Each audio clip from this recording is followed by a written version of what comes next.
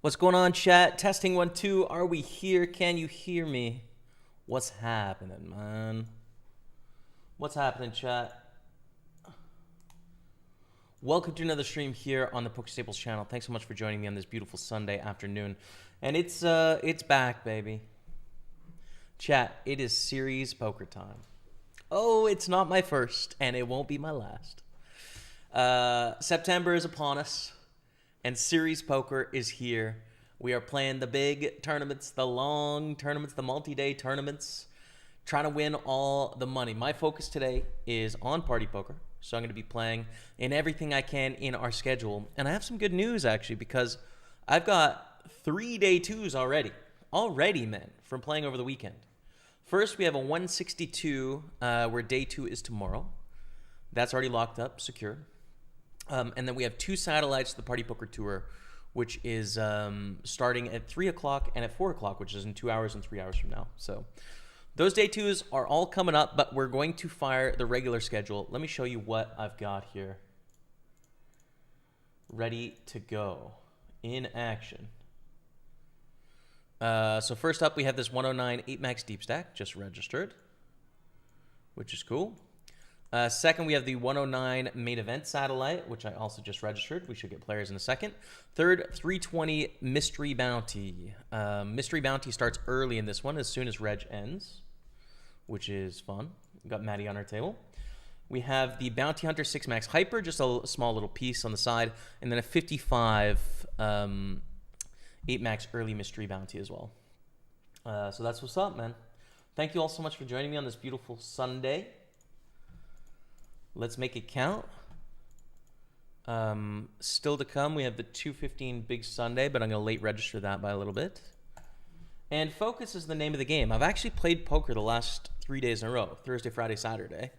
Just sort of chill, shorter sessions, basically. But I am in the zone, you know? Like, that's a lot of poker in a row, so hopeful that today can be a good one. B-Car first. You are first today, Rebecca. Good luck to you on your grind as well.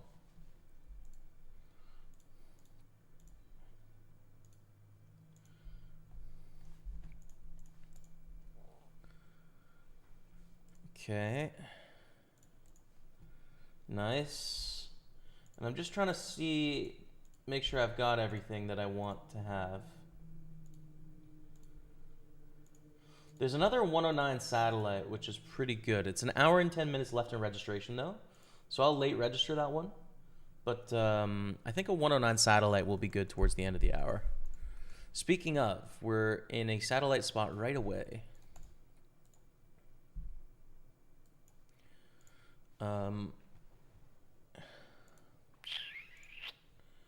Interesting with the King Jack here. So it's 5 seats guaranteed. We've got 10 players left. I don't think we're going to call here. You know, we have starting stack, right? Which is not... It's not enough chips to really make it through. But we have a small edge there. And I think just based on how small the field is, we probably want to fold that hand.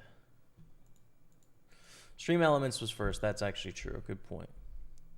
Good point. I didn't think about that, PGD. But if we ignore bots, I'm first. What are you talking about, man? Not on my screen, bro.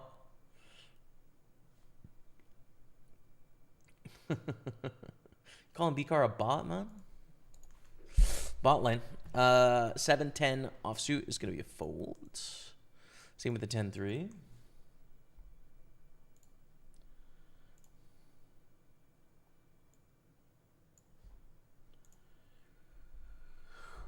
Okay, sweet. In action. 9-5 of clubs. We're going to call on the big blind, being suited and all that jazz. But swing and a miss.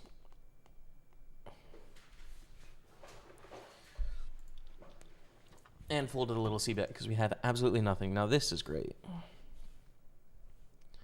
This is great news.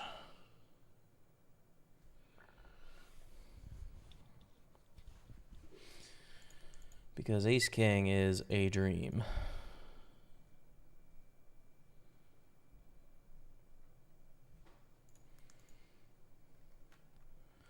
So we're going to 3-bet. I think 3x is fine, right? We kind of want to force them to 4-bet all in is the hope, not like a little click back. So I think 3x does that. Hi, all. Good luck, man. Thank you, somebody dumby. Thank you very much. Patrick, first on YouTube as well. What's up, Patrick? And we get the 4-bet here from Christensen. I don't think folding makes any sense. Now I do think it makes sense, actually. When we get the cold 4-bet, ace-king offsuit, we're on the edge. When they cold call, we are just behind, I think. So we fold. We fold ace-king offsuit, man. That's kind of crazy, right? But there's been a lot of aggressive actions, right? Not just one aggressive action. The cold call, well, they could just be a total fish. More likely is this. And so we saved our tournament there. Just saying, fam. Just saying. Deserve some cred, I think. I do think it does. All right.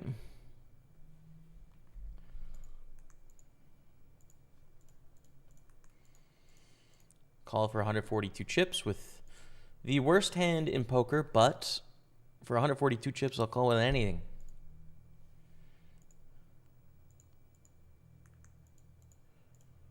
Call with king 5 suited on the button. All right, cool. We're doing it. I think jam this in the satellite. They need to call quite tight here. Queen 4 is not great, but I think it will show a profit. What a flop. Yo, what's up, Selcook Buggin on Facebook? Welcome. Good to see you, man. Greetings from Germany. Thanks, dude. Is Millions the biggest event of the year on the party? I don't know if this one or the May one is bigger. But it's like September and May are the big series, you know? That's like when stuff pops off, man. Biggest cash. We used to run like a lot more high stakes in the millions. I ran deep like 20th place in a tournament with $1 million for first. That was crazy. Do I have that right? Was it $1 million or was it just like 250K? I don't know. But it was a 5K event, and there's a highlight on my YouTube channel for it. But we did cash one for like 50K where we got like 5th or 6th, and first place was 250. Got pretty unlucky on that final table as well, to be honest. I think that was a 2K knockout. Those are on the YouTube channels. So if you just kind of look those up, you can find those. They're pretty cool. B-Car is a bot. That's am I saying. Wow. Wow. Absolute shots fired at the B-Car. B-Car, I think that ace-king hand will probably be a good clip, by the way. Just because it's controversial, you know? And people will be like, oh, ace-king is a drawing hand. And like, oh, you got to get it in there. Like, oh, you're a master. It'll rile up the comments a bit. Bet, get, check, raise, we call. Turn is a queen of clubs. Wow. What a divisive turn, because we beat all the 2 pairs and stuff like that now. But we are drawing dead to a flush. They overbet, which leads me to think they're more ace-jack, ace-deuce, jack-deuce suited here than they are club-club. So I'm going to call. I don't know, it's close. Yeah, it's ace-jack. Nice. Very nice.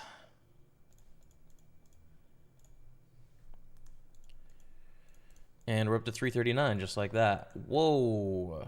Look at all these overbets, man. Crazy. Good luck. Thank you, Cesar, on Facebook. Appreciate it. So what's been going on this week, like non-poker wise?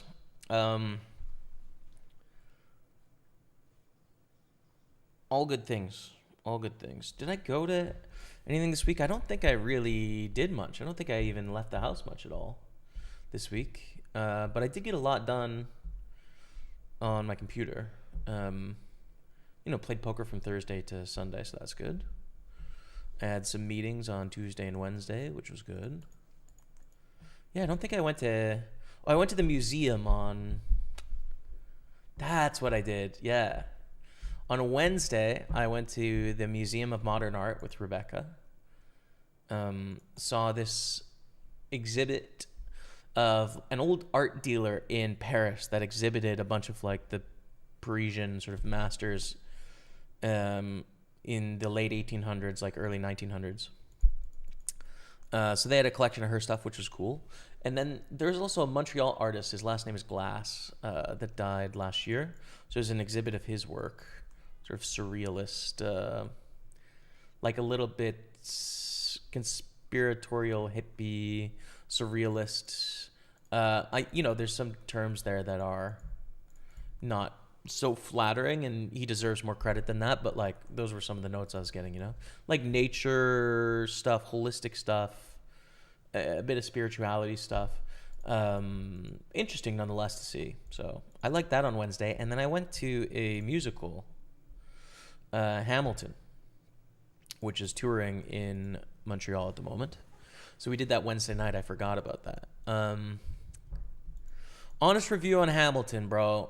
Here it is. I hope I'm not going to hurt anyone's feeling. It was mid to me, dude. It's a mid experience. I don't know, man. I just don't... Like, musicals as a genre, I haven't been really convinced yet of the stuff that I've gone to see. Not ideal. And Hamilton was okay, right? Like, there were some good parts of Hamilton. Some parts I enjoyed, but I found it hard to follow because the enunciation of the words makes it difficult. It's not like opera where you have sort of like they read out, subtitles. So enunciation was a little bit of a problem. And then like the singing, well, high quality, has like this real like Disney sort of tone aspect to it, right? So yeah, I thought it was okay. It's okay. Like, it's fine. It's just not... I don't think it's really for me, So that was whatever. It's just like kind of expensive too. Like $200 a ticket or something, and we can do it, but like, meh, not for me. It's a cultural phenomenon. You know what I mean? Like, it's a real big... Hamilton as a musical is like a really big cultural moment in North America anyways, probably the Anglosphere. And so there's a lot of demand, and as, I don't know, an art degenerate, you could say, like takes in a lot of music, opera, physical art, literature, etc. Like, it doesn't rank with a bunch of that other stuff, but it has a lot of the hype that just drives up demand. Anyways, so that was Wednesday. This is going to be a jam in our satellite. Look at this, dude. We might actually get a seat here. This is sweet. Registration closes in 5 minutes, and there's 5 seats guaranteed. But there's going to be a bunch of last-minute registrations, so we're not there yet. What's up, Steve Sutherland? Hey, what's up, man? Steve, good to see you, bro. All right, so we lose the 982 main, and we chop the side. It's fine. Ready for day 1A of the main event? Yes. Yes, I will be hopping in the main event today with you, Steve. And good luck to you, brother. I'm going to fold King 9 here. I was so looking forward to playing with you again today, but I lost the last few days, and suddenly PartyPoker told me I've reached my betting limit. No, Germany. You can't really play poker. Yeah. The German regulations, I'm not, intimately aware of them, but I understand there is quite a lot of restrictions, and that's frustrating for people where poker is like a big hobby of yours. Sorry, man.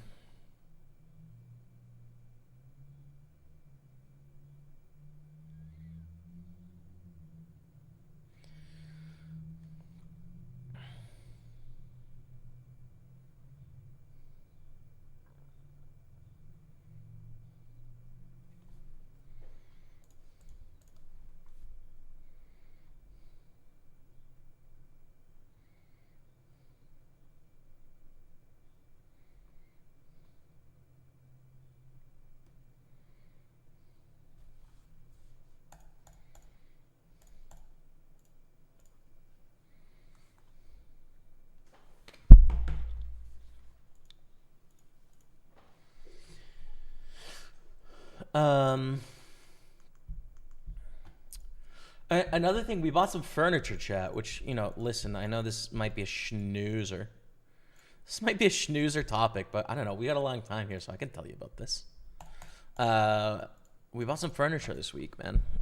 You know what happened with this house, right? We've been in this house for 4 years-ish now in Montreal. Really like it, but we're renting. We don't own it. When we moved here in the middle of the pandemic, everything was closed. When we came to Canada, we had to do a 2-week quarantine, like 14 days. So we didn't shop for any of our furniture in person at all. We just ordered whatever we could find to the house. And I think we did pretty well, Like, I'm pretty happy with, whoa. Cecile shoving 40 here. Ace Queen suited is good enough. A lot of dead money here as well, so Ace Queen suited against eights. Ace Queen, Ace Queen. Oh. You gotta love a queen on the river. Let's go, Dottie. Epic. So I mean, we did well with the furniture. It's cool, but I think we would have made some different choices. And one of the spots in our house that has been fine and functional, but has always just been a little bit like, I don't like a lot of this stuff, was the bedroom. The bed frame, very basic, sort of like normal bed frame, fine, The whole point is to sleep on it, but you guys are getting what I'm saying, right? The side tables were like kind of broken, like a little cheapish, like kind of not great. We have some storage of stuff that our landlords left in the house for us, which works, like a big IKEA sort of like storage thing.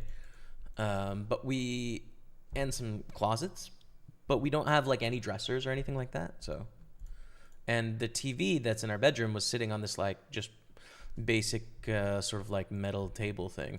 So all of that works and is fine and it's not a problem. But it's like, okay, we're doing all right. We had some good results in the poker. The market's doing well, like had jobs for a while. Maybe it's time to upgrade. So we upgraded our bedroom. Moved some of the old furniture into the guest room. / going to give it to my sister. And it's on its way. So it was supposed to come yesterday, right? It was scheduled to come yesterday between, I think, like 4 and 7 p.m.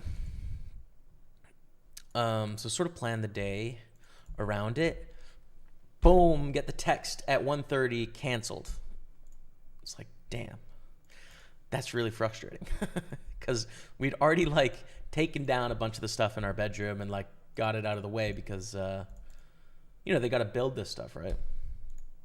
I paid for this stuff for them to just like build it and do it, which, is bougie, but whatever. This is a good stack, man. So anyways, that got canceled, moved to Monday.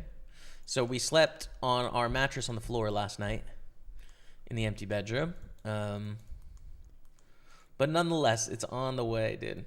It threw me for a bit of an emotional loop. I was definitely on tilt yesterday because I got a text on Friday, planned some stuff in life about it, and then Saturday morning got the like, oh, nope, you're going to have to wait till Monday. And all this is after like $200 of paying for them to deliver it into the room and put it together. So I was on tilt. I definitely was tilting. Definitely tilting. Not going to lie to you, chat. And listen, it's a human being. I'm sure they had good reasons for it, blah, blah, blah, blah, blah. Like, there's nothing personal. But the company tilted me. Like, oh, I was on tilt. Not going to lie to you, bro. Was on tilt. I don't know what that is. I think I know what it is, actually. But the things that tilt me most is definitely where someone like wastes your time sort of frivolously. You know what I mean? And I don't mean like they show up 10 minutes late to an appointment. That's fine. I don't care. But where they schedule something where you have to move your life around it, which already is like they're positioning themselves in a way where their time is more important than yours for you to have to move their stuff. And it's a give and take. In friendships, this stuff doesn't bother me at all, but companies, it really does, right? Like if the dentist cancels on me last minute, not because they're sick, but because they like overbooked or something, that's tilting.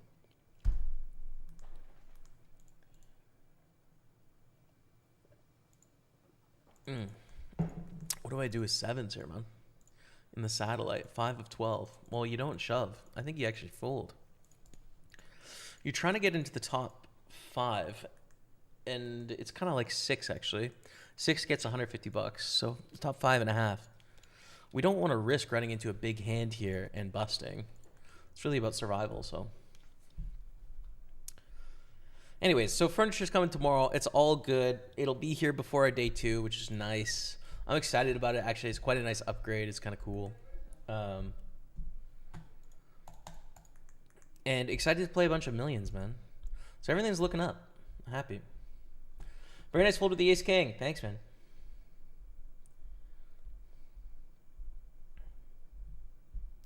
Thanks, guys. On this Saturday, 5 get through and 6 gets $150.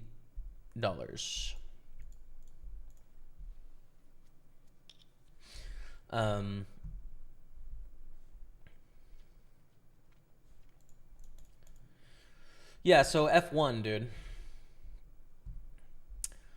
I missed the race this morning because I woke up a little too late. So I watched the highlights this morning before I started the stream.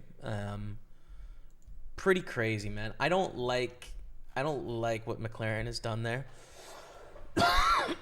to me, a slow pit stop is a racing incident, and Oscar deserves the win. It's like very, it's fine. You can take that approach. I just don't like the approach they're taking.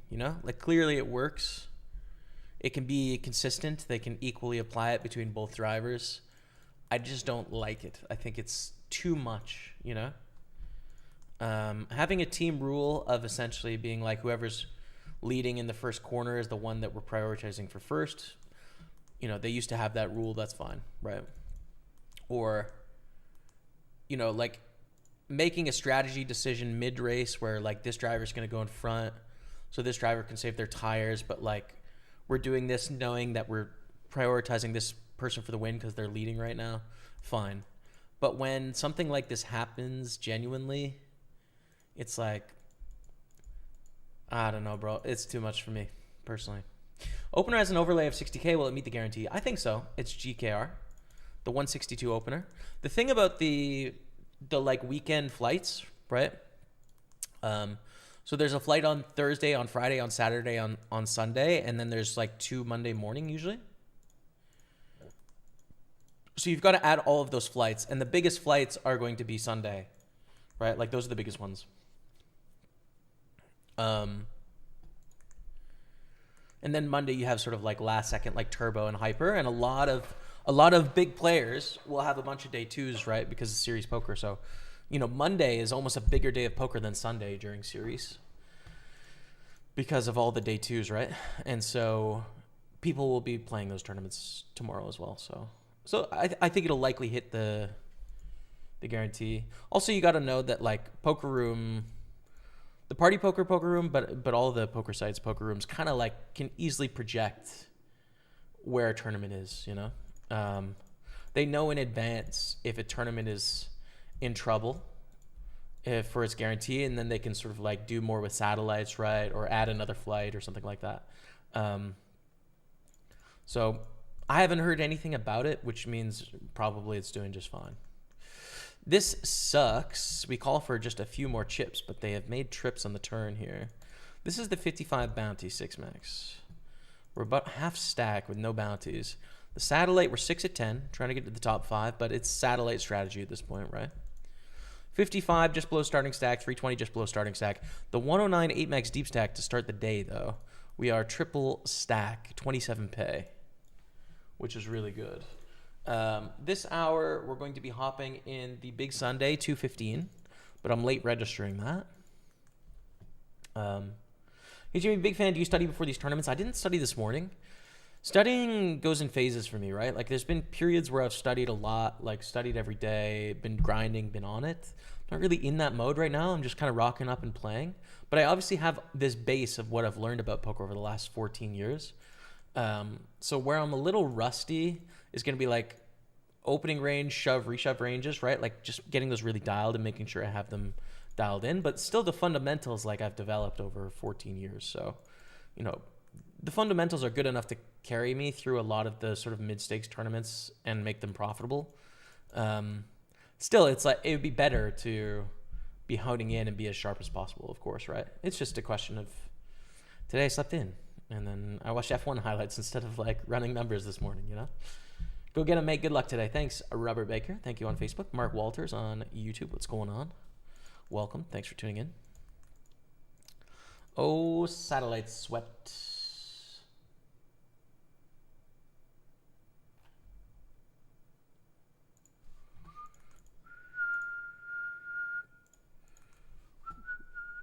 Sorry, no whistling. I'll try and remember. I can't promise anything, but I'll try.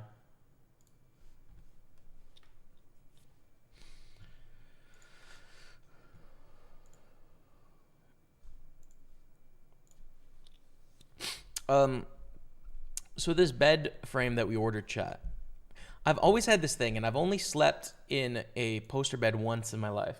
It was at Bill Perkins' house, actually. And I liked it. It's really comfortable. We see a limp. I think we jam here. Like, this is a playable hand post flop, but it's just a satellite. We want to capture chips to win here, so I think we just, to get through, right? And they have to fold so much of their range. I don't even think, like, kings or queens wants to slow play here, so, yeah. There's just something about, you know, I think if adults could develop a functional bed that had sides that wasn't like a suffocation hazard and the sheets were somehow easy to do, like to deal with, I think people would typically have sides on their bed. I think it'd be more comfortable, actually.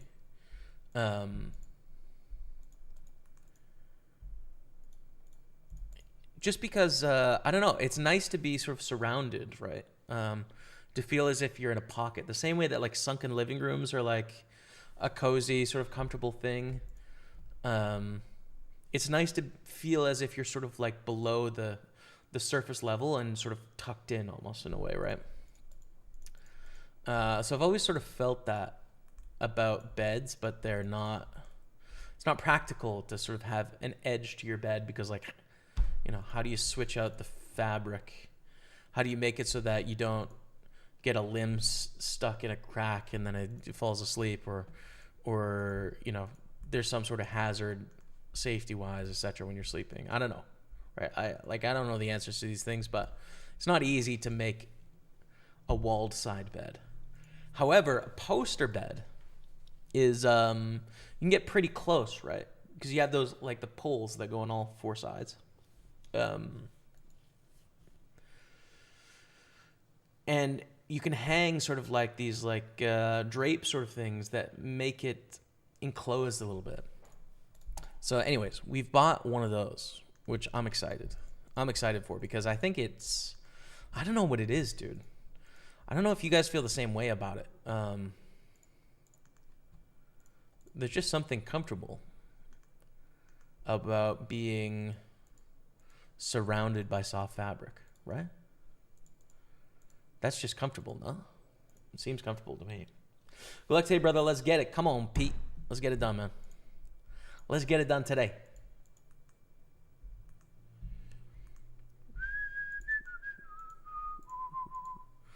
What's up, Devor Richicha? This is Party Poker, man. We got some big tournaments today. I think we have an 80K guaranteed $109 tournament.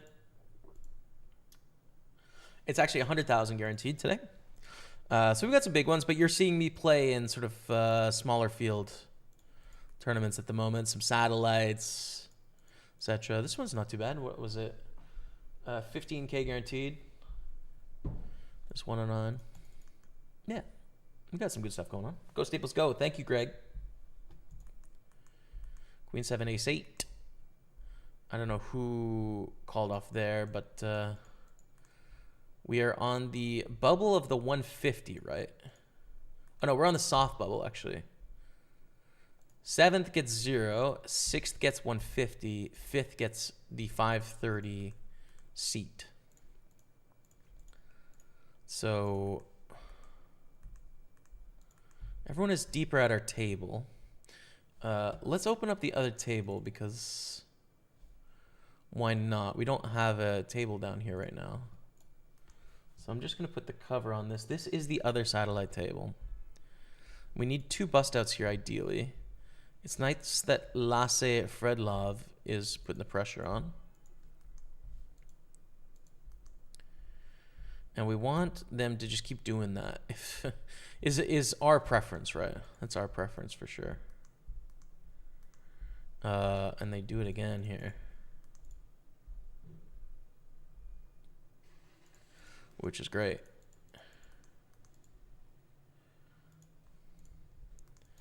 All right, so we fold 3-6 in the big blinds. This is an important hand for us, and we pick up a monster here. Wow. So we're 2 off the money. Well, we're 3 off the full seat here. We are one of the 3 shortest stacks. I think we're going to call with queens, unless Sergio calls, in which case we would fold. On the other table, there is an all-in and an all-in. So we're going to call with our queens, but we're just going to wait. Okay. Okay. Here we go. Queens against 9s. Oh, not a good flop. Let's go, dude. 40,000. It's not guaranteed, but we are on the... we're down to 3 players here, so we are going to go final table now. Take the cover off that so that it's ready for our 215 when we get it.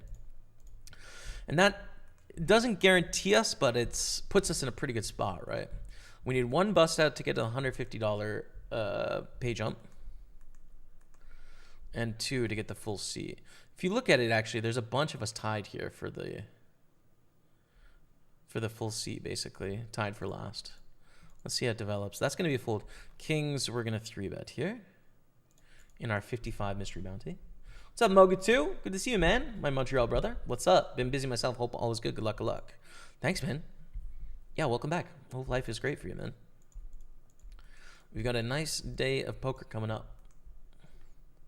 What's a poster bed? Like the ones that have the pillars on the corners. So they have pillars in the bottom left, bottom right, top left, top right. And then you can sort of like hang fabric over it if you want to make like, you know, like think about the beds that like royalty used to have where like it has like a sheet around it, you know? Like that. This is an all-in with ace-9. Ooh, 4-bet all-in. We call. Kings against king-queen. Our ace-9 won, by the way.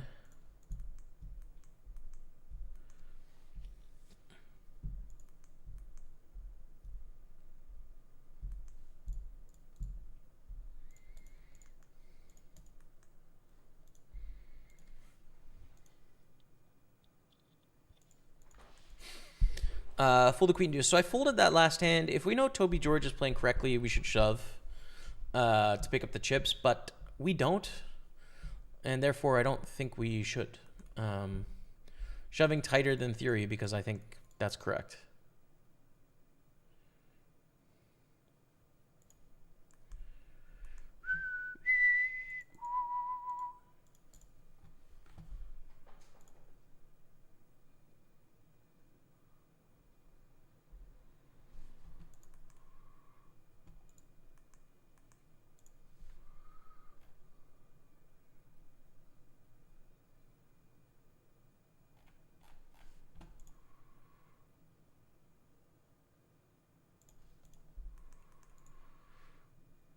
Fold here with the king jack.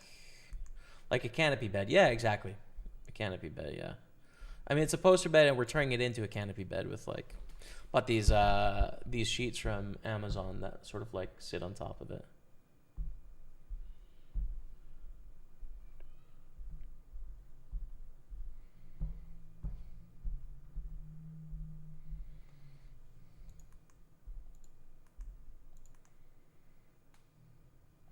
All right, so this player is out. We have 150 cashed.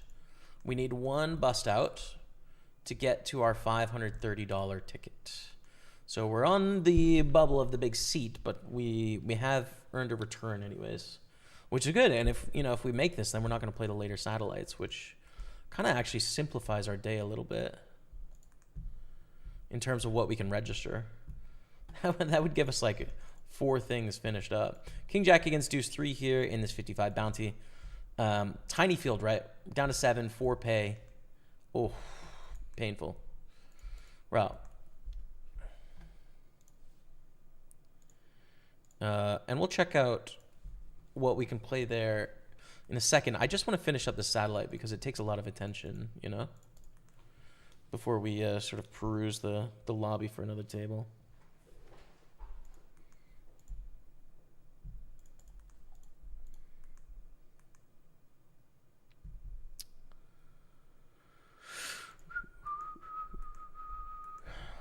Two of us kind of tied for the short stack here. All these players are going to feel some stack pressure for sure. So we're going to jam here against Toby being sort of tied. Expect Toby to have to call really tight, like really tight, basically. They don't want to call ace queen, I don't think. They don't want to call jacks, I don't think. In theory, it might honestly be like ace, king, aces, and kings, maybe. Just because of the stack situation. I'm not 100% confident, but that's my guess. Like, you're just folding a lot there. Just need one of the 6 of us to bust, and they're sort of tied for the lead. Like, not a good spot for them. Anyways.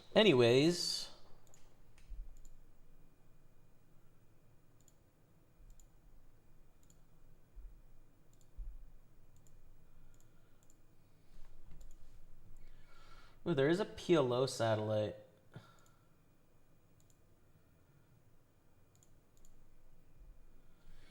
Big Sunday PLO is a 109 Omaha. We'll be playing that, but late registering for sure.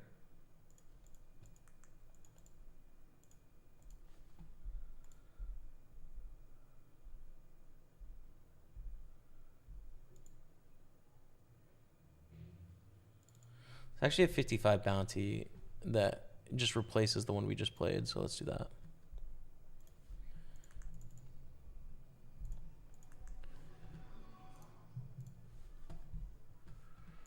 We're back in a 55 bounty. Plek, friend of the stream. What's up, brother? What's up, Plek? Oh, and in the satellite, this player gained some chips, which sucks. Wanted them to bust. What happened? They shove. They did, yeah.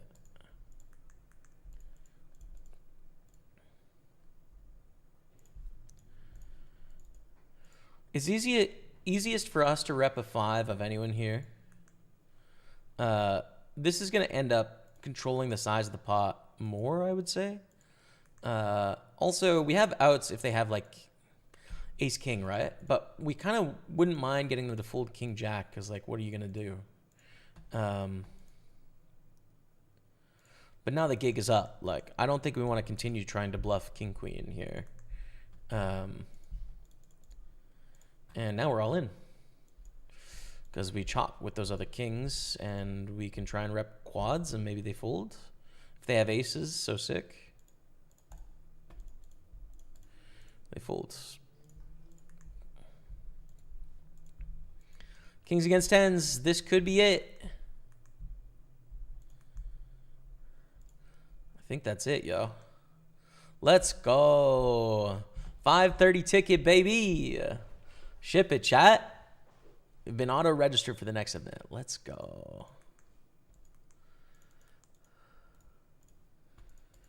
When does that start? Yeah.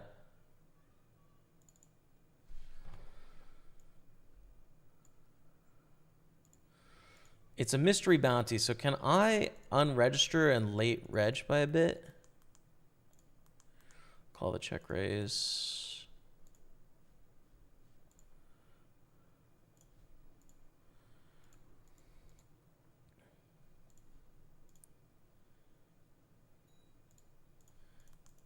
And we don't fold here, but I think we just call, right?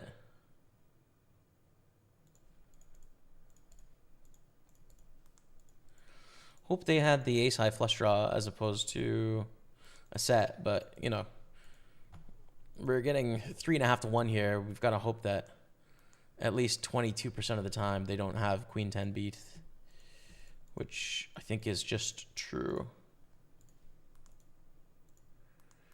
But it is unfortunately ace queen this time. Bit of a cooler for us with queen 10 suited there. Like, what are you gonna do? We're all in against front of the stream plek with not a great hand, but we decided to put all the money in kind of by check raising flop. And we're bricking it all. So we're back to starting stack here. Re-enter the 55.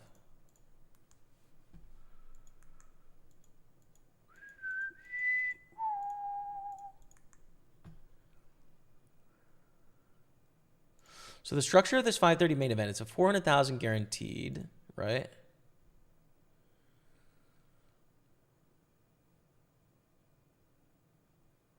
Okay. Top 15% make day 2. And the mystery bounty is on the final day. So basically day 1 is like a freeze out, right?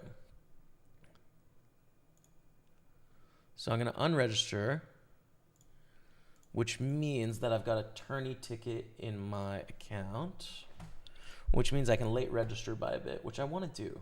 Yeah. Nice. Okay. Yeah, so we're going to late reg the main event, which I think makes more sense. But now, let's take a look at the schedule because, damn, dude, I've completed it, mate. I've completed it. We've just got... We've done a lot. So this we're going to register, right? 53 minutes left in the 2:15 here. We're already through to the phase 4, which starts at 3 o'clock.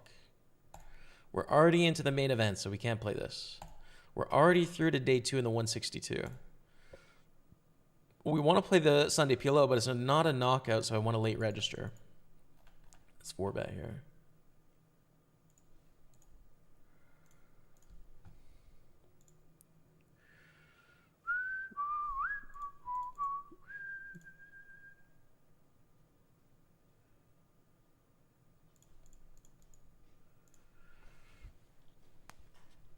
Nice.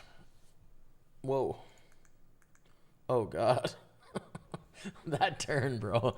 That turn was hectic. Damn, dude. What a hectic turn. Don't give them the gutter straight flush draw. That's wild. I think a mandatory barrel here, right? Like, pick up a gut shot, hand that's not going to win a showdown. Seems fine.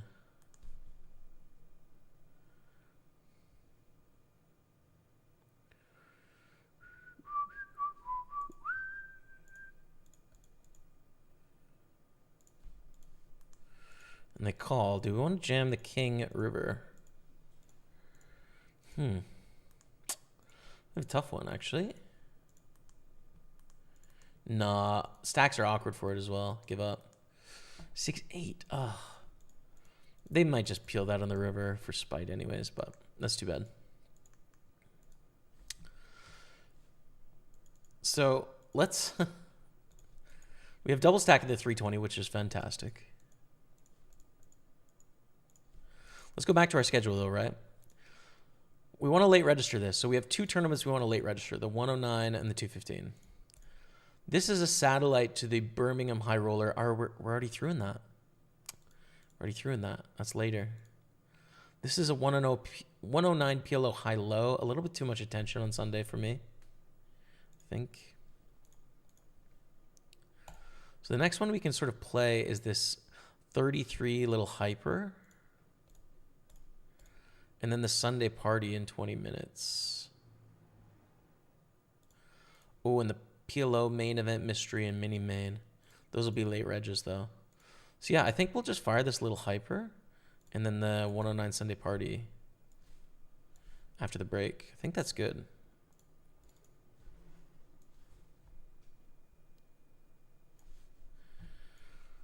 Just a nice little fun piece hyper going on table 2.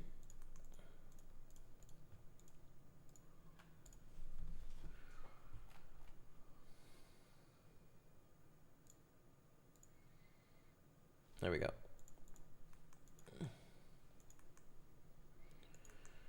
Full to Queen 3, full to 7-5. Ace-Jack suited in the 55 version of this mystery bounty.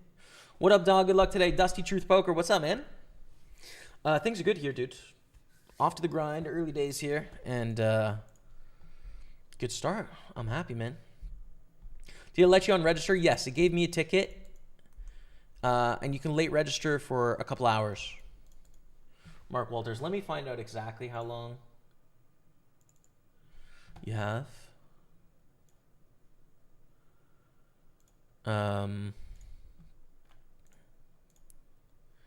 Till the end of level 12. And they're all 20 minutes, so 4 hours plus breaks of late registration in the main event.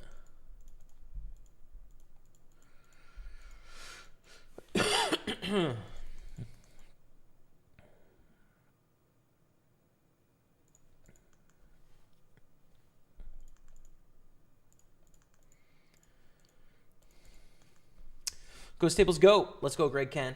Let's get it, man. No, don't late reg it. I'll be out before you late reg it. Don't say that, Steve.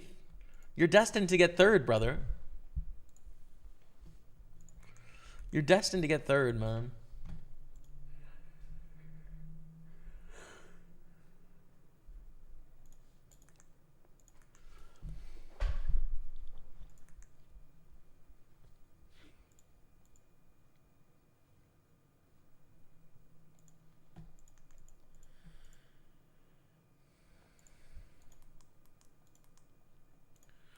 Call for 10,000 with King 10 and check fold this flop. Yikes.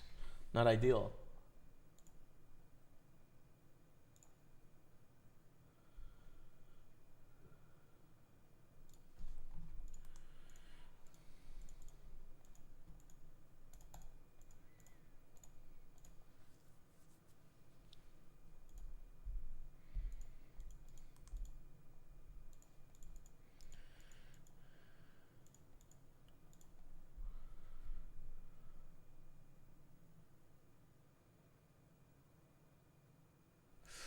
This should not be an auto fold here. Too many backdoor things, right? Like 9, Jack, King, 10, Diamond, 6 gives us additional equity on a queen high board. We should just check raise there. Do we call here for half the pot back? No, we don't have the right odds.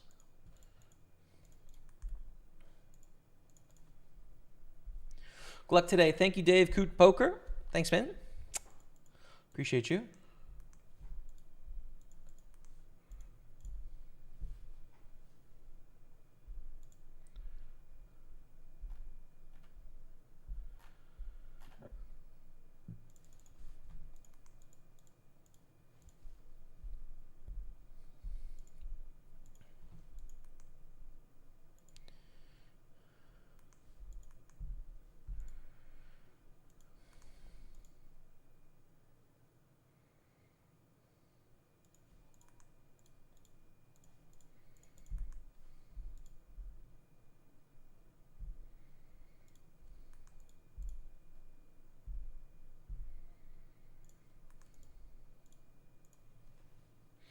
Little C-bet, little take it down. Easy pog, man. Easy pog.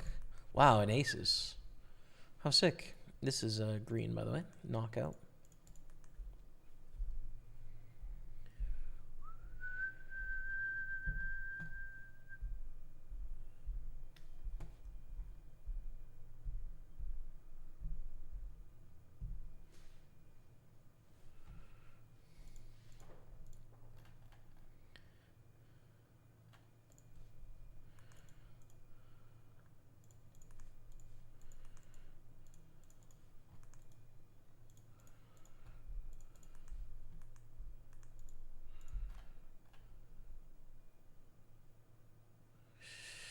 To value bet here or not, I think a small bet makes sense.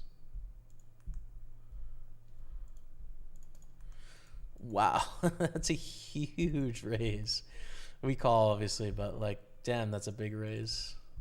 Yikes, I think we're losing here. Fold. Fold. Sick bluff if it's a bluff, but I think we've lost. Nice to see you, bro. What's up, Mike Finn? Good to see you, man. Hope you and Rebecca are doing great. Thanks, man. Yeah, life's good. No complaints here.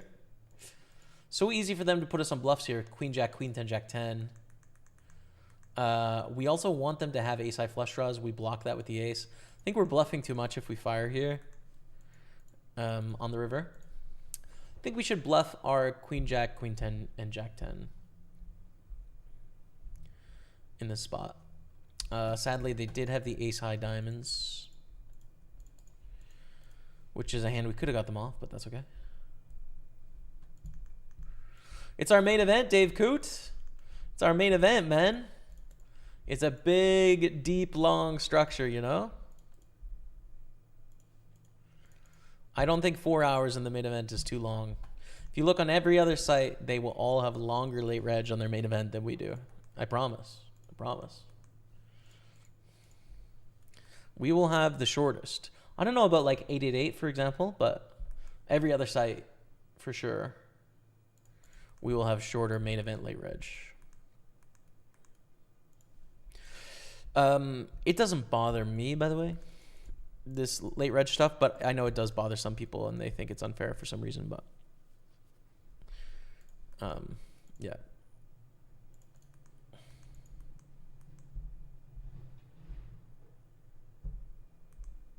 Third, I'll take that. You got it, Steve. That's you, man. That's you.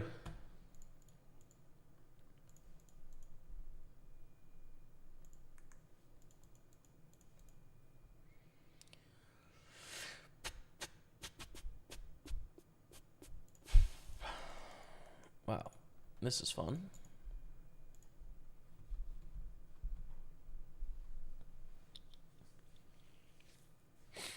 Whoa.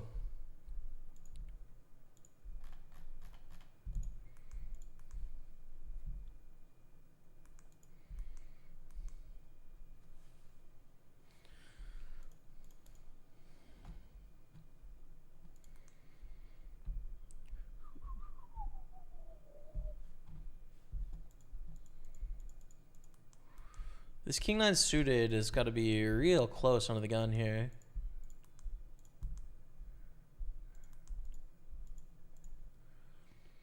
It's probably on the line, you know. I think king 8 suited is a fold. King 10 suited is a shove.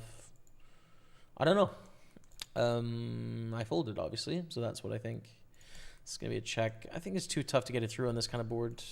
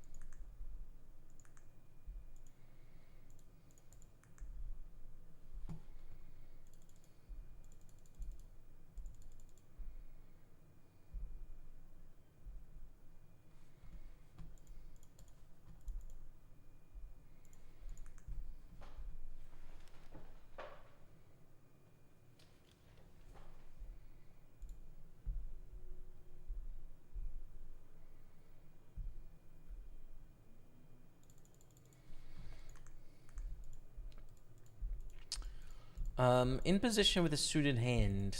Don't think we fold. Even though it's kind of a piece of trash, it's still good enough to peel here, so we will. We're going on break after this hand too, so I'm going to play you all a recent highlight on this break, but we got to play out this 8 deuce first, obviously. Call. Deuce. 8 works. 8's great. 8 is a fine card. Now we actually hope that they've got the goods, right? Now we want them to have the aces and the kings and the queens, not the jacks.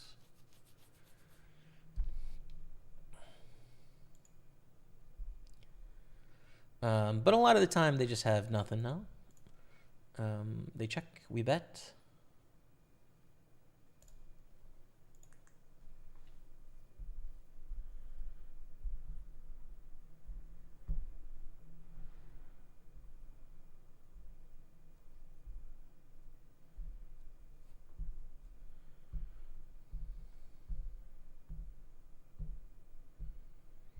Let me take it out. Okay. 5-minute break. You're watching Pokerstaples on Twitch, YouTube, and Facebook. Stay with me. We have to fade the 9-10. Good turn. Come on, chat. Let's go. 400,000. We're back in this thing to win this thing. We're going to call closing the action here with 4s against 2s. What a dream, dude. What an absolute dream lineup. Got to dodge the 7 and the 6, and we do. That's a dream lineup right there, dude. 115,000. We're going to go all in with the ace-king. Like, if you're getting into 2 hours, like, it's maybe a little much. But then you mix the non-fiction, you can get a lot more reading in, I think. You know, it's nice. There we go. Double stack in the 320 mystery bounty. We just doubled up to get back to starting stack in the Super 215. And we have double stack plus in the 55 Daily Legends Masters. That's a great spot to be. Is there, like, a more dynamic city than Berlin in the history of the world? I guess maybe, like, Jerusalem or something. But, A6 knocks out King Jack here for a bounty. What a dynamic and interesting place. Call closing the action here. 4s against Ace-9. We're winning all the flips. Let's keep it going here. Let's go, dude. Let's absolutely go. It's amazing. It's an amazing, amazing performance. And of course there's luck in it, but there's luck in every poker performance, right? Like, it's... And then if you also add that the grinder has been competing at the highest levels of the World Series of Poker for the last 20 years, dude, he definitely deserves Hall of Fame. There's no question about that, right? I don't want that to be the GOAT, right? Like, I want the GOAT to go to, like, Stephen Chidwick or something, right? We call here. All right, so we have 2 satellites starting up.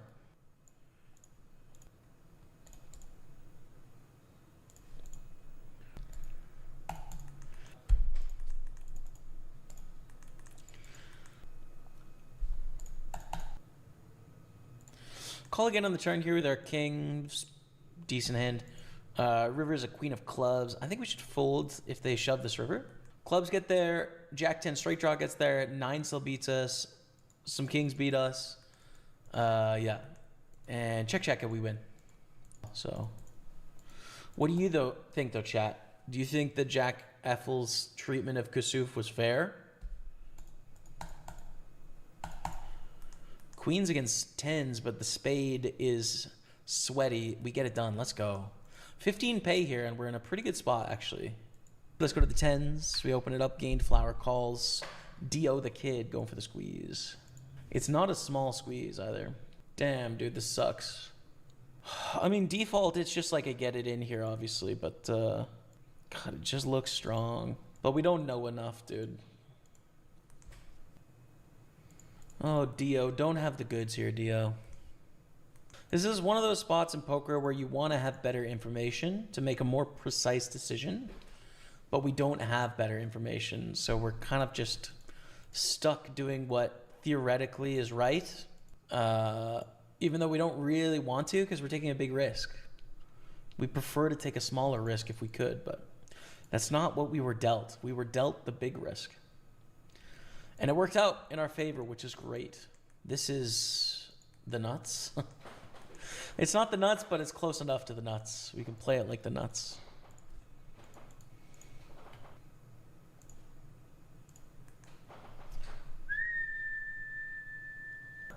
But to be determined. Open ace 10, shove. Oh, with ace 10 call, right? Like against the small blind. We're on the edge again. We're definitely folding ace 9. Ace 10 is the line. We've obviously already called ace jack. Thing is, this can be like any Broadway, any pair. Having a big stack is valuable in this tournament too. Oh, man. 2 times this player's put us in the worst spot. And this time we've got the worst of it. You need a queen, a king. Queen is great for the chop. Let's go. Call. $100 bounty, I think, is worth it with our 2 pair. They do have the straight, sadly, in the Super 215, so we'll lose quite a few chips there. And we have to try and burst the bubble here with king, queen suited against the shove. Ace, king. We're probably the new shortest stack on the bubble unless we hit a heart here. Or a queen. Oh! God, we suck out like champs, dude. We're in the money. 15 left. Hell yeah, dude. This is epic. 300,000 in the 320 super. Oh my goodness, baby. Let's go. That's a big stack, dude. What's going on, chat? We're back on our 5 tables. Soon to be 6. We're going to hop in the 109 millions in a second here. But yeah, thank you all for hanging out.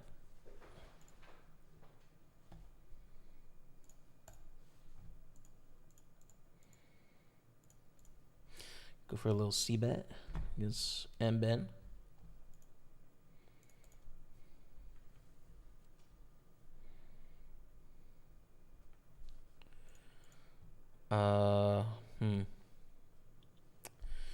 Well, owned, I guess.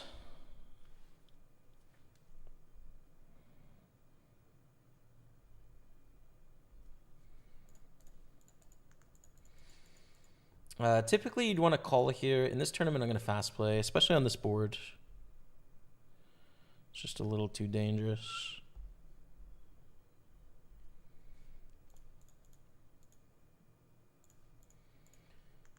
We have the same end. Look at that. Full house. What do you got?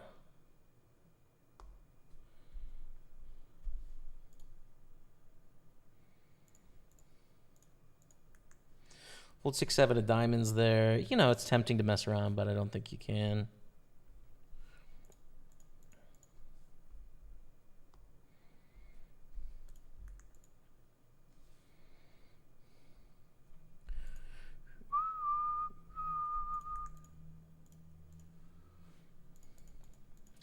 All right, here is an all-in moment. With the ace-10 suited, it's a beautiful hand.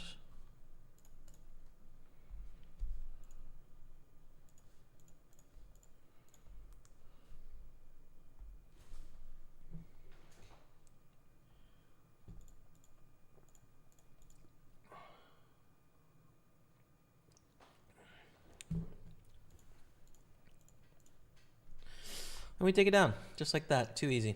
How about the queen 10 then?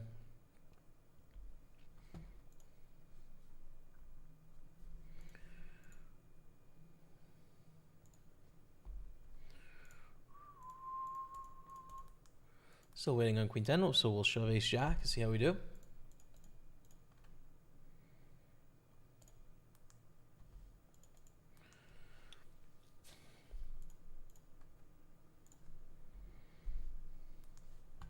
Into 6s. Nice. Good start. Send it, Dottie. We're still in this tournament, which is nice. It's a deep tournament, right? We had a bunch of chips, then we had not many chips. Fighting back from the depths.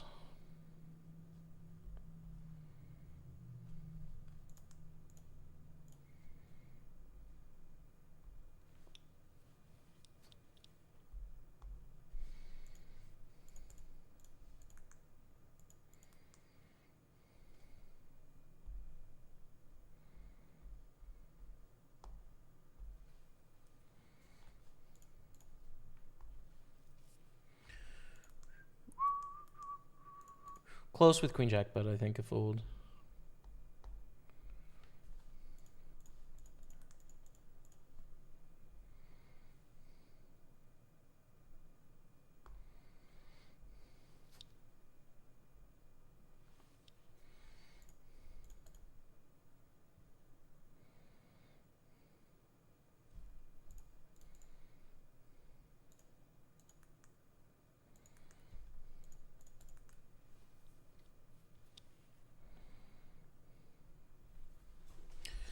Okay.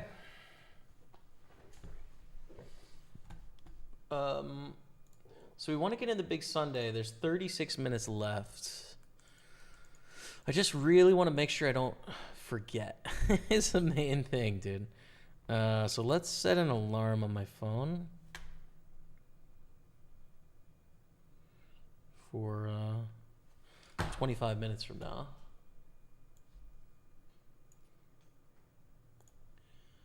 And we'll get the 109 Sunday party going right now. I mean, it's pretty likely one of these tournaments is going to bust in the next, little bit here, but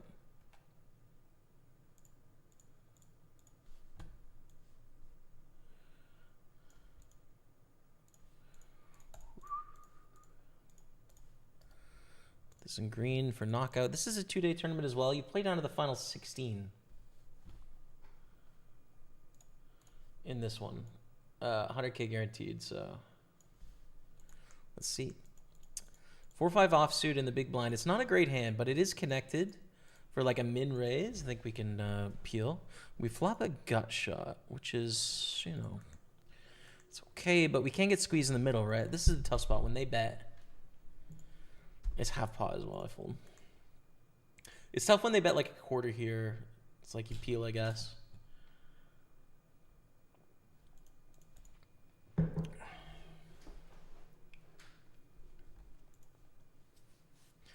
Hey, my friend, what's up? Hey, Mellow Cake.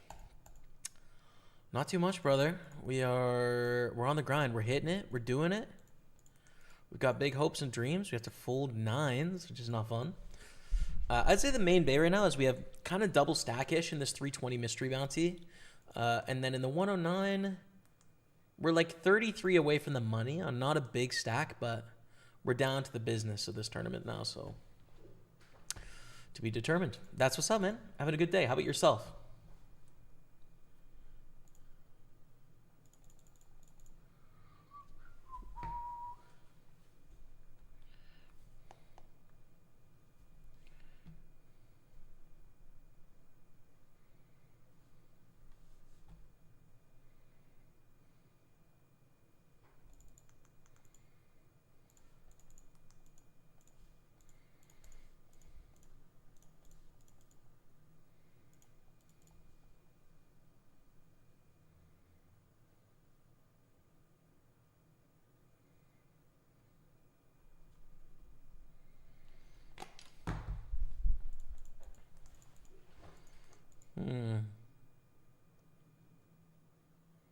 It's a really big bet, which kind of owns me there a bit, but it's okay.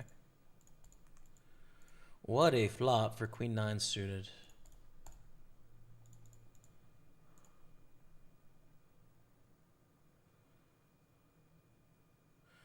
I think I'm happy to get all this in right now. The nightmare is when they have ace-x of hearts, right? Then we're just drawing nearly dead, but the rest of the time I think it's fine.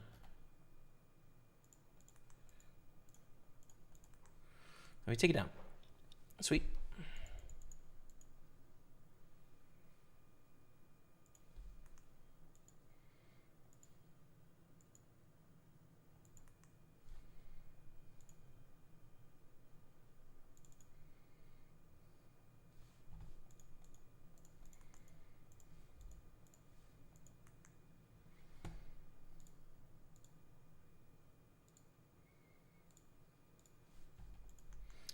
This is beautiful. Jacks, open it up.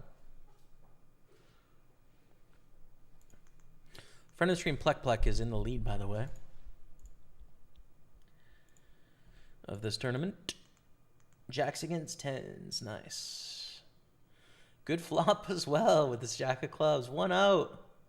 One out. They needed the 10 of diamonds to win that hand. Didn't come through. Open up the fives. Not an easy hand to play here because of the other stacks, right? 16 blinds, 24 blinds. Like, what are you going to do? Let's go check here with fives.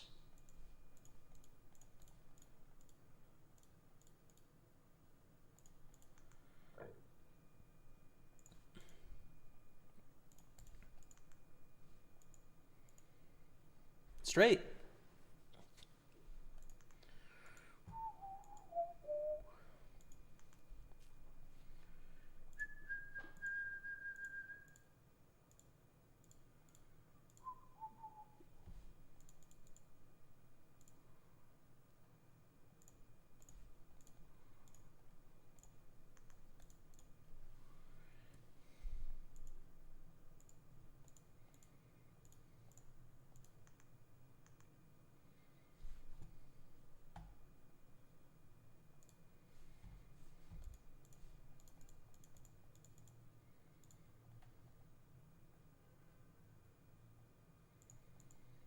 Have to try and bluff here. Bet on the flop, check the turn. They check the river. It's not a common line for bluffing, bet, check, bet, but Queen 10 is like an ideal hand to do it with, I think. Whoa. I don't know what this is.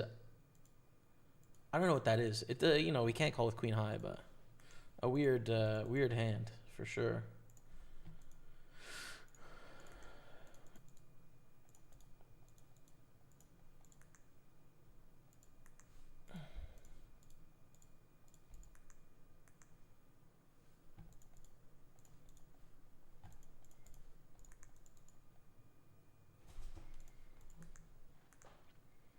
Is it 5 minutes of late streaming? Yes, 4-minute delay.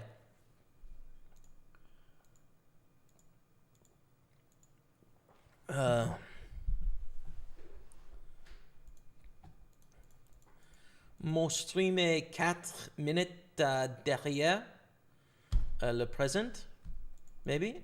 I don't know how you'd say it in French. That's my best attempt.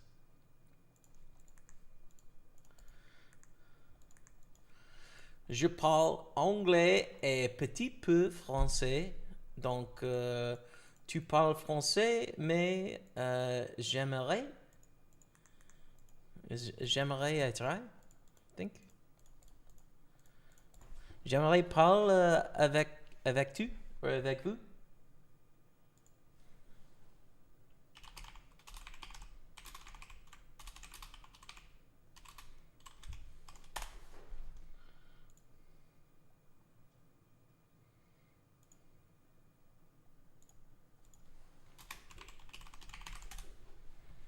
And call here. Just busy looking that up. I would never speak with you. J'aimerais parler avec vous. Oh my god, no! No.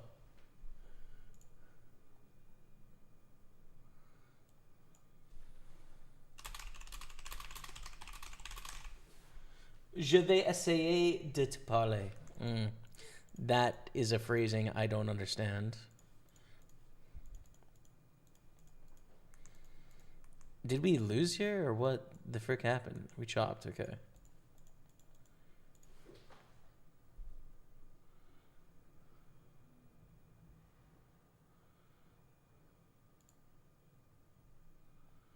Ah, no, it is. J'aimerais parler avec vous. D'accord.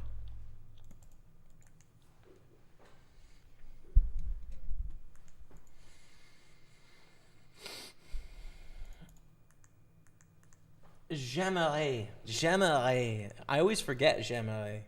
I would like j'aimerais. J'aimerais parler français, mais c'est très difficile. J'étudie chaque jour avec Duolingo et j'attends l'école français 12 ans derrière, mais maintenant je ne t'aime pas l'école français. J'aimerais avoir une professeure en français maintenant.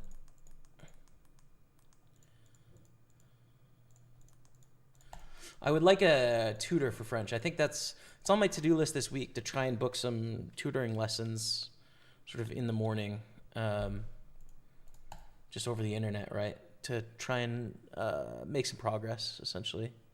So I'm going to try it out for a few weeks before I go to Birmingham for the Party Poker Tour and see if the format works for me. This sucks, but I guess I fold on the turn.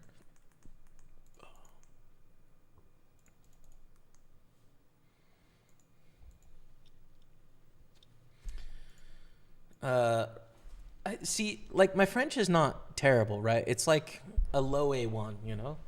I can, like, read the newspaper mostly and kind of understand what's going on. And, like, know a few phrases. But I feel like it's maybe, like, 150 hours away from being able to conversate, you know? And or watch films and TV shows in French and pick up enough meaning to where it's watchable without subtitles. And if that's the case, that's a big step. And it's like, I'm more than halfway there to that step, right? So I kind of just want to get over that hurdle, which will make acquisition of the language a lot easier, because it's just it takes such a long time, chat, to get to where any of it is even usable, right? Like, there's a lot of hours before you see any benefit from your labor. And that's kind of like when you can use it some.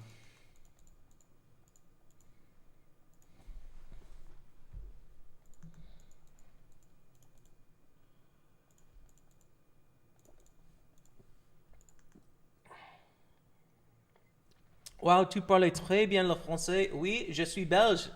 Ah, d'accord. Bienvenue, mon stream. J'habite à Montréal maintenant, donc j'étudie le français.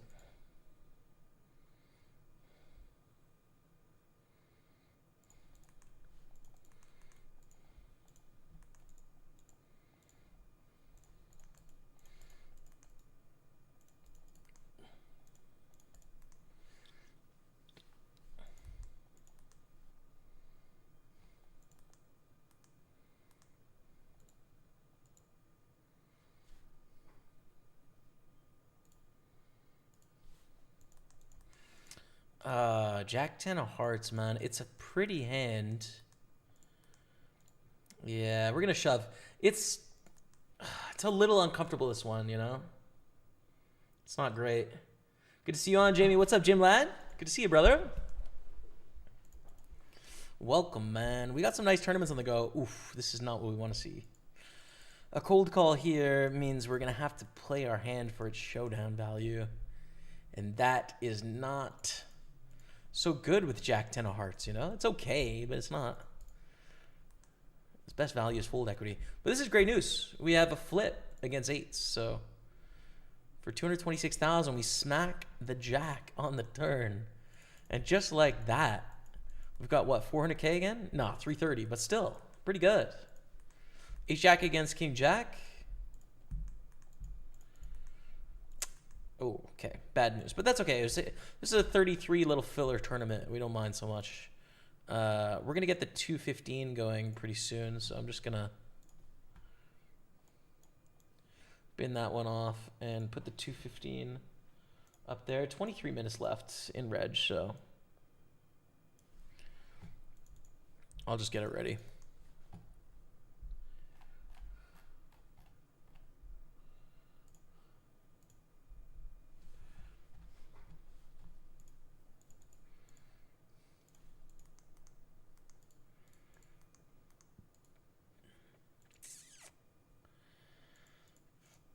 This is really awkward. It's a really awkward sizing they've put us in here. Hi, everyone. What's up, man? What's going on, Jim Lad? I can teach you and you can teach me poker. Do you have experience with teaching French? I have had that offer quite a bit. The thing is, my desire is for efficiency in learning.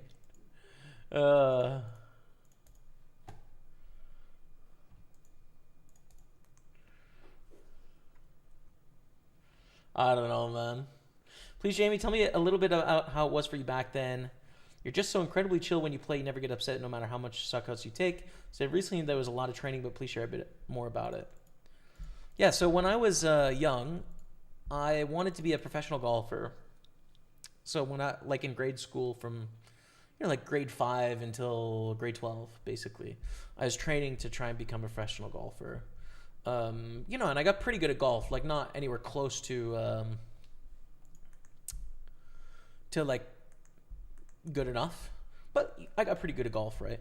One of the things you learn in golf is this mental game, which is very similar to the poker mental game, which is very similar to all sports mental games, right? It's like all about being present in the moment and focusing on what it is you can control. And through repetition, making it so that the nerves of a spot have less effect on you than normal, right?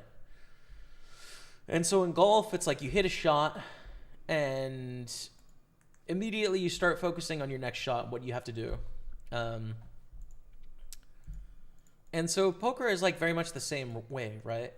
The thing about poker that's a little bit different is there isn't as much physicality in the execution of a decision, right? Poker, you gather all the variables in the same way that you do in golf, right? Of like, okay, in golf, the wind's coming off this way, the green slope's this way, there's this trouble left, which could cause you to gain some strokes here if you miss there. So I'm going to aim for sort of this point, which means about this club, and I'm going to try and shape it this way, or I'm just going to hit it straight, and I'm going to flight it this way. And it's like, okay, so you've got your decision in the same way in poker. We have this stack size, we have this opponent, and we have this opponent. We're in this position at this stage of the tournament. There's ICM, there isn't ICM, whatever. I'm going to execute this action. In golf, you actually have to swing the club, right?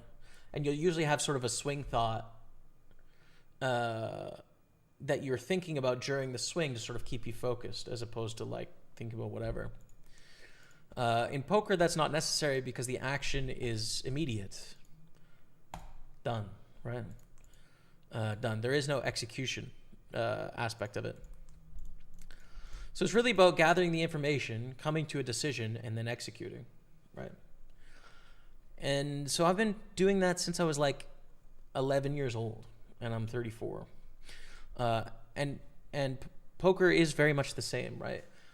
There is some other factors which you guys give me a little bit more credit than I deserve, which is one, the stakes relative to my bankroll and relative to my experience are a lot lower, right? So this is like, I could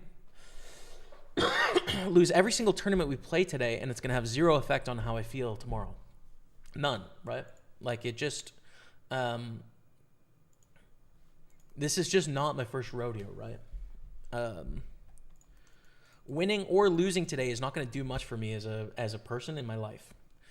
So it's about like competing for the sake of competing and trying to win. And of course, like you gain some monetary benefit from that, but it doesn't change anything about my life, right?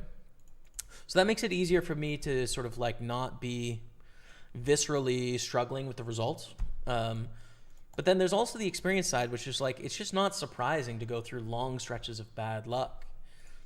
I think it comes with experience in the game where it's just like, and it's not a thing where it's like, oh, you're expecting to lose all the time, or you're expecting to win all the time. You're expecting that both are going to happen to you often, right? You're going to go through, this is unfortunate.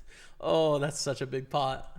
You're going to go through experiences where you lose this like incredible spot, ace, king versus queens, right? For like a big stack.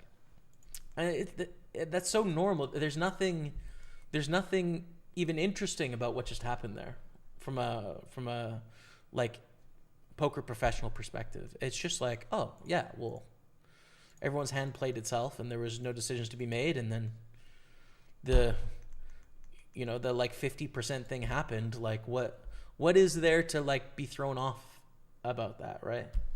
And when someone hits a one outer on the river, it's like, well, yeah, like 1 in 50 times that happens. How many scenarios in a day are we getting a 1 in 50 opportunity? A lot more than 50, right? Like you're going to see 1 in 50s every day if you're playing a bunch of tables. So it's just not, things don't sort of surprise you anymore. They just come with the territory.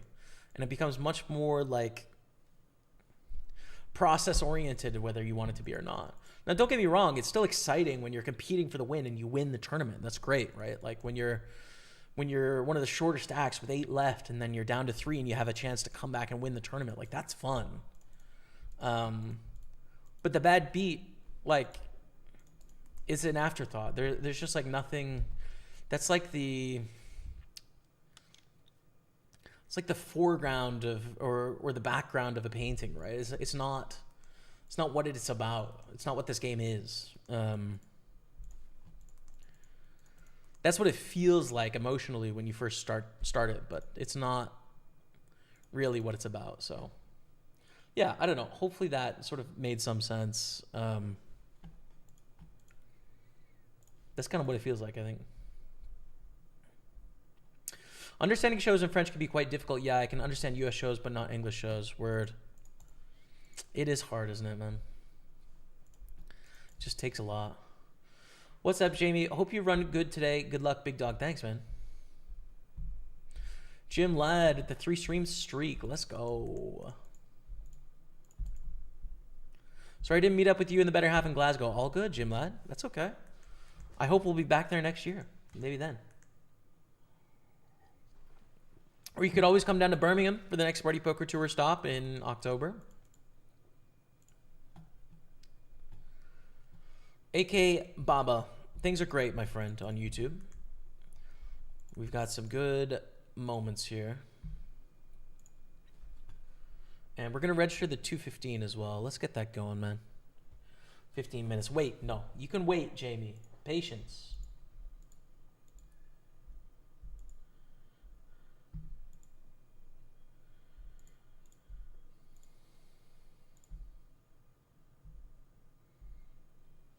The PLO main event is late reg. Yeah, everything's late reg at the moment, so we're chilling.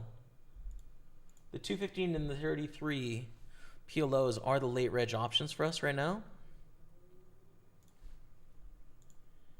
And the big Sunday. All right, I'm doing it. I can't help myself, man.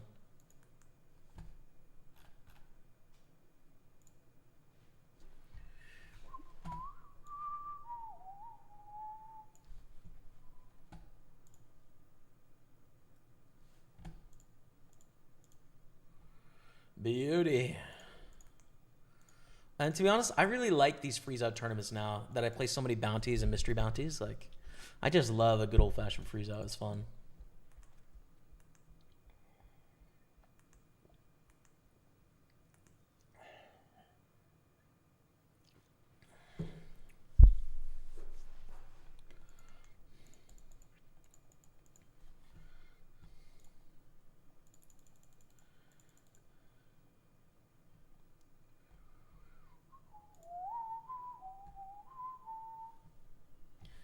You know what it is, dude? It's like, here's another analogy for the luck part of poker, like the bad beats or the suckouts or whatever. It's a little bit like the rat race in life, I think. Right? Like you can get caught up in sort of like this competition and this desire to do well in a materialist sense or in a social sense, right, of achieving certain accomplishments or whatever, based on your community, you know? So there's rat races for people that are poor, there's rat races that are for people that are rich, there's rat races for like celebrities, and there's rat races for people that are loners, socially as well, right? Like everyone has versions of the rat race available to them. They just might be different. And it's sort of the same in poker, right? Like you can be taken up by and consumed by this sort of luck part of poker, where it's what defines your day as a poker player. It's all you focus on, pay attention to, and you feel as if it defines you as successful or a failure based on your results in this particular spot, right? And a lot of people are there. I would say the majority of people that play poker are stuck in that sort of like luck rat race, right? In the same way that it's true in life as well. And sometimes circumstance can put you there, right? Like if you really need, or the finances really make a big deal to your life, well, of course you're going to be stuck in the rat race because, you know, there's just like this really big reason to be stuck in that rat race, right? Same way in life, you know? Like if people are coming from poverty, like of course they're going to be obsessed with money and focused on money because they're coming from a place where it's so important. So like of course that's their focus, right? It makes sense. We're all products of our environment, etc., etc. But there is an option, and most professionals, I think, have a way to opt out of that perspective, opt out of the rat race, and focus on other things, right? Like to value and to pay attention to things that are more fulfilling, I would guess. So the luck part of poker is not fulfilling. It's just noise. It's the rat race.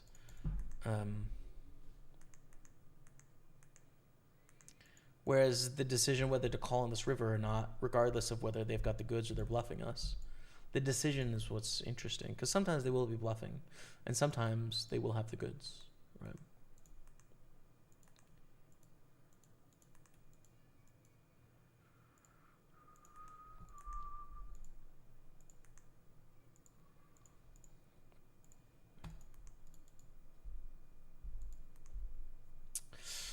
I'm going to fold 9-8 suited. It's a pretty looking hand, but when you make straights, people make higher straights often, so.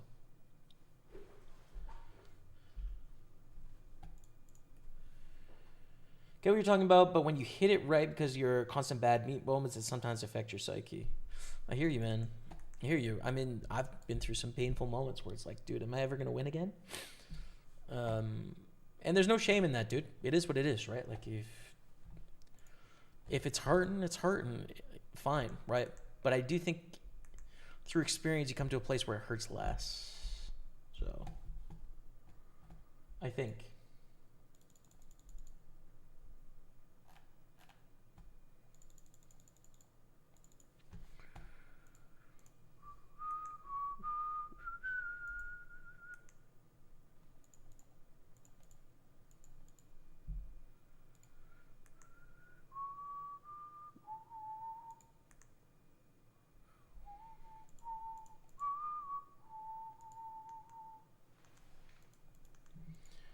Defend against Plek? I guess so. I don't love this hand, but...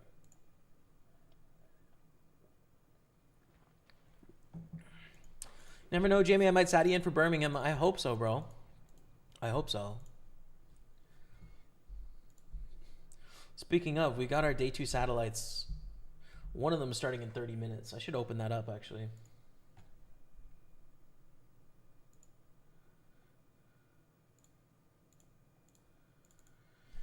Because that will be coming right away. So I can put that on table 1 as our future table 1 spot. This would be for my second package, which means I would have to stop playing satellites because I've already got one. I got one last week, I think. So this would be for the last stop of the year, and then, I don't know, I'd have to ask them if I could use it for next year's Party Poker Tour, but I'm guessing probably not. First of all, thanks a lot for the time and explaining everything in such detail. Very impressive way of thinking. I really like it. Also, comparison with golf. Too bad it didn't work out back then. See, what makes the most sense to me is that it doesn't change anything in your life, whether you win or lose.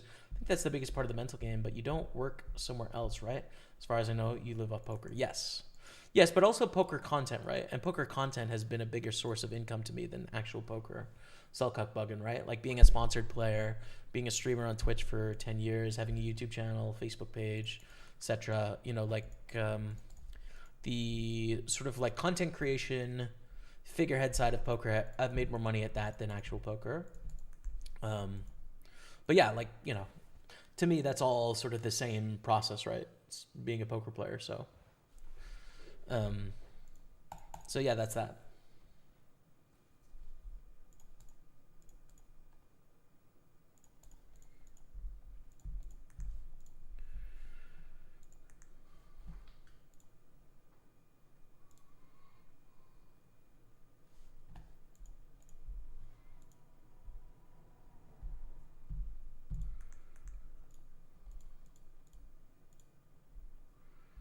I think we need to bluff with 9-10. It's like a great hand to bluff with.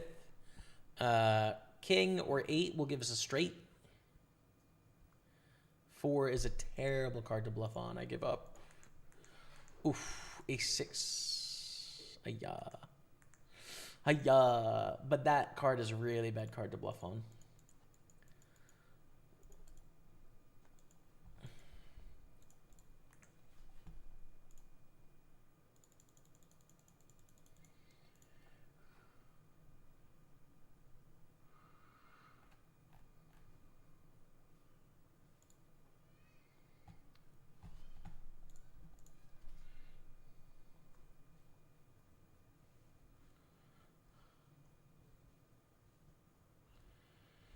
I get you. Oh, sorry. I already read that, AK. My bad. On YouTube.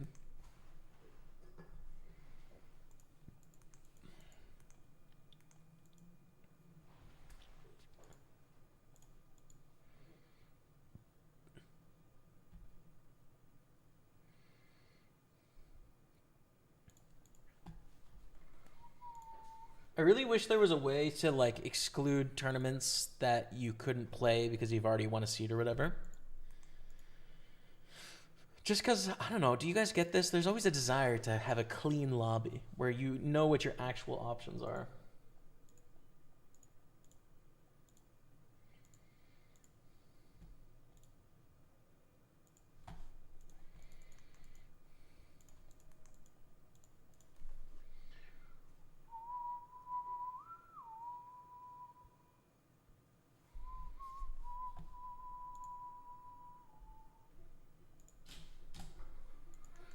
I have to go. Have a good season. Thanks, man.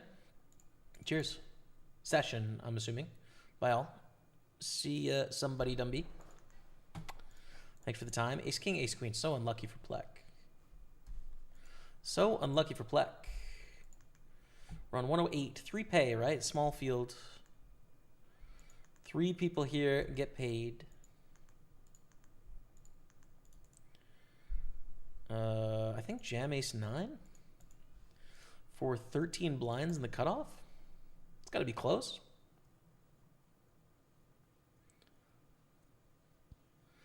You know, it was different playing 10 years ago and now GTO, etc. I see many people feel frustrated. And, you know, turns out that, like, Elke seems to be such a success, but there was a lot of debts he can't pay back. Yeah, I saw something about that. You know, Elke, I haven't talked to him a long time, but he was my friend, and I would still think he is, hopefully, although we haven't connected in the last, like, 8 years or so. What do I do with 10-9 suited 15 and a half? I fold. I don't know if that's right, though. I don't like min raise. Yeah, I saw that Elke owed some debts to some people, which is too bad. I hope he's okay, right? Like, you do see that. You see a lot of stuff in high stakes poker, like the private game ecosystem and like the high stakes games, that not all of it is sunshine and rainbows for sure, right? Like, and I don't know, like when I first started playing poker, my desire was to get to those highest levels and play the biggest games and sort of win millions of dollars in those games. I don't have that same desire anymore, right? Like I just don't think it takes as much money as I thought it did to be happy in life, to feel like I'm living a fulfilling life and sort of full of meaning and joy.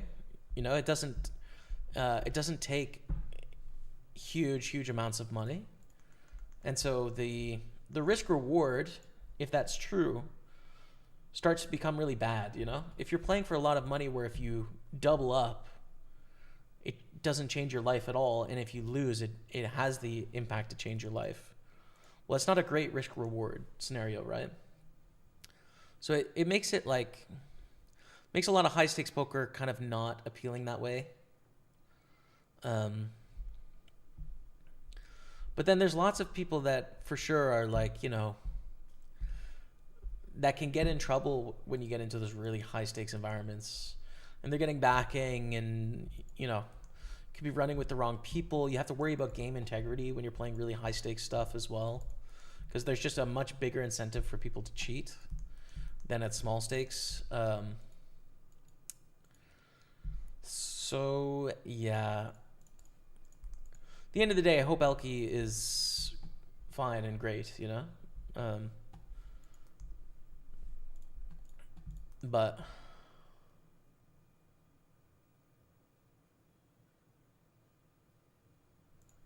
fold kings, I guess. I don't know. Damn. Kind of sucks. But I did see you owed some money on Twitter, like some millions, so. We'll see. Twilight of the Beer Gods, what's up, man? How's the session going so far, man? Any stacks? Any stacks? I got a decent stack here. 1.5 in this 320. 1.5 in this 55. And we already have 3 day twos locked up, Rob. We had the 162, which runs all weekend. We've got that for tomorrow. And then we've got the Party Poker Tour like main satellite with 7 seats guaranteed for Birmingham. That starts in 20 minutes. And I won a seat last week, actually. So this is going for a second package, which would like lock me out for the year in terms of packages. So fingers crossed. And then also the Birmingham High Roller satellite, which starts in 1 hour and 20 minutes. So yeah, everything's going great, man. We got day twos. We're going to play the main event later. We're set up, bro. We are set up. Big Plek in the house. Good luck on the final table, you two, friend of the stream here. We're down to 5, 3 pay in this small field 55. And we want to win. We also want all the money, too. We want to get all the bounties, but we also do want to cash.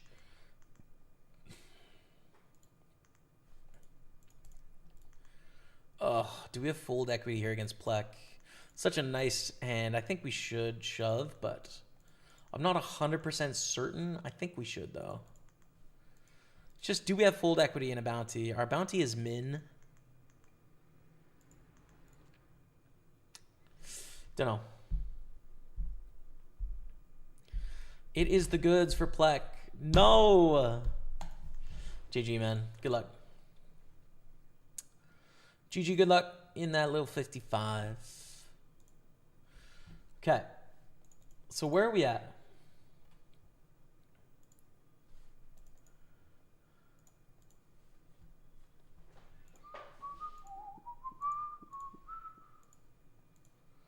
Big Sunday PLO, we're going to late reg. PLO mini main and main, we're going to late reg. There's a 109 bounty that starts in 16 minutes.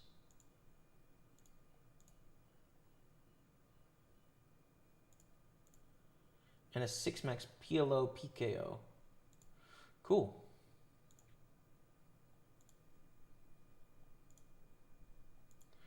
Well, I'm going to register the PLO PKO millions because you want to be in that one early. Which will take us up to our 6 tables after the break.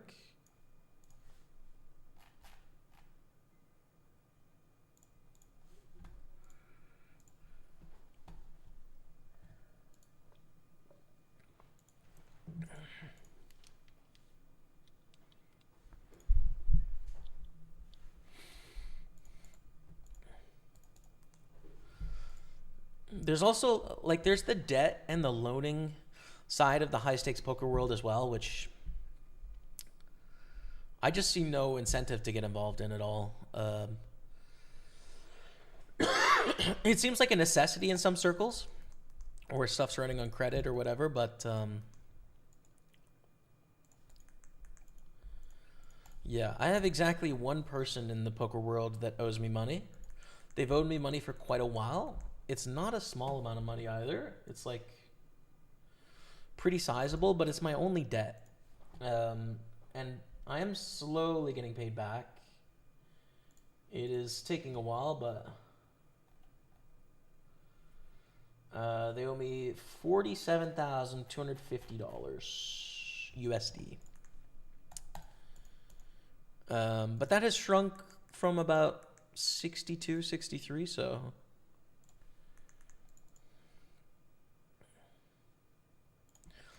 And no, it's not any of my former teammates or roommates or anyone like that.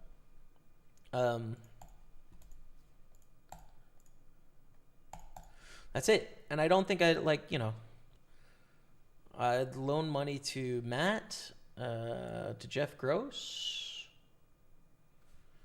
I think that's about it. I don't know, like there's no upside, you know? It's just like, yeah, it's just not great. Win a pot here with the flush, set of sevens, but a straight on the board. And the thing is, you're calling 40,000 to win 25,000, right? So you need to be right a lot, all right? A lot. Like more than half the time, you need them to not have a straight here. So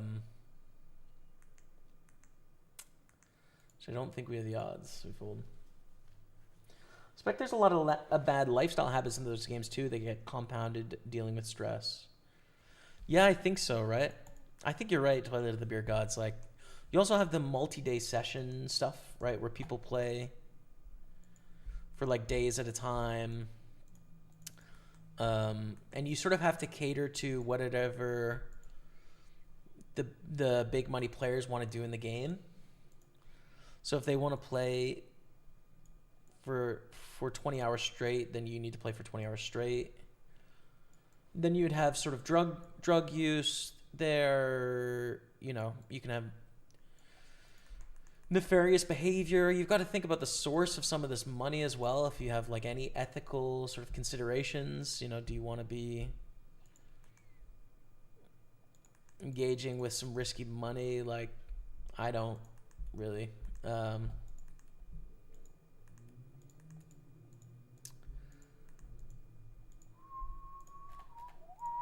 check raise here with the gutter.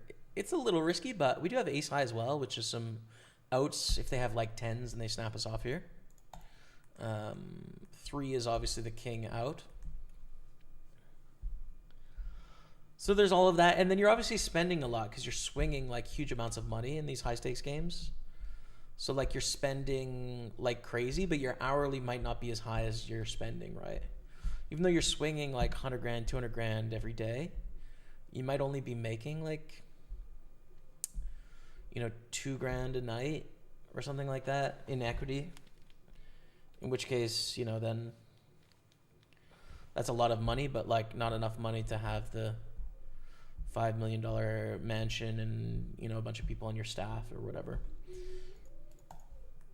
And you're surrounded by a circle that is spending like that. So I don't know. It's just a lot. There's a lot of pitfalls there for sure.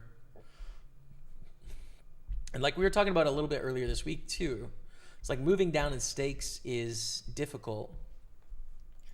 You know, in my case, like moving down in stakes hasn't really been an option. It's just been like, oh, well, that's the landscape, right? Like we don't offer sort of the highest stakes tournaments on PartyPoker anymore of like 1K plus. You know, we offer 530 and under regularly. But that's causing me to move down. And then also on other sites, which I could play on other sites and play high stakes stuff, but you got to worry about game integrity on a lot of these sites. Not all of them, but some of them for sure.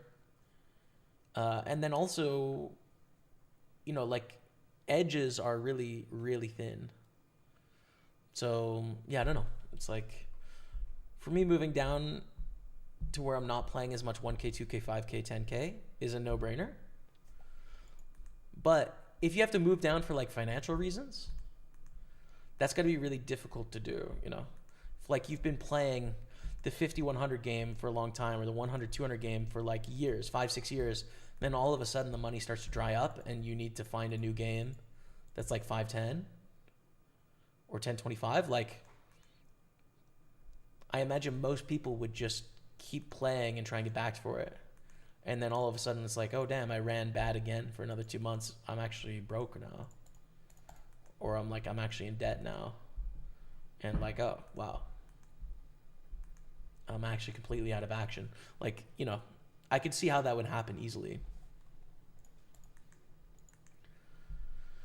Lately, I see some really great players in low-stakes MTTs. For example, a Dmitry Kolosia Urbanovic regged 11 sat to the 109 Coop event. What do you think about that?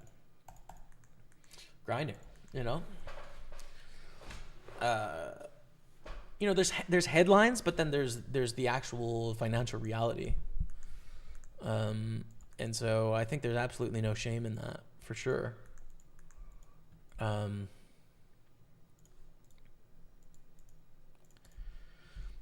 like someone wins an EPT and you know them as a famous player and they win, they won 700,000 euros at some side EPT event, but then they spend,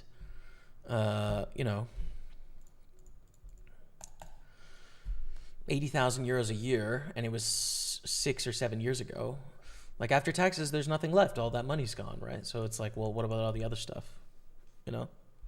Unless they're sort of investing their money and making returns on it that way, which I think people should do, but probably don't so much. So yeah, listen, I just played a 33 knockout. I'm 34 years old, and at 19, guess what I was playing? 33 knockouts, right? Like, it just, you don't have to get this ego in it, right? Like, it's fine. It's just, it's poker. Is it worth your time? Well, that depends on what you think your time's worth. That's a lot of dollar I get if someone owes me a few pints. Yo, you know who I owe some pints to? Is Rick. Rick bought far too many drinks. I owe him a round, probably 2, from the last tour stop, Rob. And do I owe you one? I must. First round's on me when I see you. Can you be invited on GG Millions Final Table commentary? I have been before. I'm a big fan of Jeff Gross. I like Jeff. One of my longest friends in poker. Always enjoy spending time with him, chatting to him and stuff like that. I don't like GG Poker, man. I don't like what they're doing in poker. I don't like a lot of their policies. I don't like the direction of their company. I don't like how they're stewarding poker forward. I think there's a lot of things they do well, but broadly, I'm not a fan of the company. It's my least favorite poker company at the moment. So I don't really want to support it, I'm open to my mind changing about them as a company. And again, it's a complicated thing. Some things they do are great, but on the whole, not a fan. So I pass. Evening from Birmingham, UK. You okay, pal? Life is great, pal. Life is great, pal. How about for you? I do love the word pal, but I've been fading saying it because coming out of my gob, it sounds ridiculous. But I do love a pal.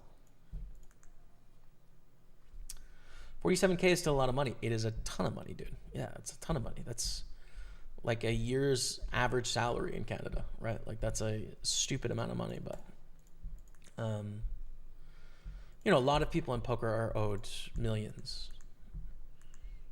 are owed a lot of money by a lot of people. I'm owed a large amount of money by one person, which is good news.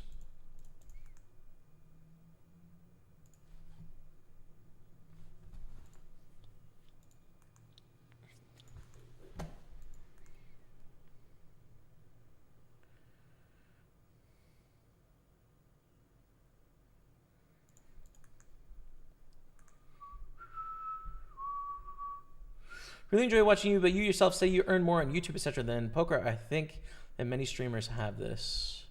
I think that's true. Yeah, I think most of historically the bigger name content creators have made more from content than they have from poker. For what it's worth, I don't make any money on YouTube. I haven't ever made money on YouTube because I pay for an editor, and the money on YouTube doesn't pay for the editor.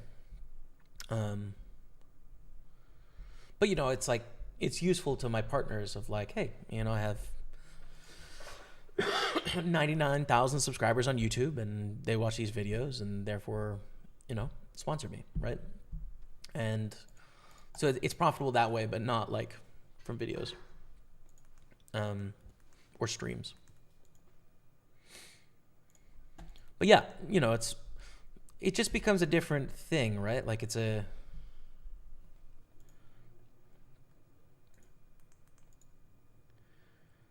sports is not a great example in this arena because the only thing that matters in sports is winning. But like, athletes make more from their endorsements than they do from actually winning, right? Like the big athletes,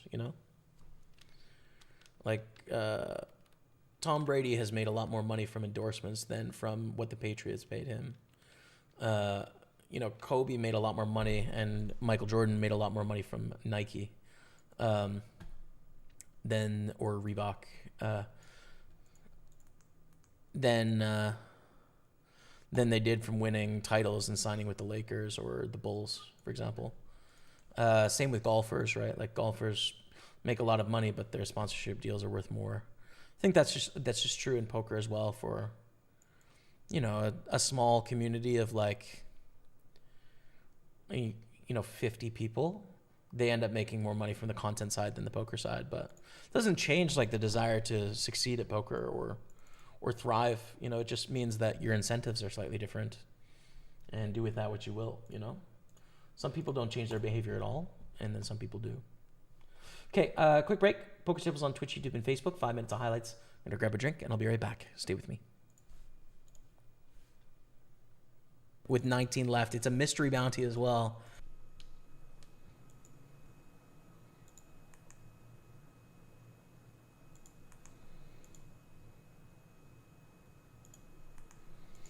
Aces against King Jack. We chip up to 56,000 there.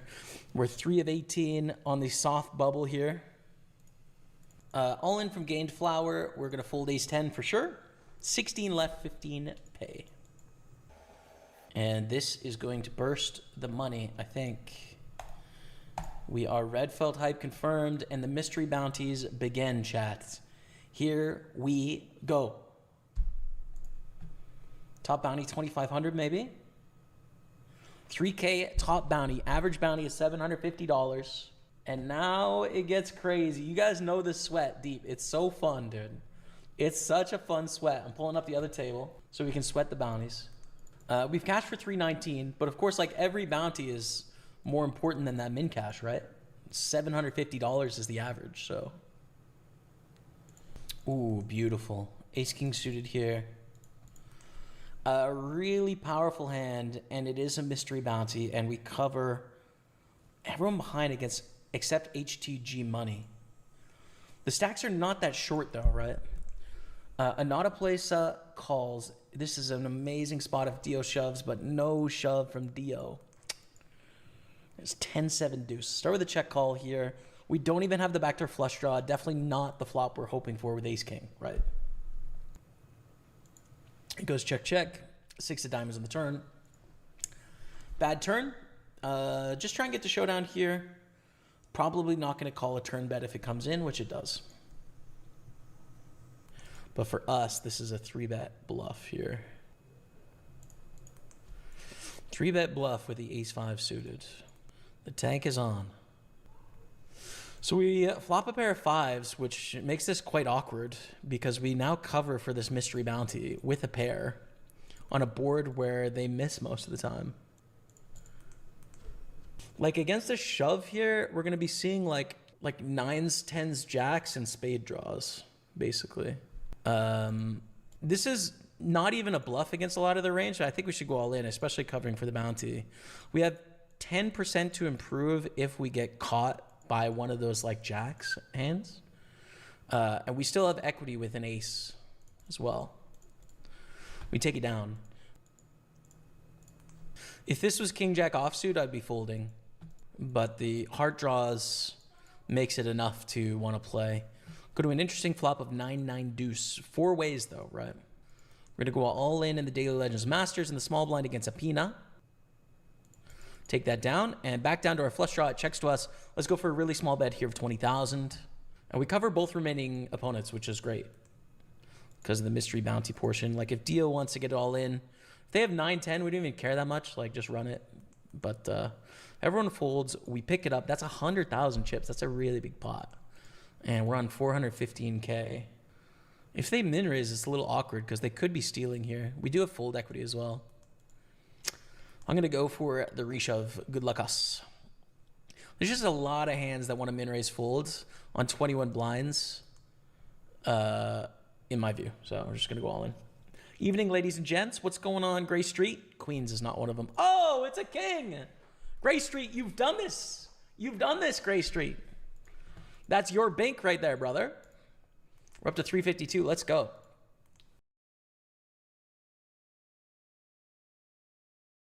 Hola, chat. What's up? Here we've started in the satellite. 7 packages to the Party Poker Tour.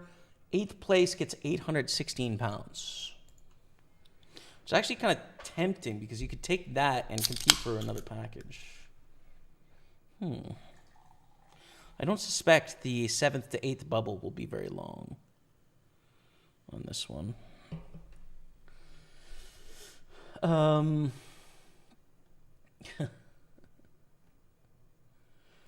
I don't watch on Twitch for a chance of Cedar of the Millions main event. Good luck tonight and hope you make day 2. Thanks, man. Yeah, me too.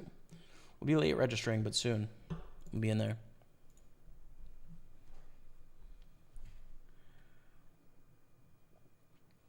Lamau, neither of you owe me a pint. I will take another karaoke trip, though. Booked.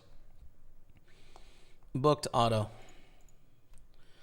Auto booked, man.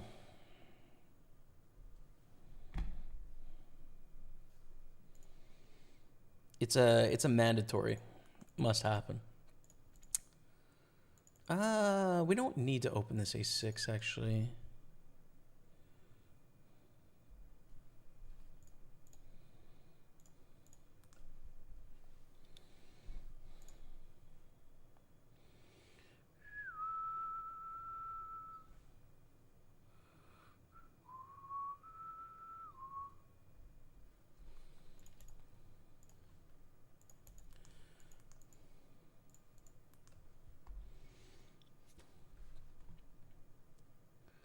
We owe ya all the pints. Yeah, true.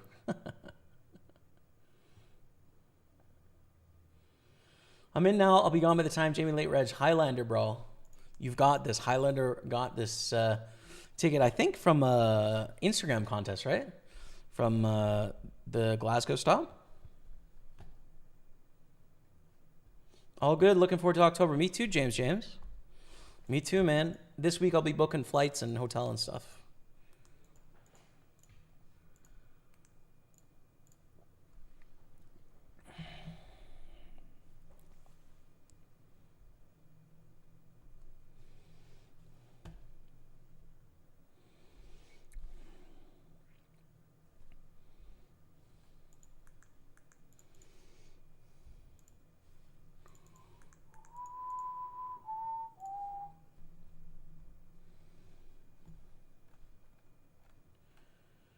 I think everyone owes Rick a pint, to be honest. The man is a machine. It's true.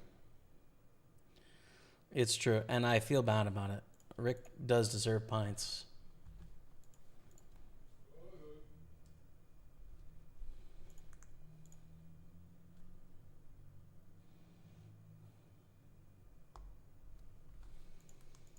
I think check here is good.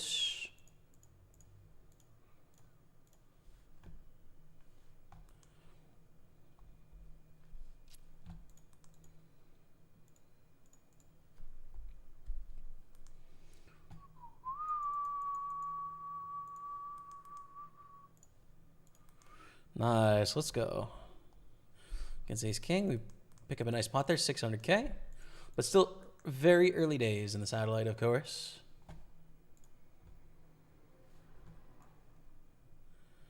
PLO, PKO. Green for knockout. Good luck us playing a little PLO today, chat.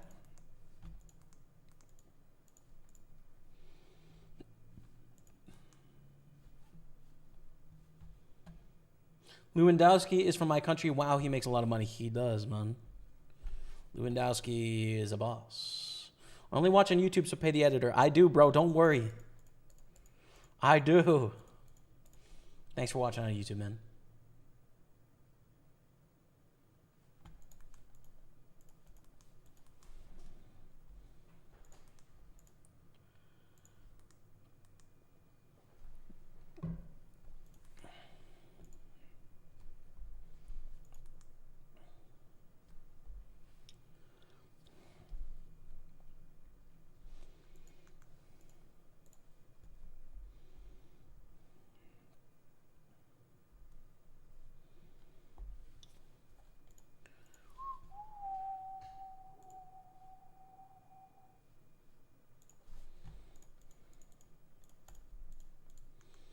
Look at the aces.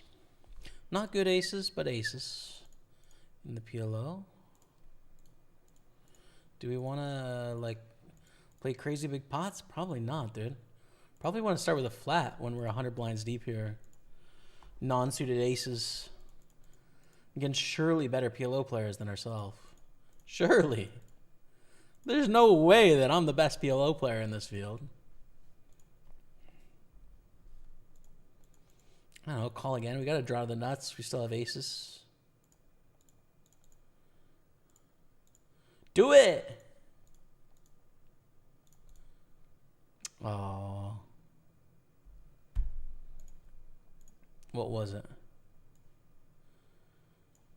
Draw. Oh no, two pair. 9-5, two pair, and a spade draw.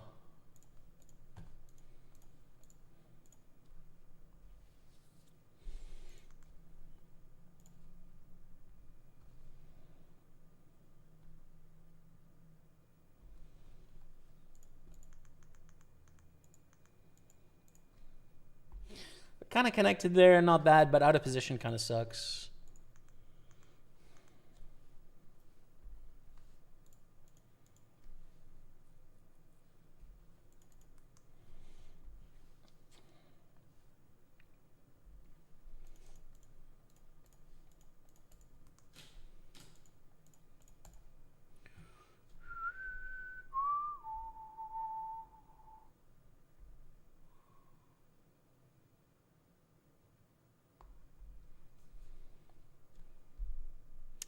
Potential bounty in play here.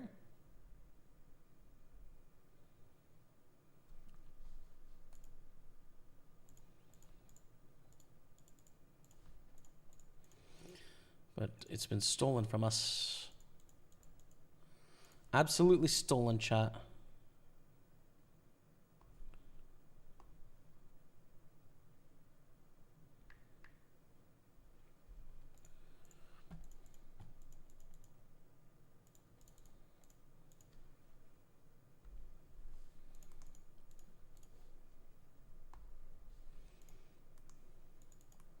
That's nice. Ace-Jack is great, though, in the big Sunday. Maybe we can shove against this opponent, reshove against this opponent, reshove against this opponent. There's a lot of potential here.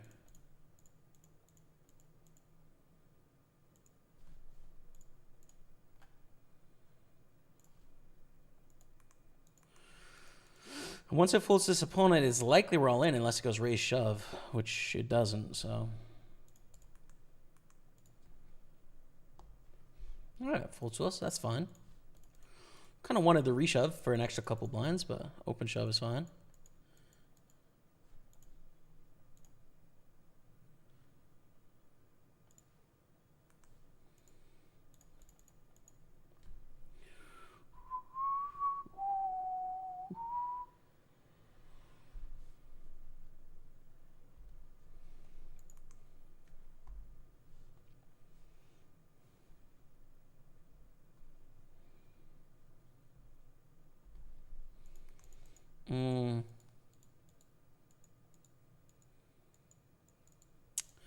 Let's say no. The sixes. Really big 3-bet there as well. Ace-10's pretty decent hand. And the mystery bounties are going to start in 2 minutes here on this 320 table. We cover a few people at our table, so that has got potential.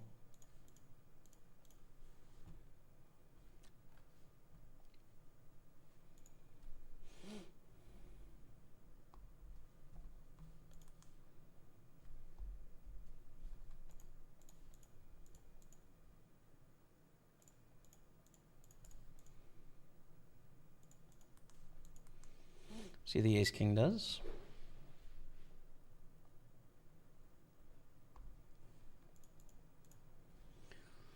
Made good use of your chips in the 55. Shipped the tournament. I'm now only down $22 gazillion. No! No, Black. Survive, bro. I hope it turns around. It will, bro. It will. Come on. It's Black, man. Of course it will.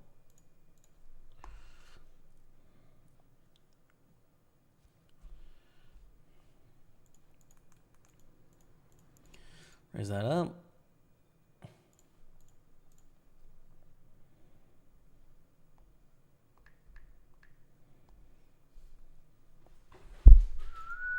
Check back, auto. Auto easy check back there.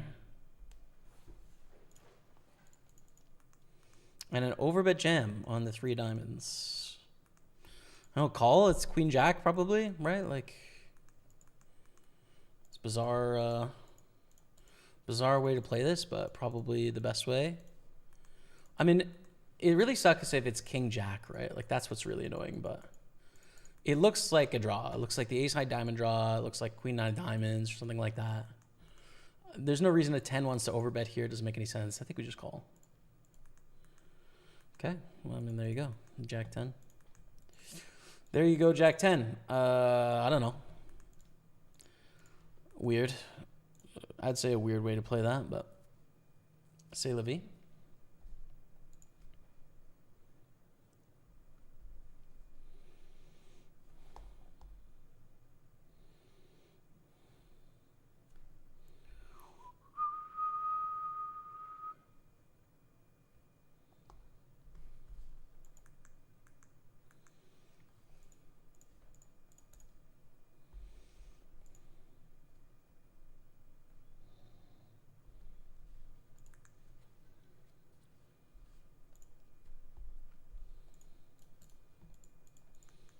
That's a good flop.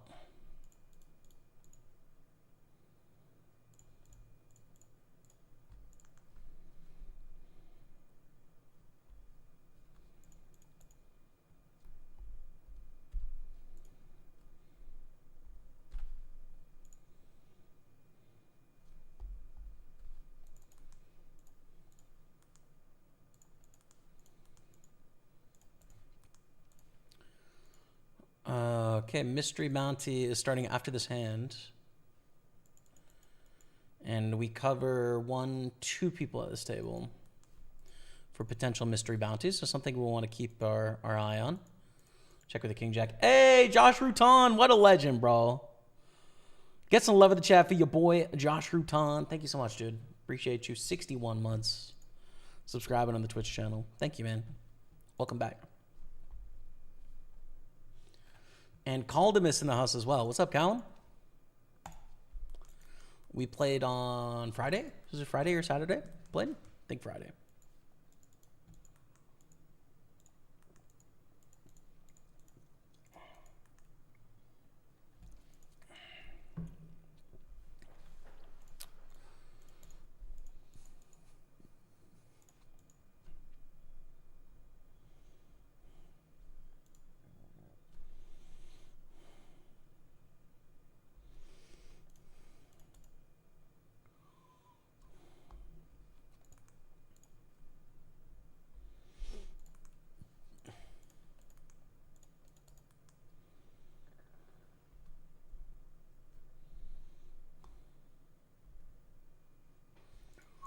Here we go. Top bounty is $22.50, then $1,500, then $900. We've got potential bounties on our right. 20 blinds, not a lot, but you know, enough.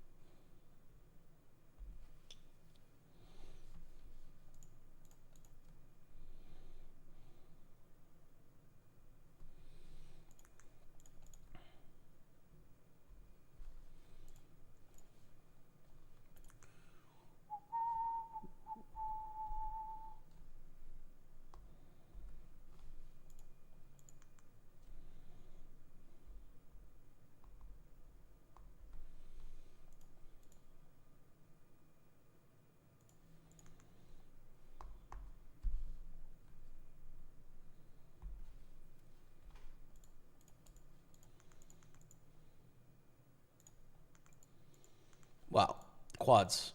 Now we want to play this pot really passively because no one has anything, right? We have all the sevens. We can see all the sevens. No one has a 7. Therefore, we need them to catch up, right?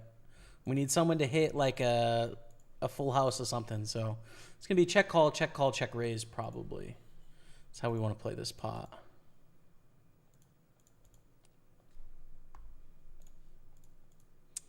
And that is the gin card because hopefully they raised aces. And then we get all the money. But they didn't because they checked back here. So bet a sizable amount. We want them to call with a flush. If they have aces, they're going to raise. If they have a full house, they're going to raise. So let's bet a sizable amount, and they fold. But off to a good start.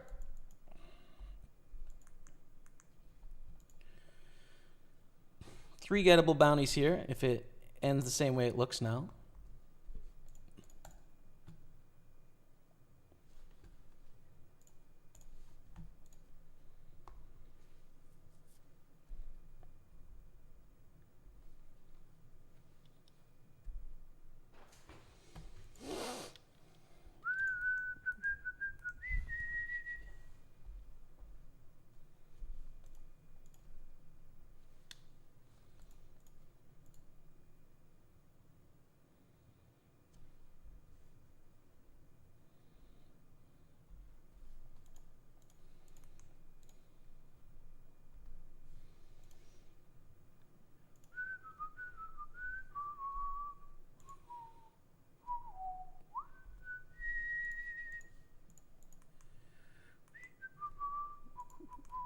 This is likely going to be an all-in, unless we see a ton of action. Probably just play it for all it's worth kind of spot. All right, ace 10 against king 3.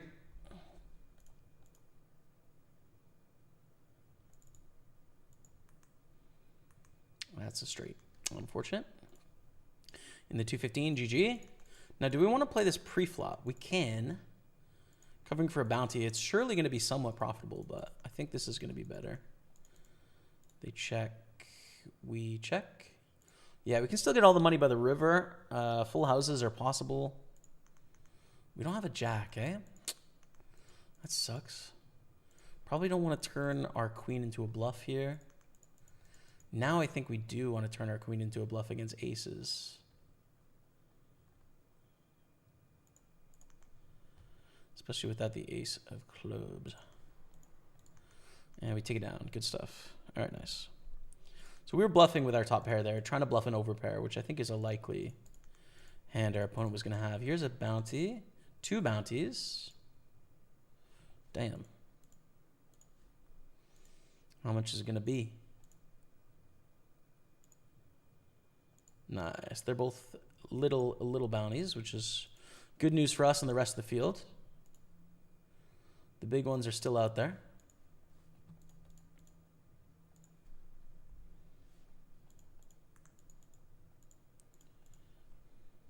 I think open the sixes. It's a little uncomfortable to play, man. This is a tough hand to play, I'd say.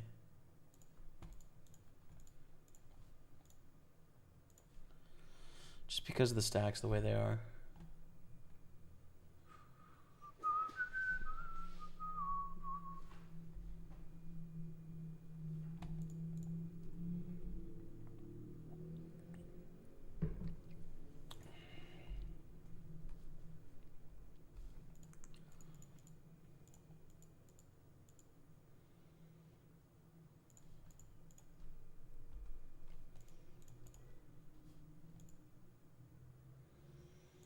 It's an interesting one because, one, we probably got the best hand, but our opponent can have a lot of strong hands they wouldn't typically have here because they want to induce shoves from the shorter stacks with this bounty format. So when they have like 10s plus, I think they're mostly going to call here as opposed to 3-bet, which, you know, is not great news for our sixes. And they bet 15,000 on the river, and that's good enough for me. Good enough for me, man. Oh, why is cover table 1 and table 6 off? Sorry about that. Chat, I forgot to open up those covers. We got more tables than you think.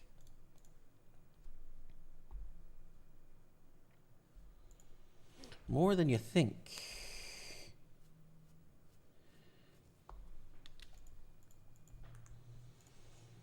Matty bounty potential here. Hold it, Matty. Ace, Jack, Queen, 9. Hold it. Nice. Okay. We cover one person at our table. Such a good table for the shorter stacks because they cover a lot of people here. Thoughts on Daniel Levy taking a step back? Nerve-wracking, I'd say. I think Levy's done a great job. I think he gets too tough of a rap for sure. I'm hoping it's a positive, right? But like, he's been the head since I've been a fan of the club, and we've seen a pretty big come up. Although we haven't won the Premier League or a Champions League title, are not finishing in the top 3 consistently, top 4 consistently, I guess. So I'm nervous. You know, there's potential for great things and there's potential for disaster. I mean, listen, we've got a good foundation here, don't we? We do have a good foundation. At the end of the day, Tottenham's in a good spot, so let's see. I don't know. What do you think, Christopher? Don't want to reshove here given the bounty situation.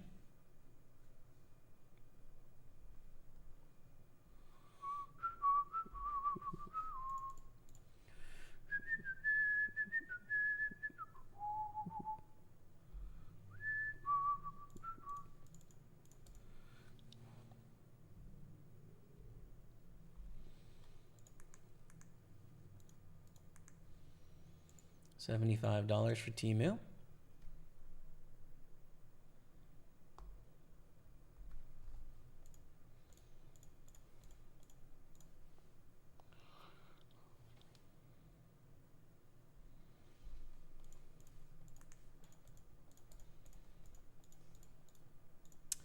This one I think is all in with the 7s. It's, you know, it's okay. Obviously we want to win this pot, but we don't have a ton of options here, I'd say.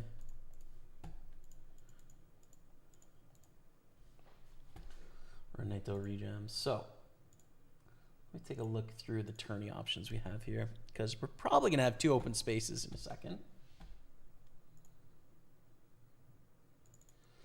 One of those is going to be the Big Sunday PLO. Unless we win, but it doesn't. Oh, full house. Let's go. I didn't even see that. All right, we're in there. We're up to 231,000. We're totally back in this tournament. Great. Great. So I'm going to get into this 109 PLO Sunday on table 2. It's a late reg, so we have to sort of run up a stack. But that's fine. That's okay. We can do that. So you've got 2 PLO tables.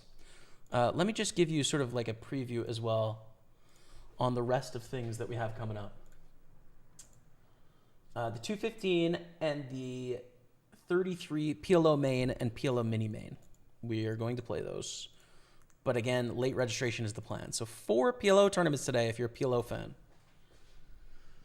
The 530 and the 55 main event. We're going to play both of those. Likewise, going to late register both of those. We want a ticket into the 530. And then we have a Birmingham High Roller Satellite.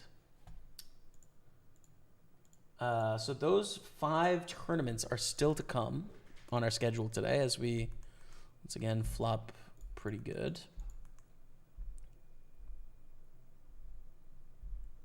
And I imagine there's some more millions as well. Yeah, there's like a 55 millions.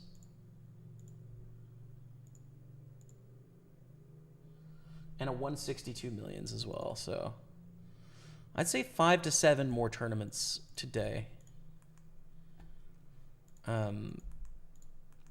Including the main events, which are pretty important tournaments. So let's make it count here.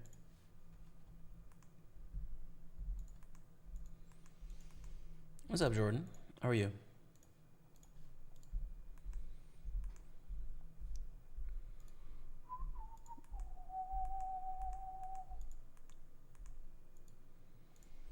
I think with the nut suit we call here.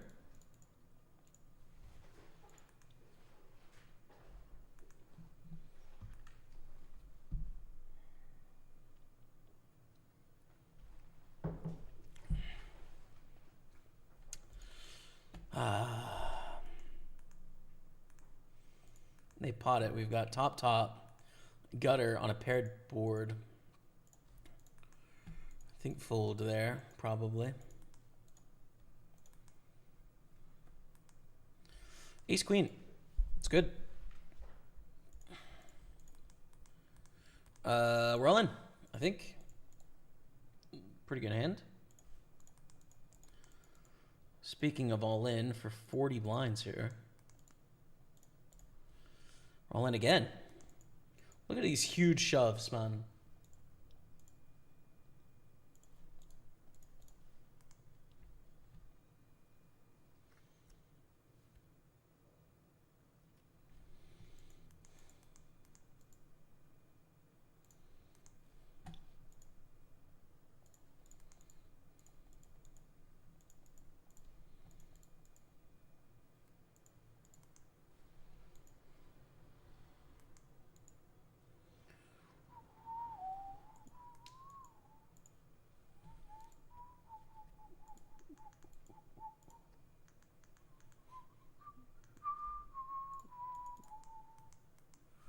Ace King, Ace Jack. We're up to 150 in the 109 Sunday party, which is great.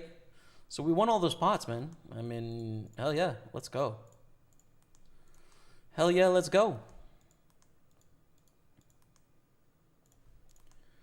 Raise up Ace Jack to 42,000. Can only get better for you. What are you talking about, man? European champions, man. Europa League champs. What are you saying?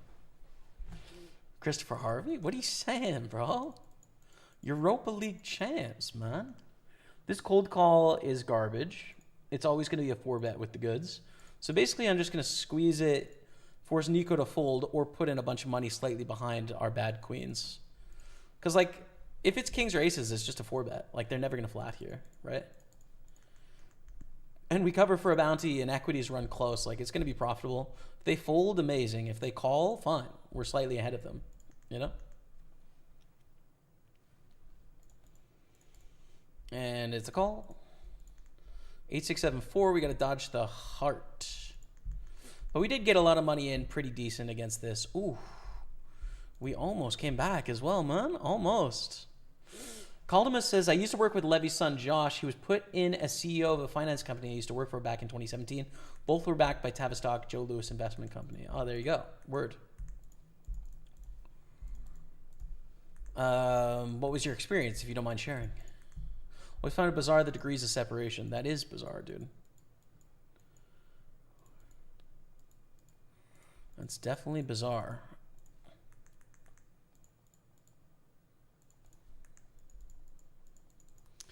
This 3-bet is too small. We need to flop 2 pair here for the pain.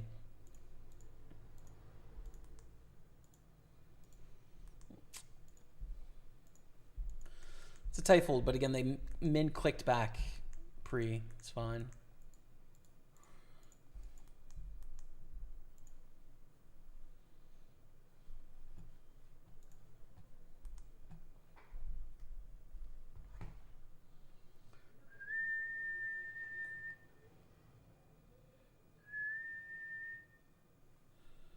Ooh, we have a package within the hour, Rebecca. Within the hour, we have a package. I'll keep my ears open for it. I think, unfortunately, it's a Blu-ray I bought that is region locked. So, do you guys know that? Some Blu-rays and 4Ks and DVDs, you can only watch in certain regions. There's 3 regions around the world, A, B, and C. A is like the Americas. B is like Europe and Australia, I think. Or like, it might be Europe and Asia, and then C is the Australias. Either way, there's regions. You can always see it on the back of your movie, and I think I screwed it up. So Ace-5 suited, this is technically a jam, in theory. In practice, it's a fold, because people are going to call too wide, and we really don't want that, right? Like, that's not good news for us, so I'm just going to fold there. Even though, like, in a high-stakes tournament, I'm just all in here for sure. But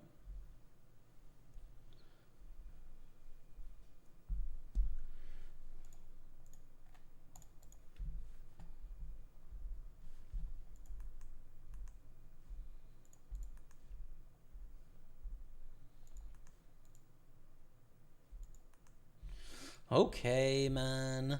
Against a wrap.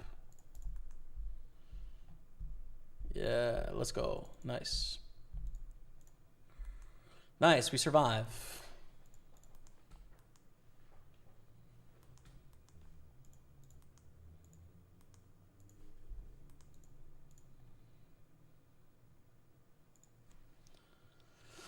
A lot of Brazilian players on this table. Yeah, man.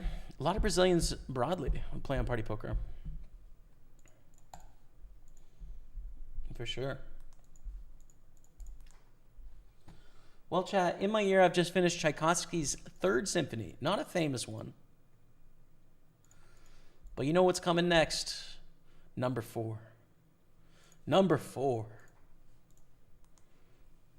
Looking forward to it.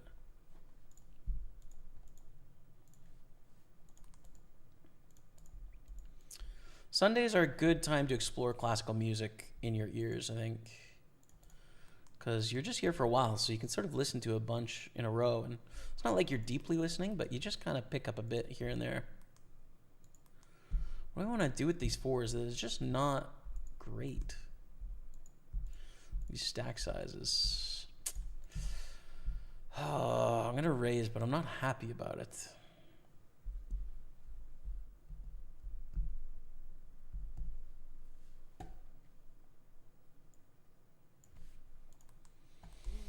And look what I've done. The fold. All right, double stack. Don't sleep on it, double stack. Don't forget the Chelsea Club World Champs. You guys are the winners of a brand new tournament. And that's worth who knows how much. But I'm not trying to take away from your happiness. I'm just, you know. There's a Mickey Mouse cup. Nah, dude. European cups are not Mickey Mouse cups, man. They are not Mickey Mouse cups. The league, the FA Cup, the Carabao Cup, Champions League, Europa League are all quite important cups, I would say. You take a step down when you go to the Conference League Cup. The Super Cup champions against Europa League. And probably the Club World Cup, although I imagine that will change in the future. I think Europa is not the Champions League trophy, but it is an important cup, you know? It's an important cup.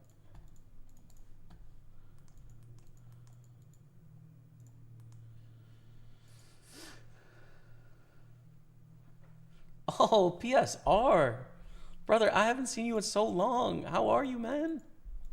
PSR. How are you, brother? Package alert, second package of the day, Kappa. Hey, yo! Don't lie to the people like that, B-Car. Don't lie to the people. Yeah, he was sound. This is about Levy's son. Definitely groomed into the board type role. I'm pretty sure he went university straight to director level role at Miller and Carter. Big pub restaurant. Yeah, I've been there. And replaced CEO at a finance company. What a world, man. Intense. To go from high school to uni to C level in like big firms. It's intense. But I guess, like, you know, the stakes are effectively similar in that if you screw up, who cares? But yeah, it seems intense from an outside role. The satellite, we actually have to fold here because we're just trying to survive. So Lindsay gets one through there.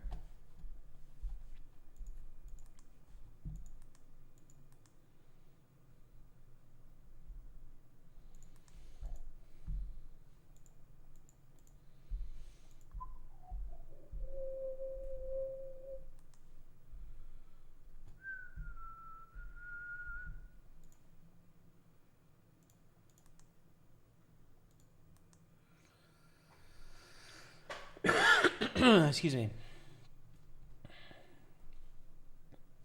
Jimmy, could you elaborate on GG Poker why you think their policy is bad?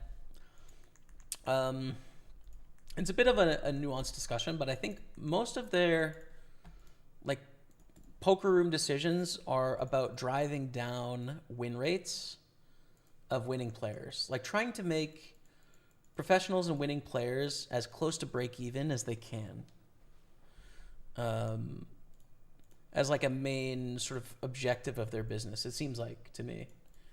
And increasing the revenue, therefore, of their whole company broadly, creating structures and game formats where there's no winners, there's only losers. So like creating sort of like slot machines with poker background, attached to them. Really high rake, like the highest rake around in private games, and in a lot of tournament games as well. Their policies are very gunslinger as well, right? Like they're just kind of we'll do whatever the hell we want, which of course they can. It's just like I don't really want to support it as a consumer. Yeah, structures are really bad, right? Like driving down win rates through their tournament structures. And I think like the biggest thing to me is that it doesn't seem like they understand or care. I think care is probably better about poker community, right? Like that's such a huge part about poker, is that it's a group of people coming together to compete, right? You go to any live poker tournament around the world, and this is how online poker used to be as well. There's a group of people that know each other. They play together all the time. They have experience playing against each other. And online poker was the same thing, whereas like the same names would be grinding in the Sunday tournaments, and you'd see like, oh, this guy's doing well, this guy's doing whatever, and you develop friendships, and you grow as a community, right? And like we had all of these resources, 2+2 forums and Twitter for a while, and Twitch, and then YouTube communities, and then sub forums. Like Full Contact Poker was one of the original ones. Railbirds was one of the original ones. There's a UK one as well, which was popular sort of back in the day. Hand and Mob. Like all of these institutions of what poker is and the community around poker are really important to our game, and they aren't interested in any of that, it seems like to me, right? They're interested in like how can we manipulate this spreadsheet to increase the dollar amount, and the damage we're doing we don't know about because we can't measure it, and we also don't come from it, and we don't understand it. So they're completely entitled to make all of those decisions. It's their own money. It's their own poker site. It's their own, world when it comes to what it is that they want to do. But like to me, what we're doing at Party Poker is much more interesting, even though the first place prize is not as big. It's better for poker. It's much more interesting as a player. And if you had to remove Party Poker from the equation, almost every other site is doing things that I think are much better. More beneficial and better for the game of poker. Even the ones that like are unregulated, it's like as a poker player, like they care about poker is the thing though,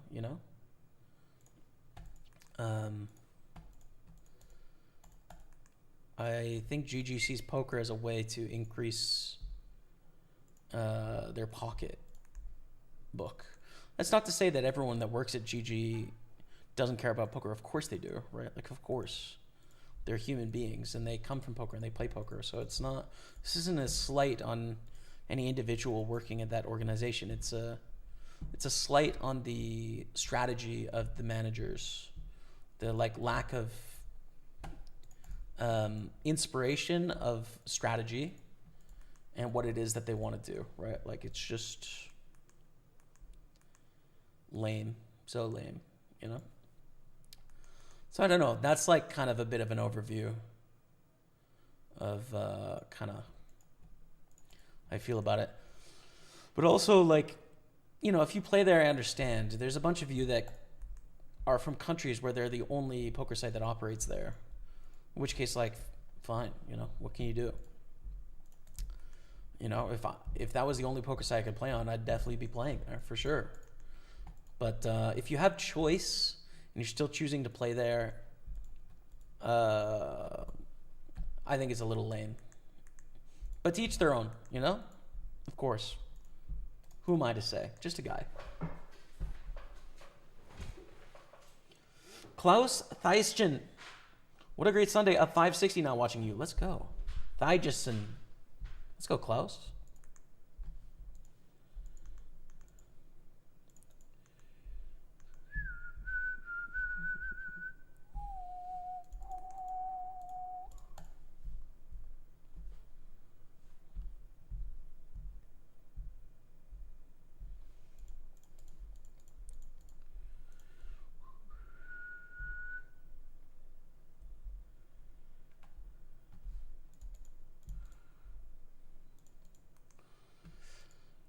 Flush is good. Let's go. Let's go.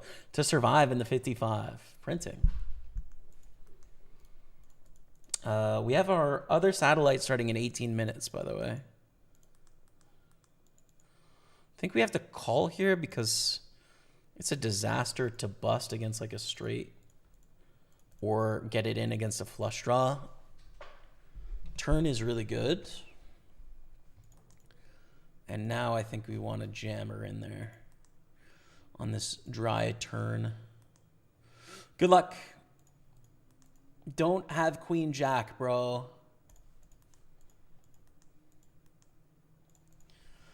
Oh, it's a high variance spot, but they haven't snapped, which means they have a 10 or worse. Let's go. Ship it. 1.1 million, and we're in a good spot now. Basically, yeah, we are 10th. That's correct. So we got a chance at this.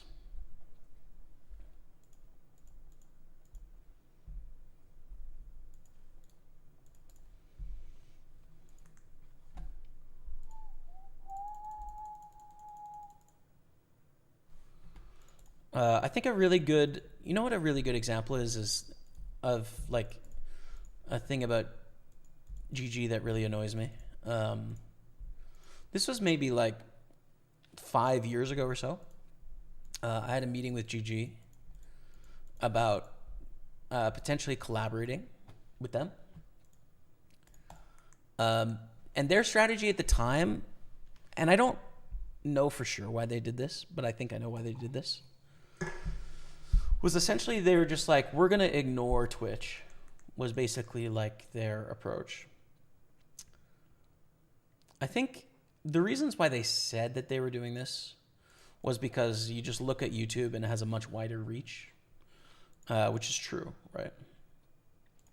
So they're, you know, they could be thinking like, do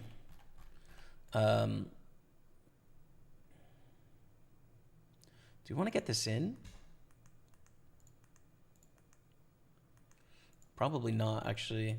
So we can reach more people and we can get more of them signed up to our poker site or whatever, right? So we're just gonna like focus on YouTube, and that meeting was largely about like, hey, you know, damn, someone got the top bounty here. Was about like, hey, YouTube is what's important to us. Can you do that? You know, it was a long time ago again, right? It was like, well, I could, but like, there's all these other things I do. Why I think they actually cared about YouTube is because at the time only PokerStars and PartyPoker had invested in Twitch. And so instead of competing, they just wanted to change the conversation to somewhere else, right? Like instead of paying content creators adequately to represent what it is they were doing, they would just rather do something else. And they sort of disregarded that existing like really large community of people as not important, right? I think that was why. There's like, oh, we can't, let's just do something else. Which is kind of like indicative of their whole strategy, in my view. Like, we don't care about the existing poker. We're just going to grab new people and like, screw it.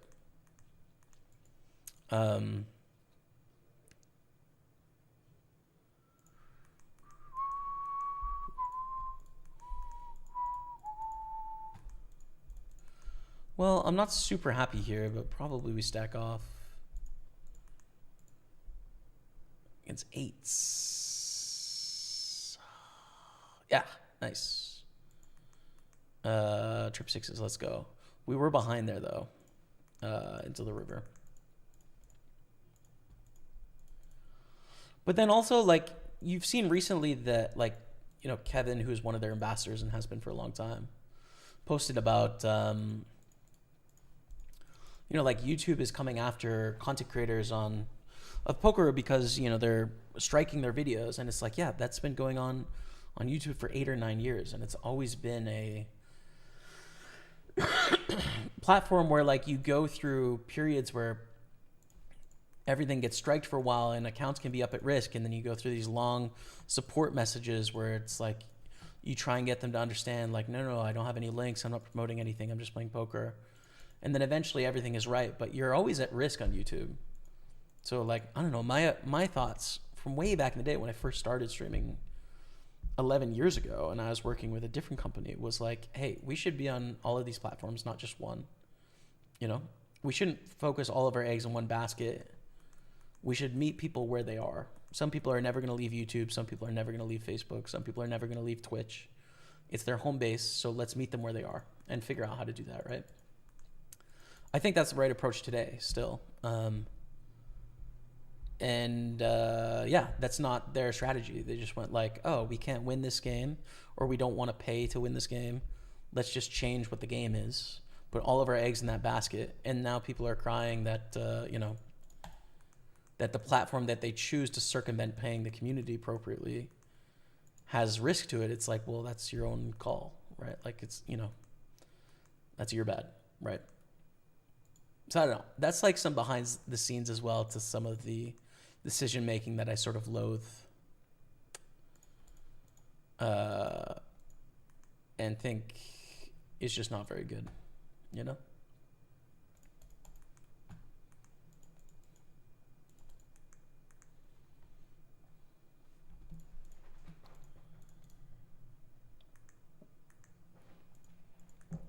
Jax is good.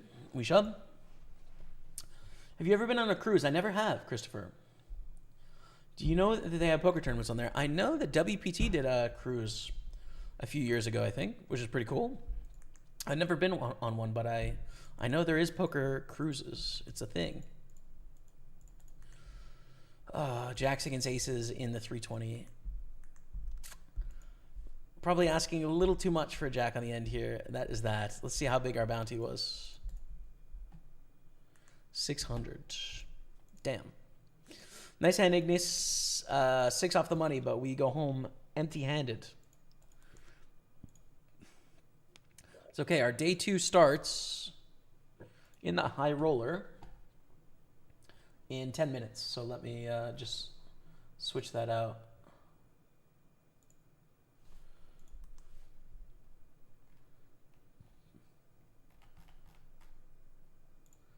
Yeah, both the question marks are the final phases, basically, so.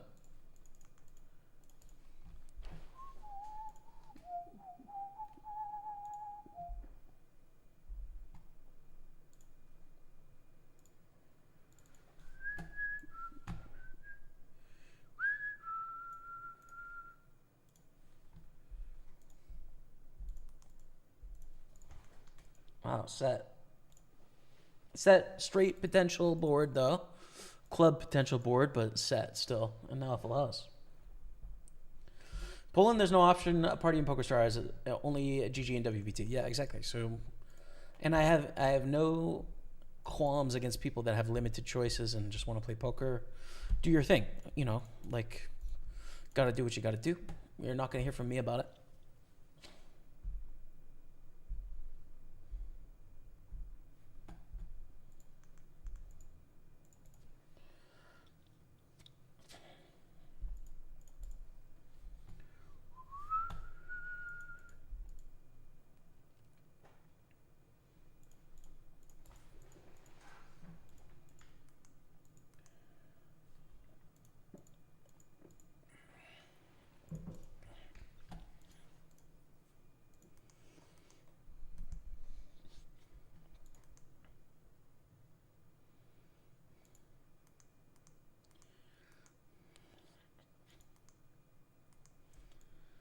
queens, non-nut suit here, out of position.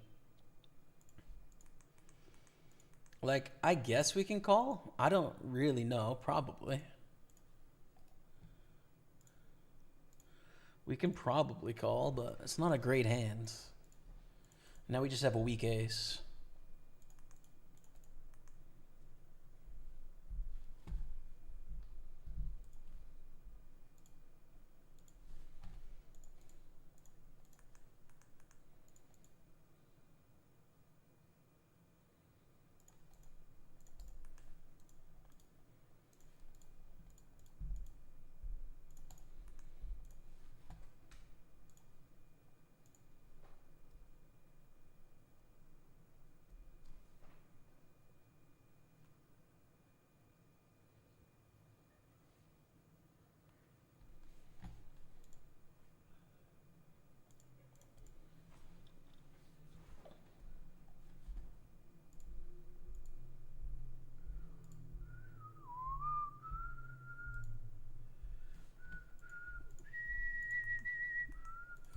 Oof.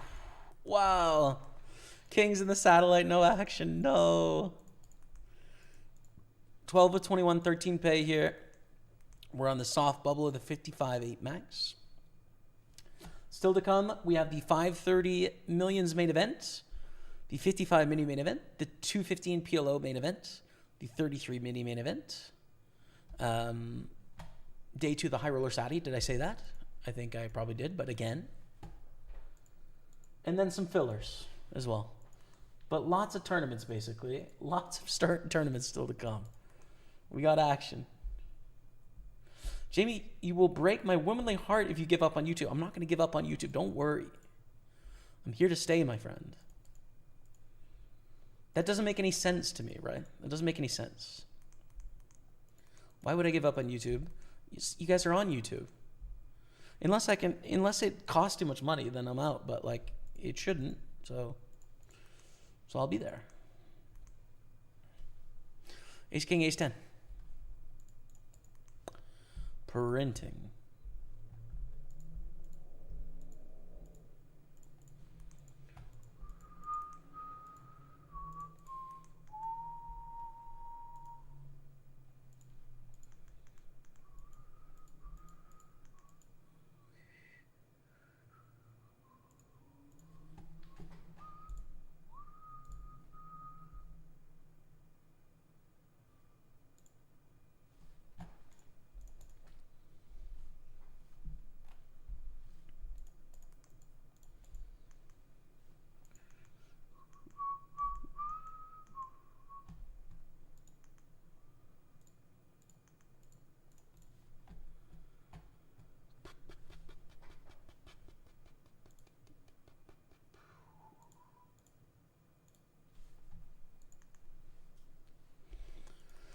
Ace King 10 5 spades fold.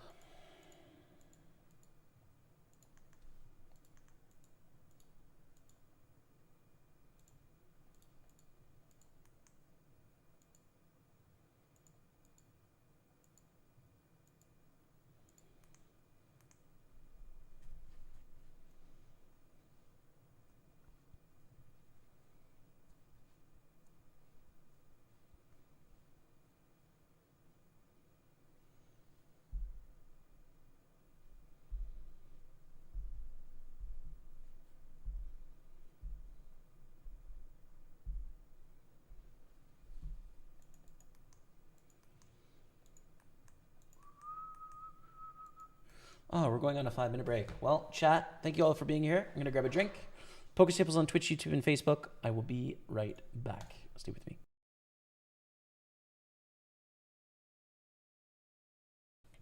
Checking the big blind with ace-8 against this limp. Bet of 8,000 call. Call. Fold the turn. Pocket nines. A nice hand, but there isn't like the great stacks available here. I think we call, and then we'd be forced to call a squeeze from these two, I think, with nines, which we'd have to risk a lot. That'd be a high risk spot, but it would be profitable, so we would call. We go to a flop though, ace 10 deuce. 2 overcards to our 9s. Let's just try and get the showdown here. Is kind of would be wonderful if we can, which I kind of doubt we can, but it's possible. Nice. Against 4s. Okay. Final table hype of the 55 Masters coming into the day. 7 of 9. 7 of 9 in this one. First place is going to be $970. Hit the guarantee on the nose today, $4,000. There's no bounty incentive, right? So it's going to be pretty patient and particular. Look for our spots. I'm going to still keep us on the 320 most of the time because it's a little more interesting, but to be determined. Raise, call, squeeze all in for 108, and a call from Owl. And a reshove from HTG Money. Aces, ace, king, king, 8. Wow. Ace, king survives. No one busts here. The shortest stack triples. Owl wins the side pot, and HTG Money has 40,000 chips. Oh my goodness, dude. And I'm going to raise deuce 7 in case HTG Money wants to go with it here. On tilt, right? Like, it's a terrible hand, but the average bounty is worth $780. And this is 5 blinds. Wow. What a spot. All right. We're probably going to go to a flop here 4 ways.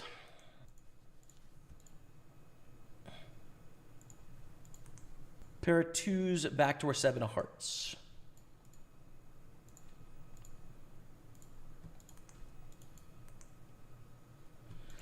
Bet of 108. I think we should peel here, getting a reasonable price with a decent hand.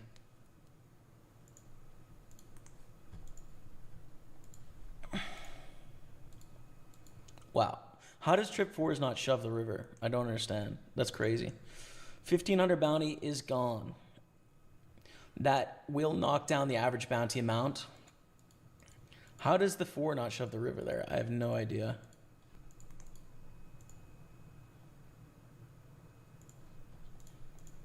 Open the jacks. Jam call. Big spot. Jacks ace 8. It's a really big hand, dude. Very big. Clean. Come on, chat. Let's go. 513,000, baby. 513,000. Let's go. We are 3 of 13. Let's go. Let's go. Let's go. Ace 9. Beautiful hand. Willing to get it all in against either of these opponents. Good luck. Against kings, we need an ace. We need an ace. Barry, please. No. Okay. Another place. Just for 12 blinds, the average bounty is $750, dude. I think I should call closing the action. Good luck. Jack or 8. Jack or 8. No, we lose one. Raise, get a call. 10-7-4, all diamonds. Check, check, especially with our hand here. On the other final table, we're going to reshove ace queen. We have the same hand, and we chop it up. We make a flush, but a bad one. And we call the block bet. And we win. We're on the pure bubble here, by the way. 1 off the money, and we are really short. Bounty on the other table. Procton is friend of the stream. GG. But it's another min bounty, dude. Final table bubble. Down to 10. What a sick tournament. Hola. What's up, chat? Welcome back. I stubbed my toe really hard that hour. It really hurts. Might be broken. Now we're down. 3 to go. Just tried to bluff. Andrea Radici didn't go well. No. Sorry to hear that, Highlander. But hang in there, bro. All right, so we've got 5 tables, soon to be 6. Exciting action coming up. Let's get it done. Let's get it done, chat. Come on, Josh Rutan with the lemon lion in the past. Beauty for a bounty. And just a king, queen, or jack. It's good enough. A non-diamond king, queen, or jack. Can't do it.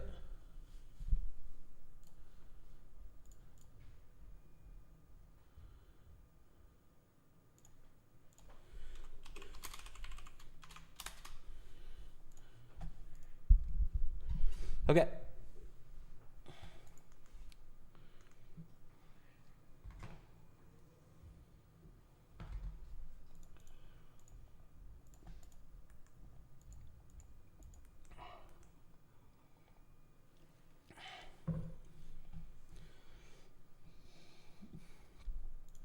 Damn, Barry Carter is leading the high roller satellite.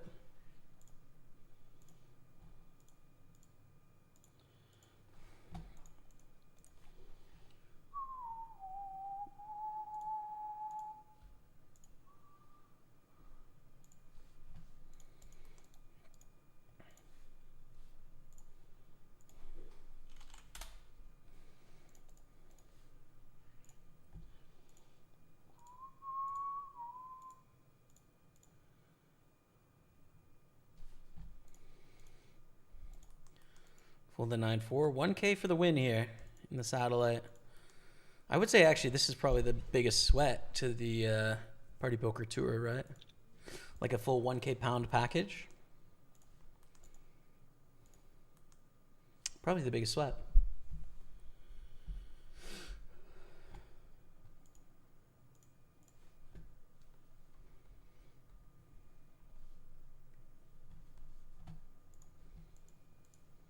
Ace Queen suited.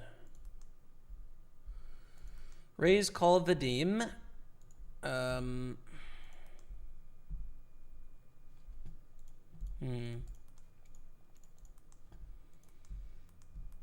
heck do we do against everyone else is a bit of a problem, actually. Trying to get to the top 8, but everyone folds. I don't know what to do if we get shoved on there, honestly. Ace Queen suited is a pretty good hand. But we don't, thankfully. So that's chill.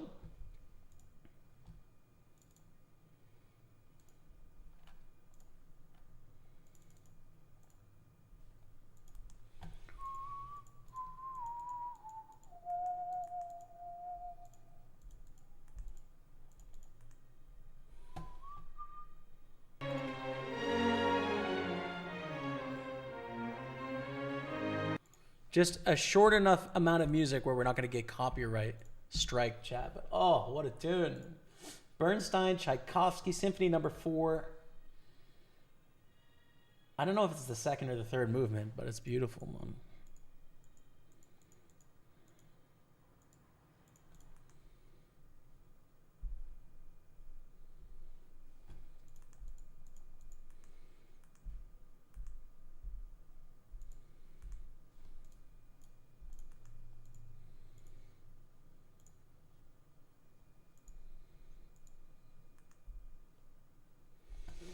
Here we go in the satellite. We're not very deep, but we are alive.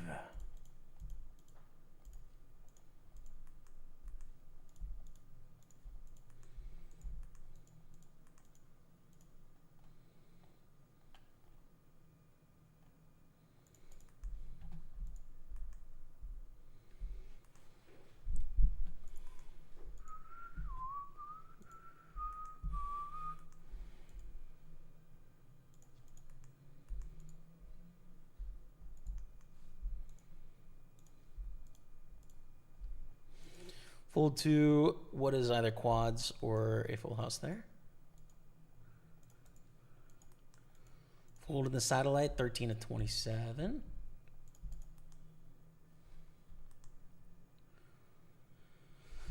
Oh, let's win some packages, chat. Here we have a double gutter, which is sneaky good. 9 or a king will give us the best hand. And this is a jam against Lindsay.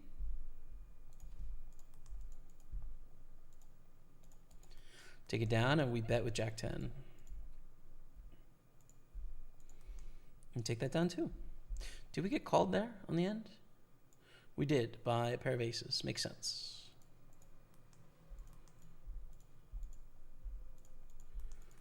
Nine to 21, 13 pay. We're pretty close in this one as well.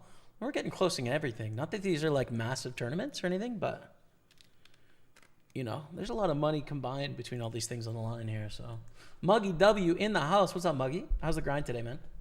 Marion Kozma as well on Facebook. What's up? Hello, buddy. How's it going? So good. So good. Having a great day, man. Yourself?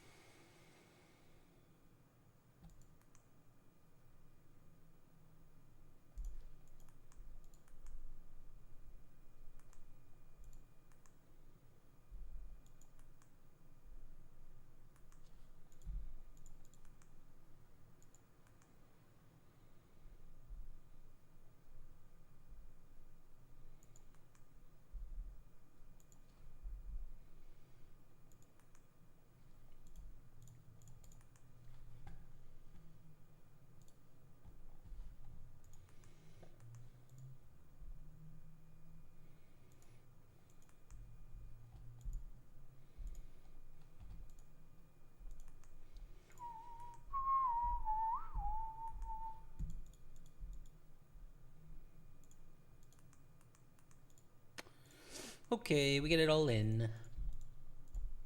Our pair of 8s. Not a great flop, but not bad enough to fold to this price. We're ahead of ace king 4-7 though. Hell yeah, let's go. 10s is good.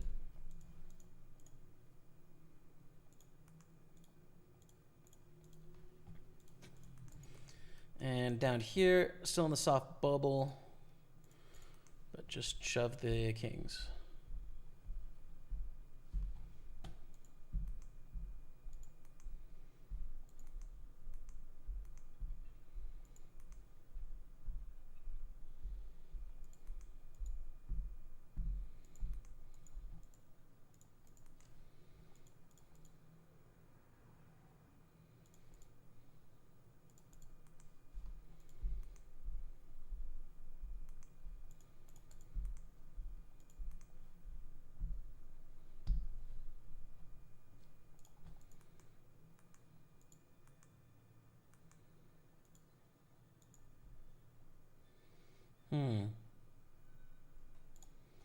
Never mind. Got to look at price. For a more normal bet size, you know, it's annoying, but against 1/10 pot, it's not that annoying. Been to Mozart concert in Vienna. It was interactive. Not used to that. Oh, weird. How is it interactive? Interesting, man.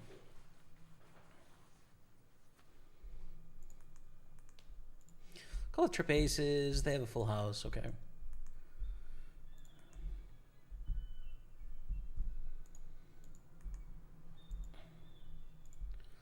There's some really good music coming up in Montreal. I'm excited for.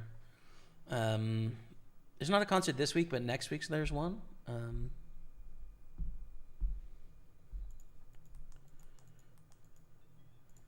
But in 2 weeks from now, there's actually 3 concerts in a week, which I'm going to go to. So kind of pumped for that, to be honest with you.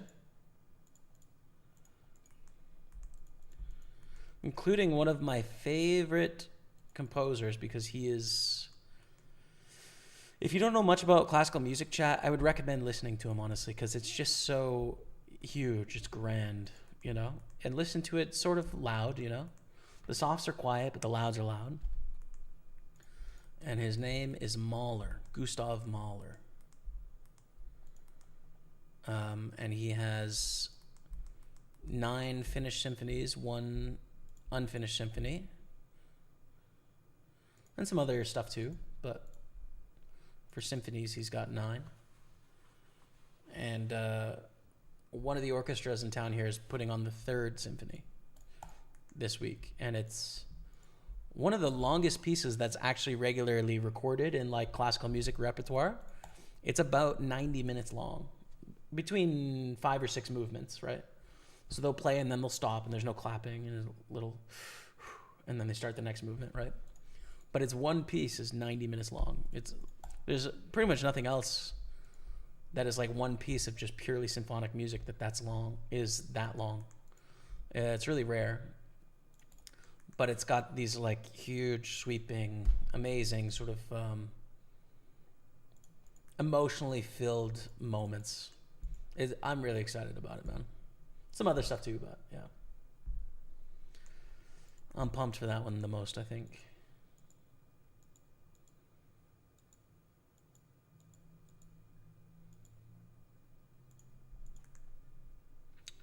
Should I bluff this turn? I think so. It's a really scary card to like most things. Flushes get there. Trip fours has stuff drawing really slim.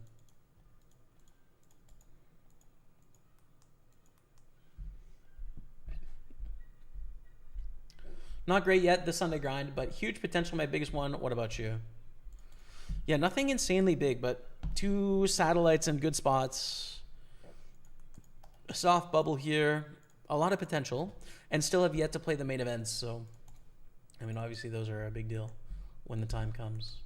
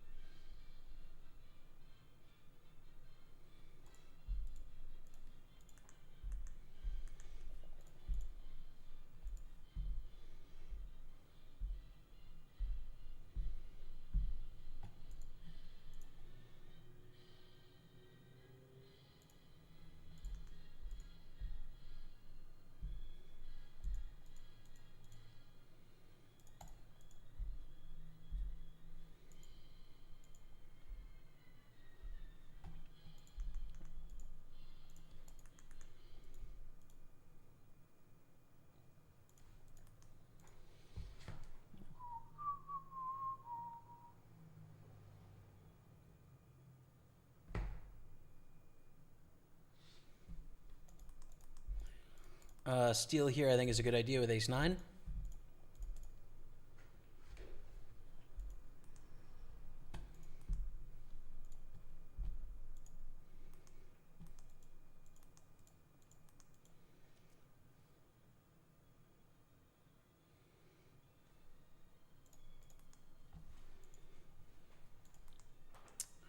And a big lead, it's definitely a fold now. Lose a pretty significant pot there, but c'est la vie.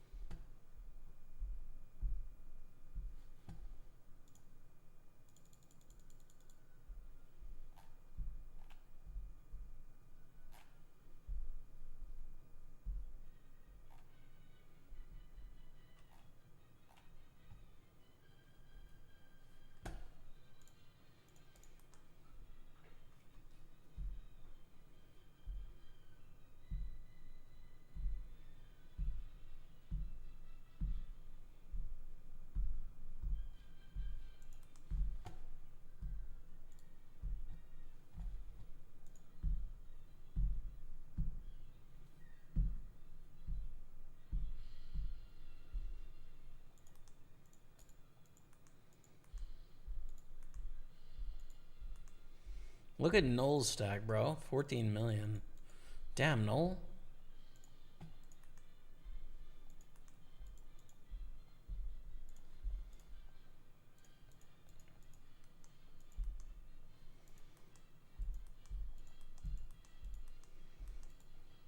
I think raise to induce queens here is good.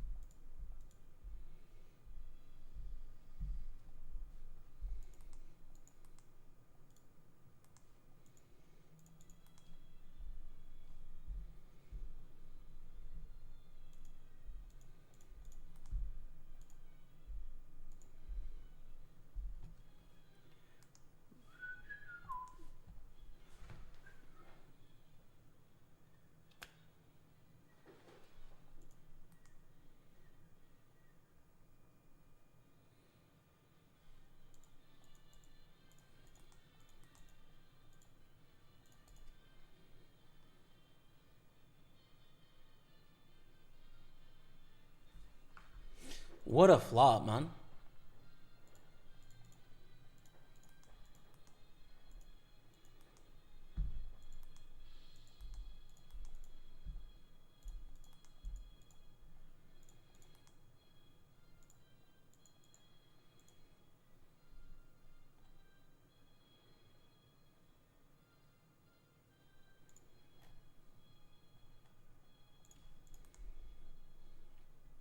Deciding if I wanted to go for big size there or small.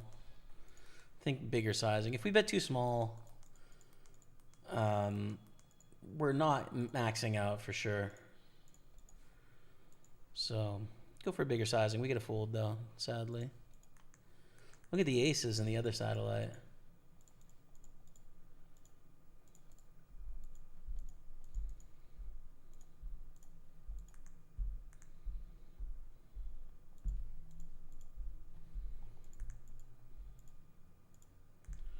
She let the public clap along to the rhythm, but she obviously knew a hall full of people would never be able to, so it was a good attempt to add some humor. Oh, word, okay. Interesting.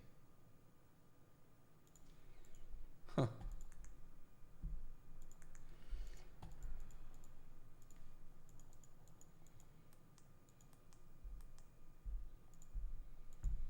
That's too big of a bet to call. There's not enough incentive. Here we are red felt hyped in the money. Let's go. And then here, do we even call? We have nothing. No, we don't. We don't even call. With a bounty in play, we just fold. It's crazy.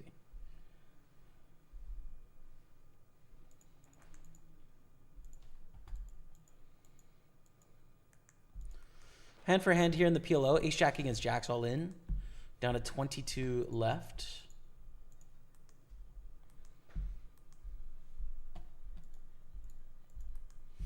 Make that 20 left.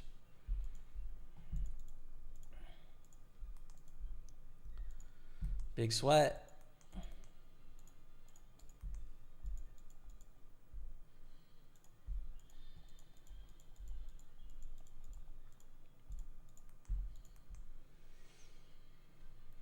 Mystery bounty, we've got $53 flat.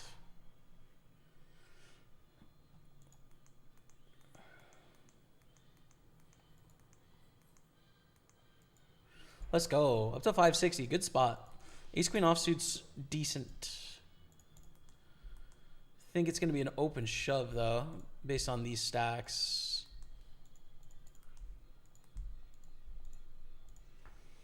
Oh.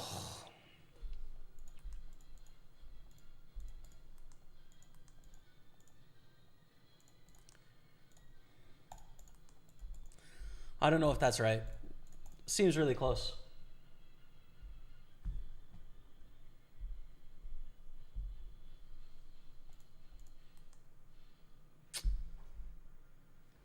Ten. No. Oh, we're now down to what, 800? Dang it, dude. 10 blinds.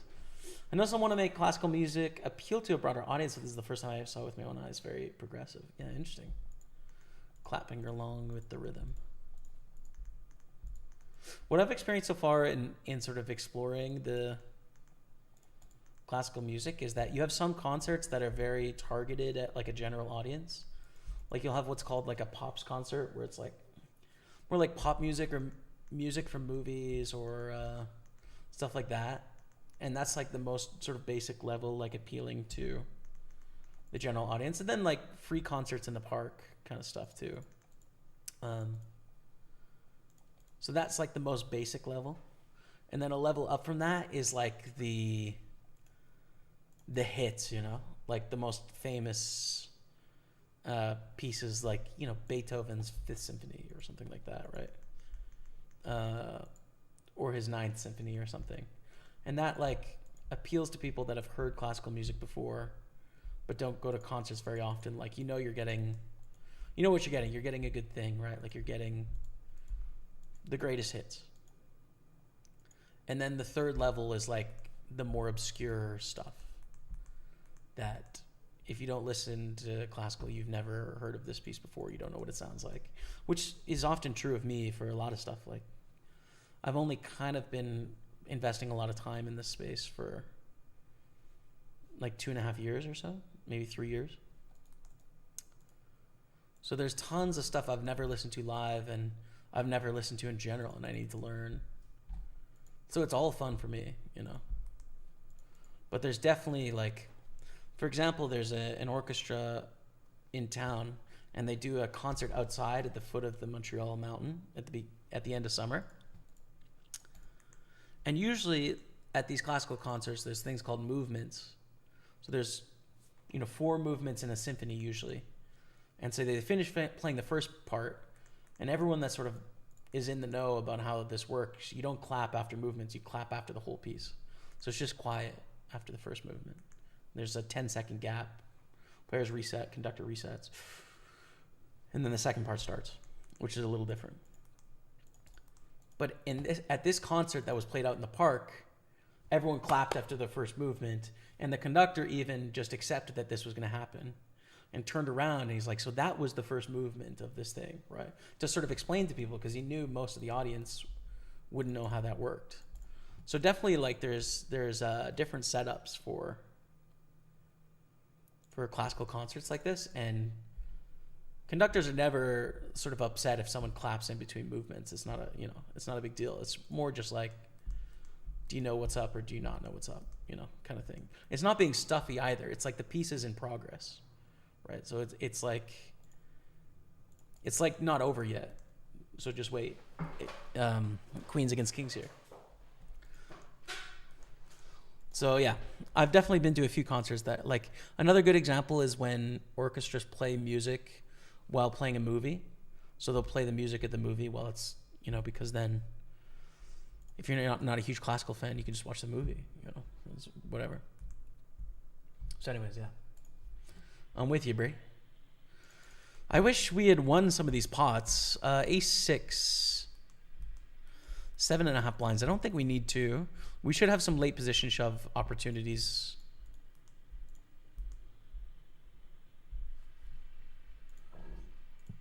Main events on my mind. 4 main events to play this evening.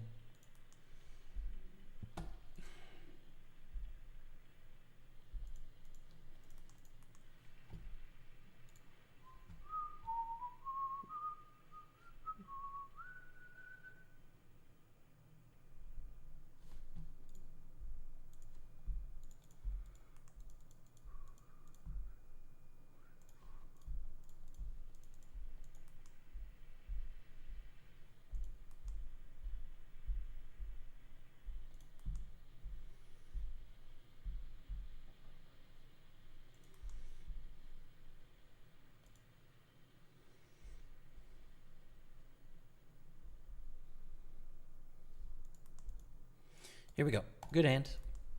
We don't want to call still, but like it's a good hand. If we do get called, you know, half the time we're doing decent anyways.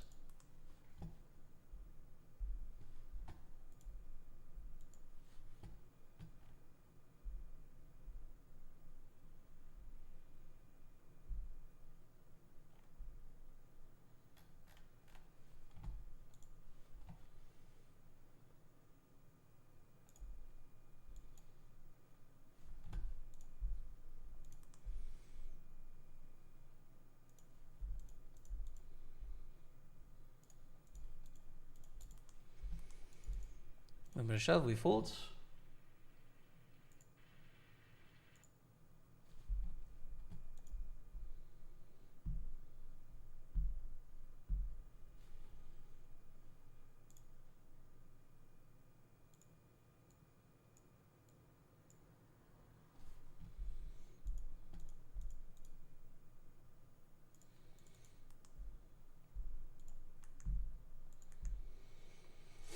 Okay, fold in the satellite there, sadly.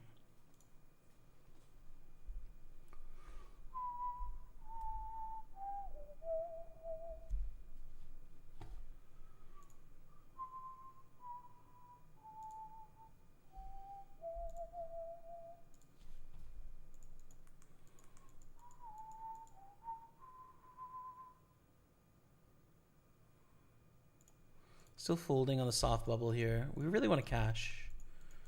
Ace Jack. If Stefan shoved, we'd reshove. But other than that, we shove when it folds to us with 8 blinds. So we don't want to call. If we get called, we're probably behind. Most of the time, the shove will get through, though, which is good. And it does. Okay. Okay. We're surviving. In that sweaty satellite spot, man. Surviving.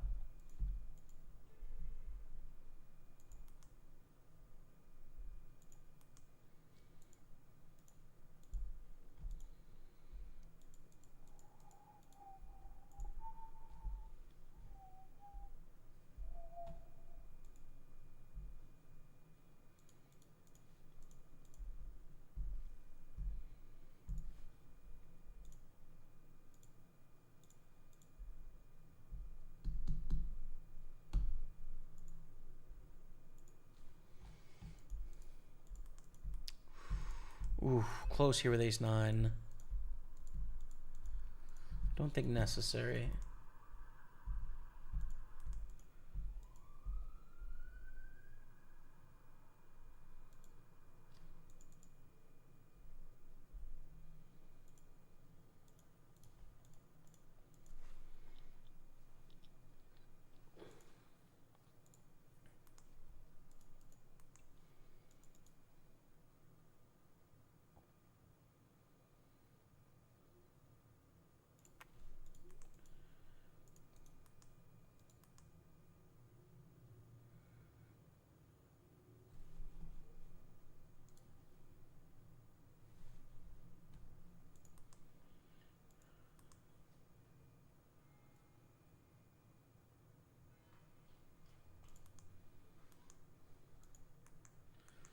Matthew opens here. I think ace-6 suited is going to be a rejam against the cutoff. Hopefully it doesn't have the goods. This is in the high roller satellite, not the main event.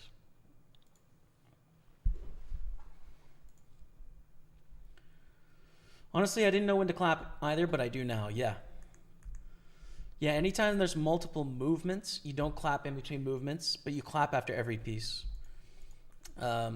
So like in a symphony, usually there's 4 movements, but it's listed, each line is a movement on the program.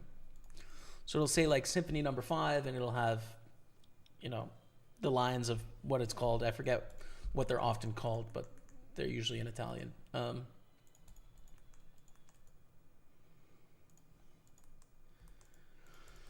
then you have things called like concertos, which is usually one instrument playing with an orchestra behind them.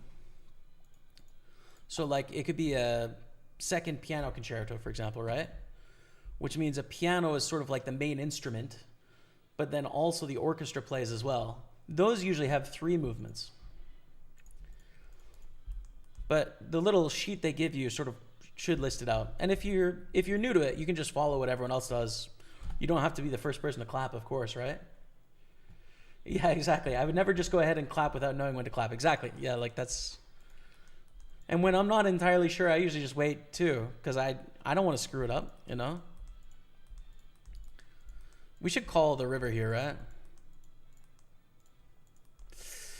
Oh my goodness, bro.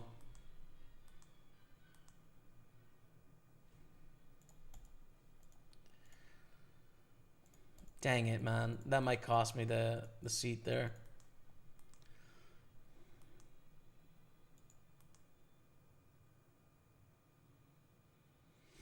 Down to 16, 8 pay.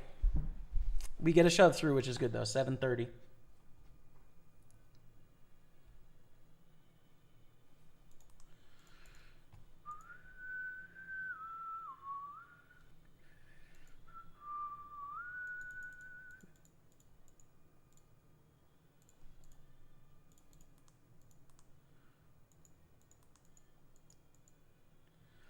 All right, Kings on the high roller satellite. There's also like another thing that I didn't know until recently in the last year. But you'll see conductors, right? They hold their baton up here like this, right? And at the end of a piece, they'll hold the baton. And you're not supposed to clap until they let it down. And that's because some pieces have like... They want the resonance of the silence to hold as part of the music as the moment. So when the piece is over, they want it to hold silence and then release the tension from the room, right? So they'll be holding it up here. And sometimes people will start clapping before they've let it down, even though the music is done. You're supposed to wait until they let it. So sometimes other people are playing the same game and it becomes a bit like chicken. It totally does. It does become like chicken. Definitely. It's honestly kind of intense. Kings against ace king. Come on. Yes. Wait. Yes. Okay. Wait a second. Got a little scary there for a moment. We're looking good in the high roller satellite. Less good in the main event satellite.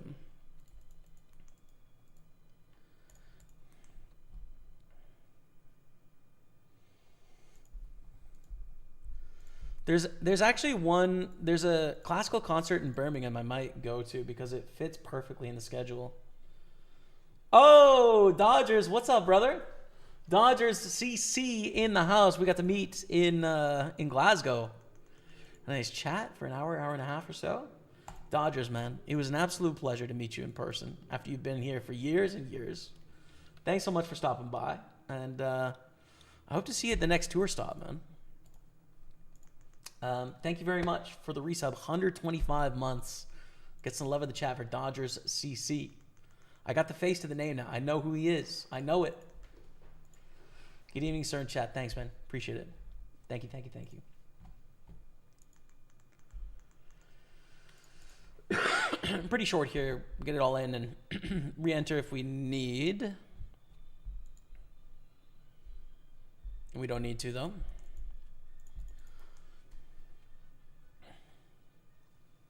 Yeah, so there's one, I think we have like a streamed sit and go in Birmingham. And so that's in the afternoon, which means I can't really like play the other tournaments. And that night there's a Birmingham Symphony concert, I think at 7:30. And I think our sit and go is at like noon or something. I have to double check on timings, but I might actually be able to check out a concert because of the celeb sit and go makes it so I can't play the daily events. I'm hopeful, man. I'm looking forward to it. I looked up the program. It looks good. So potentially some music in Birmingham. We'll see.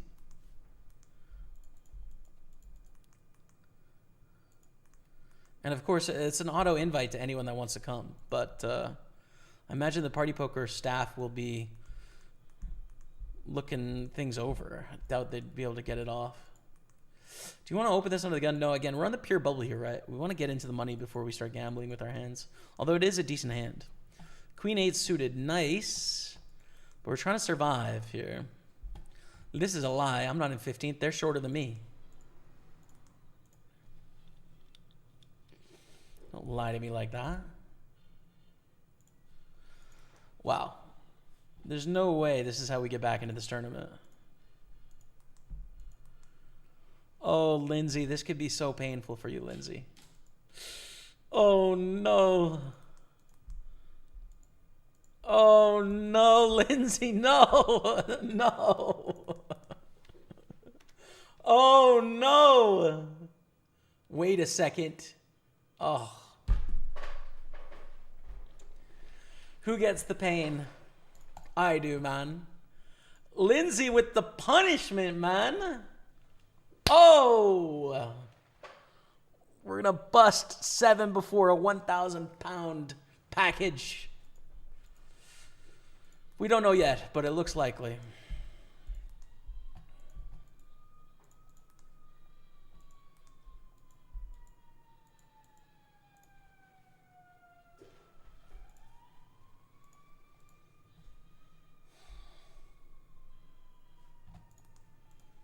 Oh, man. I really would have liked to win instead of do whatever this is. Oh, we got to flip to get back in it? No 10. King or jack of non-heart. GG. With the aces, bro. All right. What's going on here? We've got the 33 PLO mini main and the 215 PLO main. The 55 and the 530 main. But I kind of want to get this 55 PKO turbo because it's a progressive knockout, you know? So there's less time to get it as a filler tournament. Stuff will come due pretty quickly here, so I'm not too worried about it.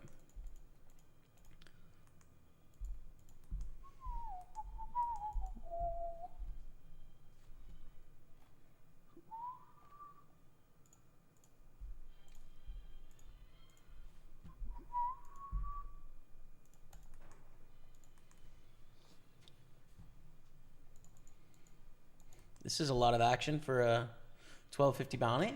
Lot of action.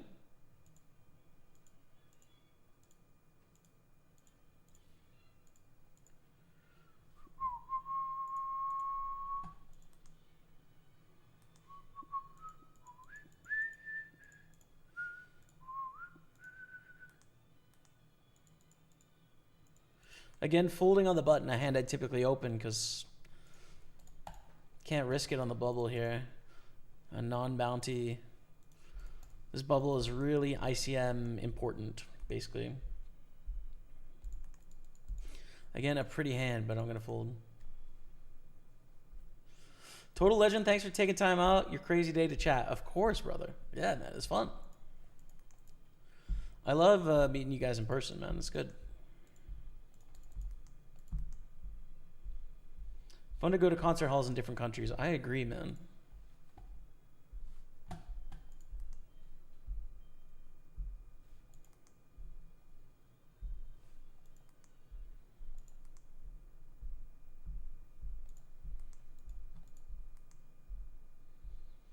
Sit and go will be about 3 hours max. Yeah, and isn't that... I gotta check that day. Let me see the schedule.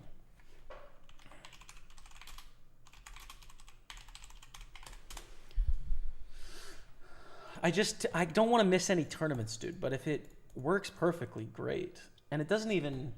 You know, concerts are like 7. It doesn't mean you can't come back and have a grand old time after as well.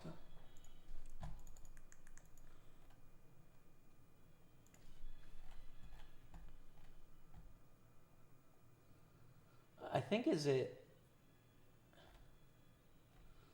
Thursday? I feel like it is Thursday.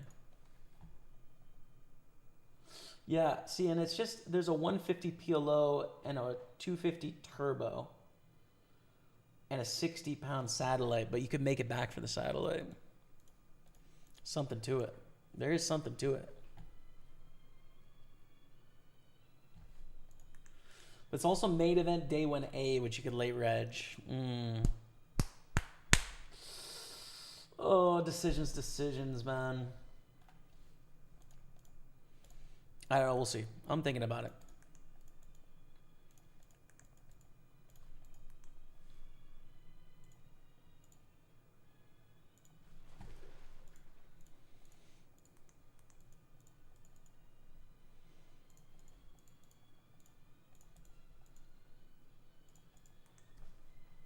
Gluck man, I enjoy your content. Thanks, James Lacey.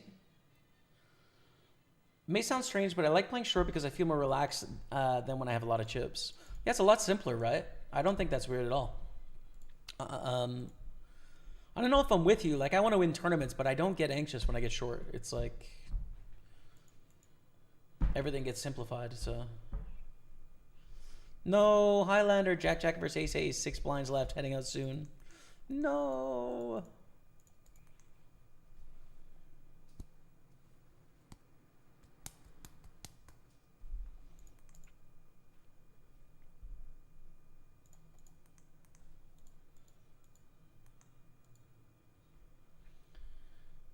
Feel like there was a premature celebration with the aces there, Jamie. I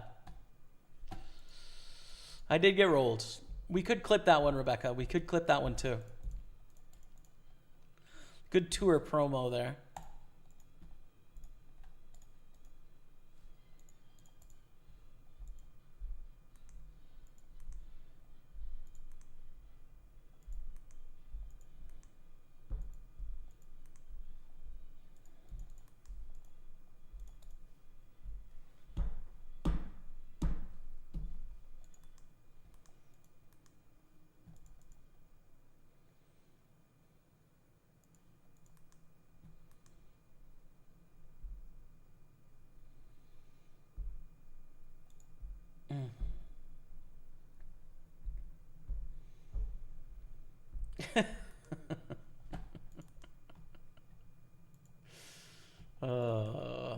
That's a funny meme.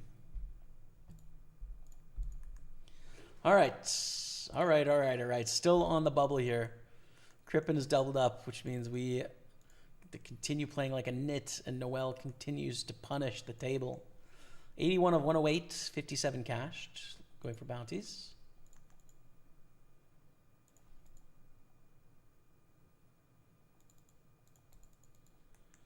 And 7 of 15.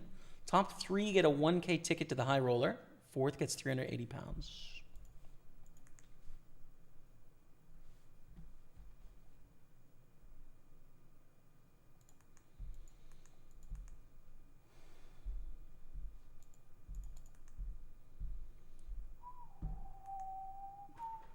Jamie Hopewell as well. Loving the hair. Thanks, bro. Glad you like it. It's actually getting cut and colored this week. I think it's Wednesday, Tuesday or Wednesday. So yeah, it'll be shorter next time you see it, but I'm glad you like it, man.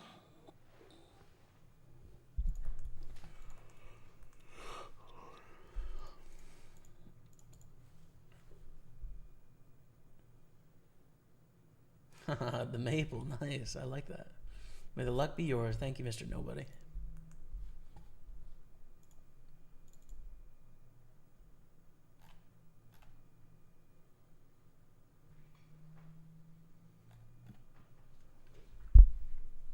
What just happened in sports? Something just happened in sports, right?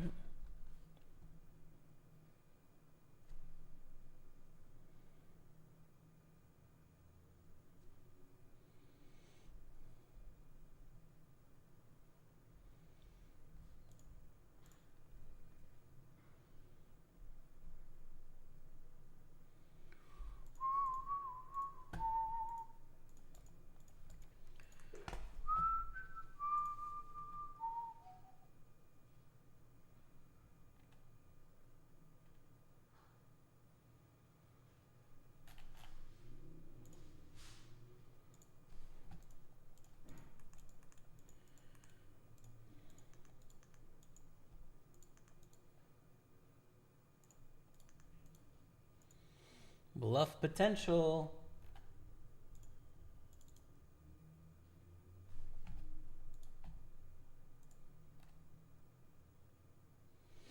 Like small, right? We want to be able to, represent the flush. Don't think the nut flush draw goes for the pot, really.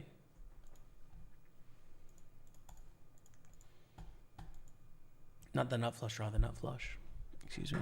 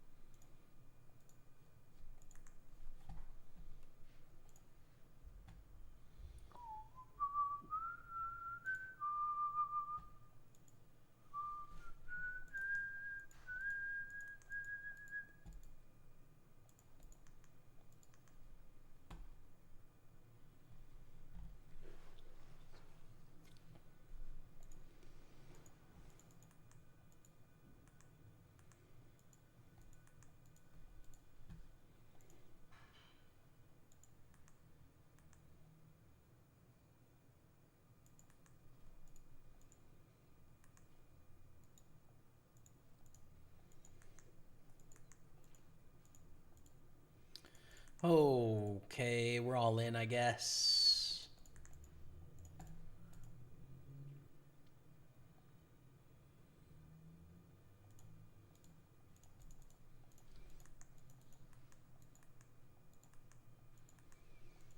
What the heck do I do here? I cover our opponent by a lot. God, and now I have a 7 high flush draw. All the backdoors in the world, but I think we fold. Because there's no fold equity, so just get it in with 40% against ace X or whatever. Oh, so annoying.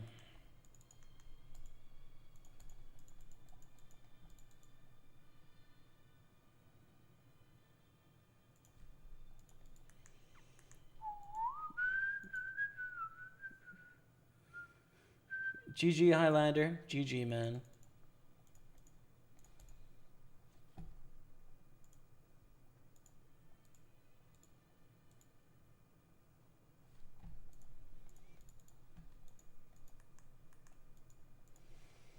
Again, folding on the bubble.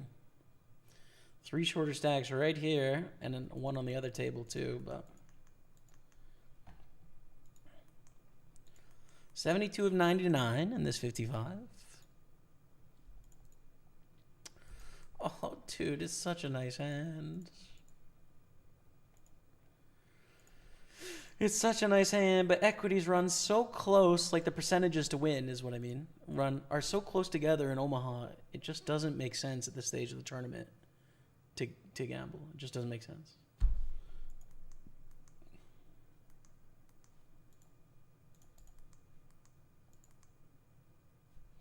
Set.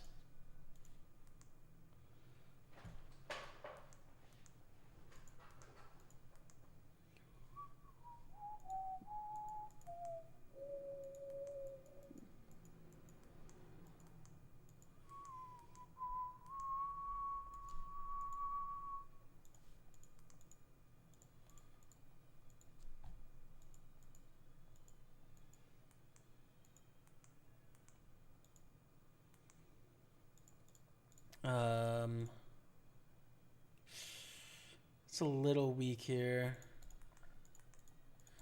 Just here chilling with you, trying not to get excited about my 3-week in Ireland trip. Trying not to get excited.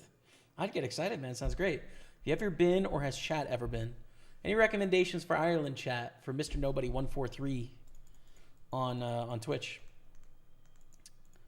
I have been to Ireland once, to Dublin. I played a European Poker Tour event in Dublin.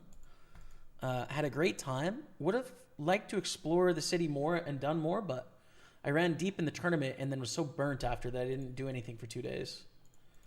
So I'd love to experience more of Dublin, but I just didn't really get a shot to do so. But I think I'd really like it.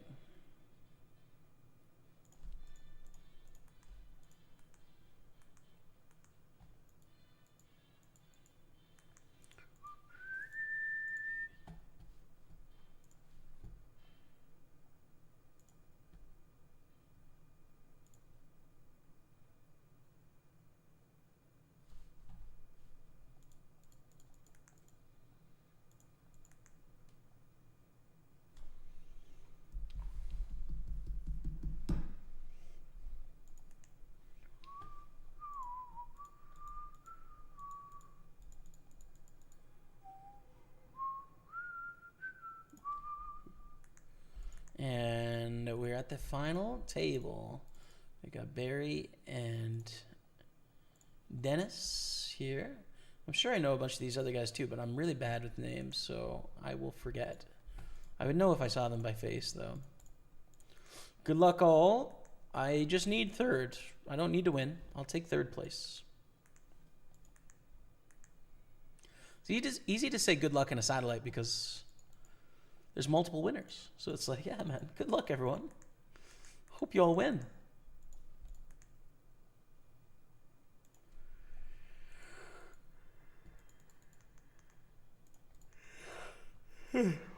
Excuse me.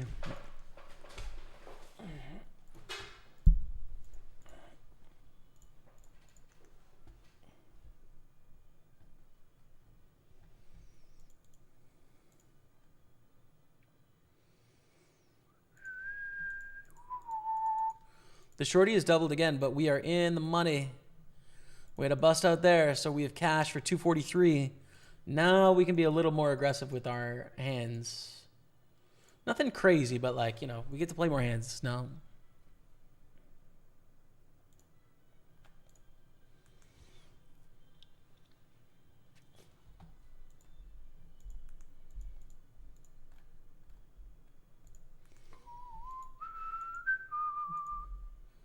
I cracked the bubble for you, Jamie. I'm to your left. Noel. Yo, what's up? Noel, you have all the chips, bro. Jens Peter Nielsen. You have all the chips, man? Will you relax? Let some of us have a crumb. Good luck, bro. Good luck, good luck. Thank you for the bubble crack as well.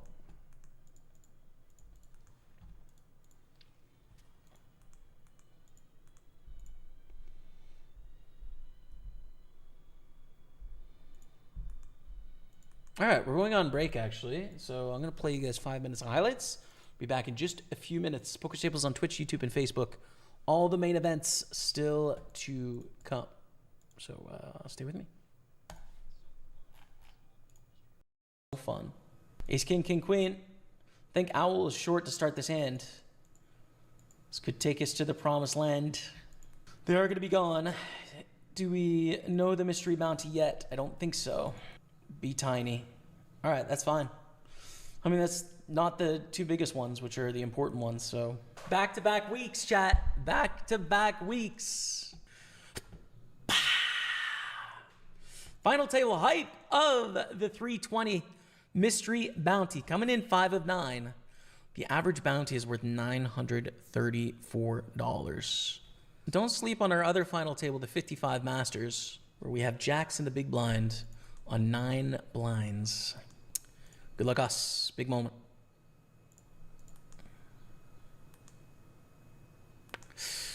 Into the queens. Oh! No 10. No queen. Let's go, dude. So sick. So sick. Let's go. All in, all in, all in. So there is $2,700 in bounties in this hand. The problem with king queen is that almost definitely someone has aces, kings, or queens here. In which case we're screwed. And almost definitely someone's going to come along behind. In which case we're going to be at risk for our tournament life. But it's like so much money on the line too. I think I've fold. I mean, dude, I don't know.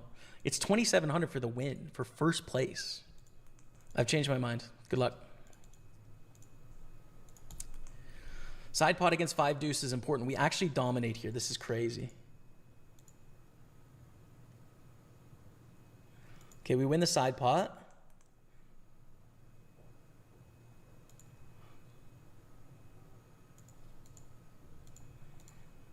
Wow, this 10-8 is crazy. Is Dio get all of them? Clout Trouts was 2250. The second biggest. All right, we're still alive. I mean, seeing this lineup, we got it in amazingly good. I'm glad I didn't fold, but we're now in last. Up to 500 cash. Dio the Kid has a 2250 and a 1500 bounty. But now this tournament is not very exciting for us because we need to get our stack back to where we can get someone, you know?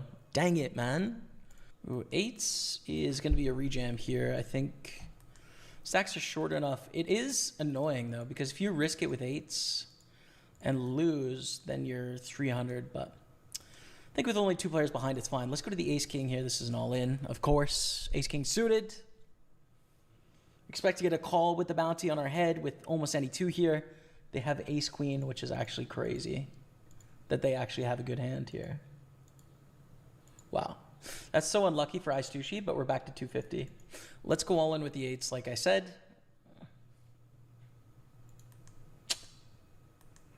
And the nightmare is going to happen here. So we're now on a kind of short stack. I think we need to go with 9s. 9s are too good here. We are on the bubble as the second shortest stack, but like there's 3 blinds difference between us. and it's not a guarantee they're not going to win and all in. So I think we go with our 9s here to try and double up on the bubble. On the bubble, dude. Against Queen 9. Fade it. Oh, just fade it, dude. Let's go. Back to 77,000. That should put us in a spot where we cash the tournament. It's not guaranteed, but it looks very good.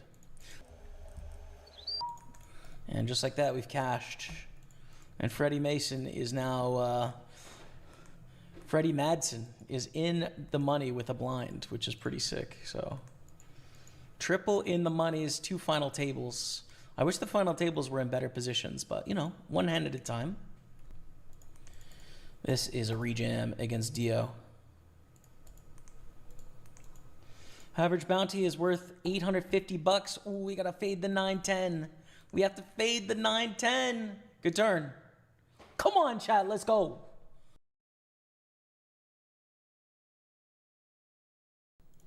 Hello, chat. We're back. In the money of the PLO, in the money of the 55 8 max bounty. Final table of the satellite. Top 3 get a 1K pound package. We have 109 PLO 6 max, 109 Sunday Party, and 55 8 max PKO Turbo on the side for side events. You could call them side events. In right price here, no? And still to come is the 530 and 55 main events, and the 215 and 33 PLO main events. And then I think there's one other side tournament as well. A 162 Hyper, which starts in an hour. So still 5 more tournaments on top of what we've got here, which is a lot. Let's 3-bet fold ace queen against Barry.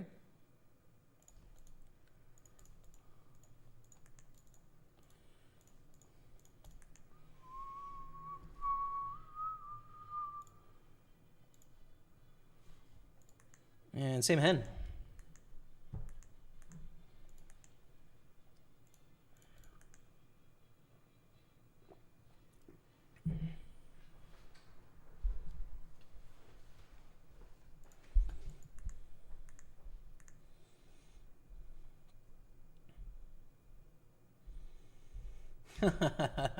Just had my first ever royal flush online. Took a picture of it. It's blurry AF. No.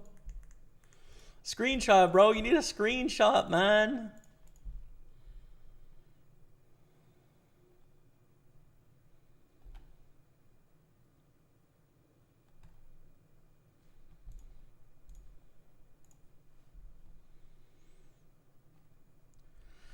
Yeah, I don't know. It was held in a hotel, I think, this tournament. So I don't know if there's casinos in Dublin or not. I don't know.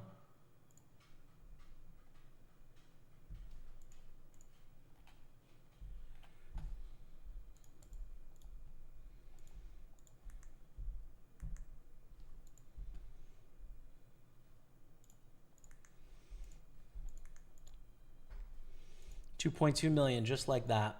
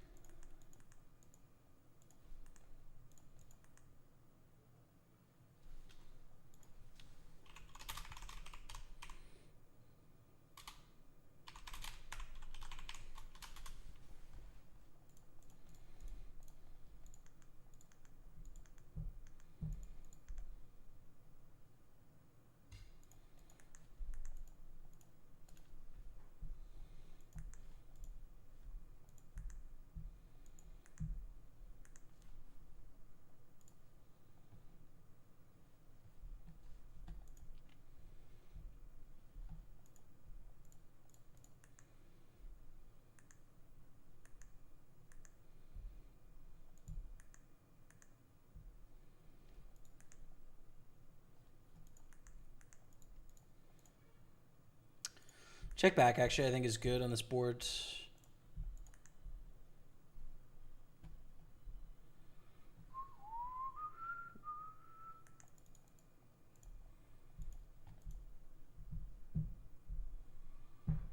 Mr. Nobody, I appreciate your hype, bro.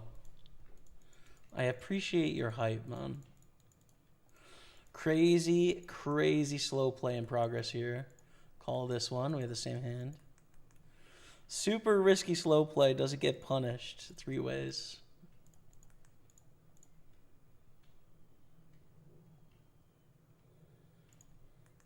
Sick highlights got me amped. Now I want to play in Dublin. Let's go.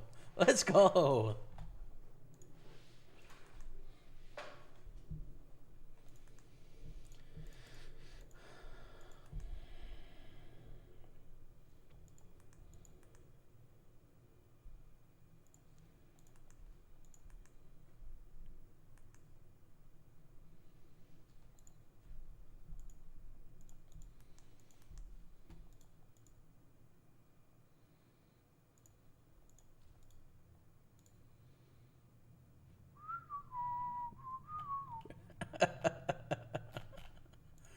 Alligator blood, man.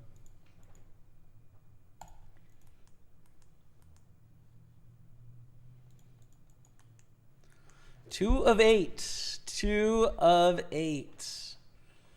3 get a seat. Gonna flat the 9s. We do not want to risk busting here with 9s. That would be dumb.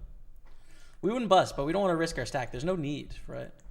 When we get called, we're called by better hands. Matthew goes all in. We fold.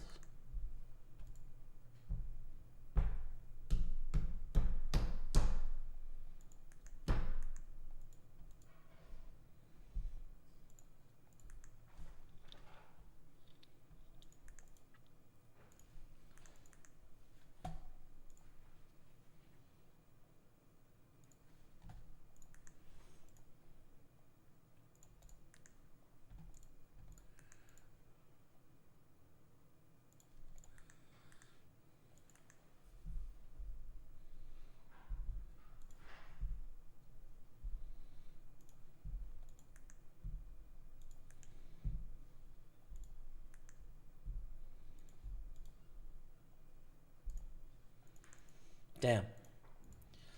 Shove got a full ace 5 suited as well.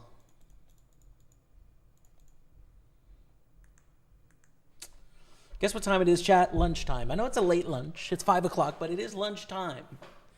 And Rebecca's bringing it down, which is so thoughtful of her. We have a flatbread for lunch. Rebecca, thank you. The time is impeccable. Appreciate it. Thank you, thank you. Very kind. So, chat, I'm going to take off my face cam and I guess leave you on... Which table, dude? I guess the PLO, right? It's like 1K for the top 3. Probably leave you on the PLO, Sadie. But we are in the money of 2 other tournaments, so... I'll be right back. Just going to have a bit of lunch. Stay with me.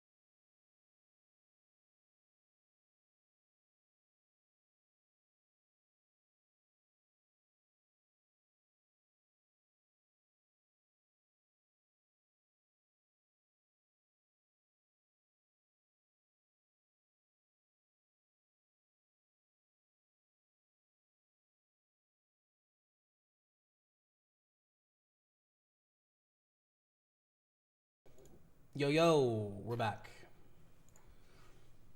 With all sorts of tough spots in the satellite, right? It's pretty intense.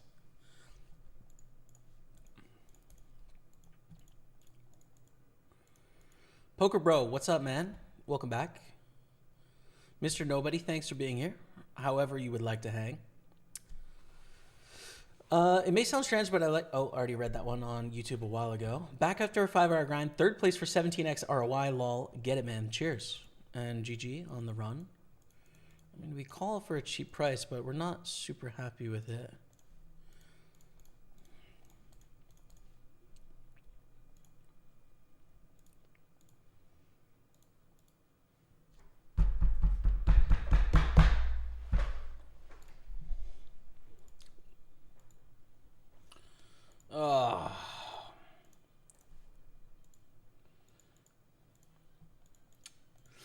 Gonna fold. We're 2 of 7. Top 3 get a seat, right? Top 3. We've been an absolute card rack in the satellite. We're 8 of 9 here in the PLO. Not at a great stack, but alive, which is good. Starting stack here. Great stack in the 55. 55 of 78. Chipped up a little bit in the millions. The only overlay I've seen so far today, by the way. And then the 8 max PKO, we're chilling just above starting stack. Still a bunch of main events to come, though.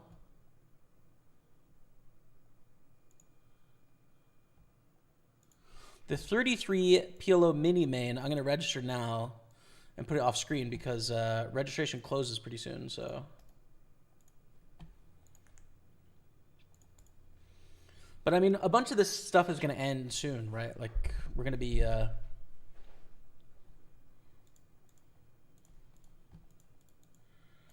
We're going to lose tables quickly, so shouldn't be an issue.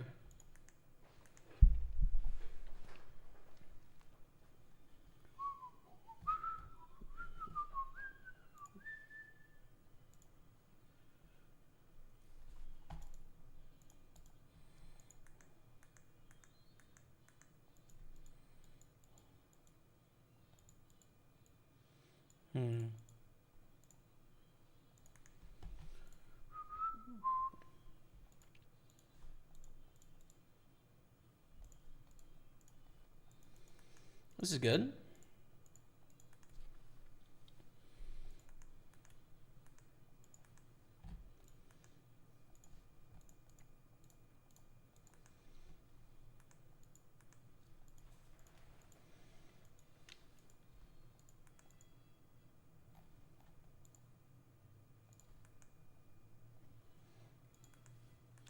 Oof, that's bad.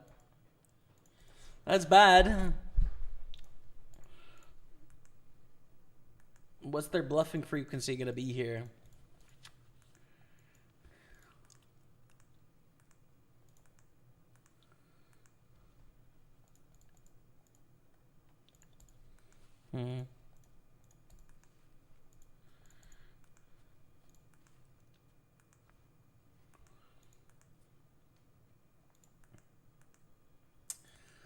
And what are the other stacks?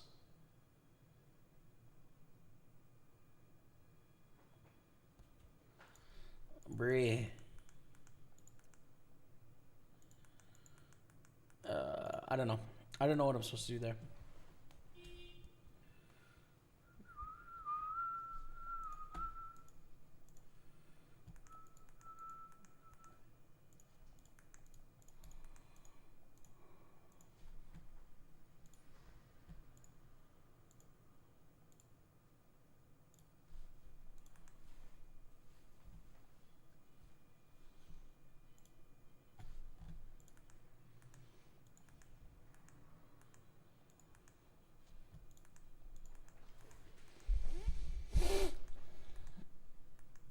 We can risk it here with a6-5-3 as well. Double suited. I think that's fine.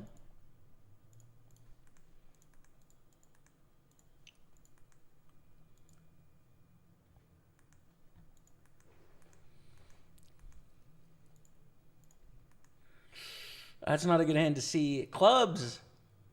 Clubs, diamonds, low cards. 4. No, GG. 294 is our finish in the Big Sunday PLO, but that's the end of it. Good luck in front of the stream there. Call the 3-bet with kings.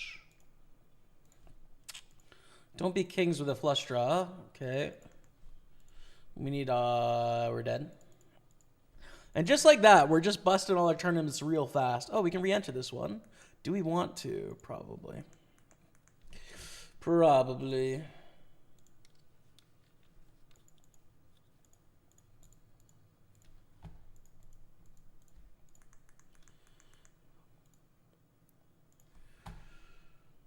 So let me get the 33 main on table 2.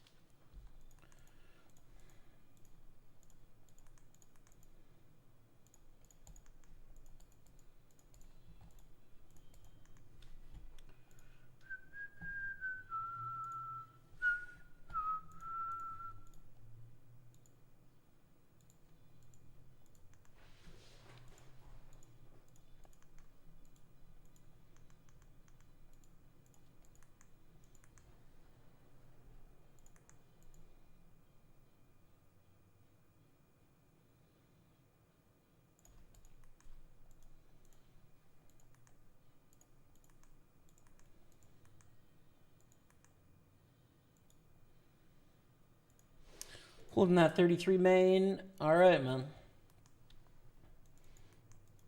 56 of 72. Is there any big bounties left? No, there's not. The bounties are kind of irrelevant at this point, honestly. It's just for the prize pool now. What is the biggest bounty? $100. Damn. Not so good. They've all gone, man.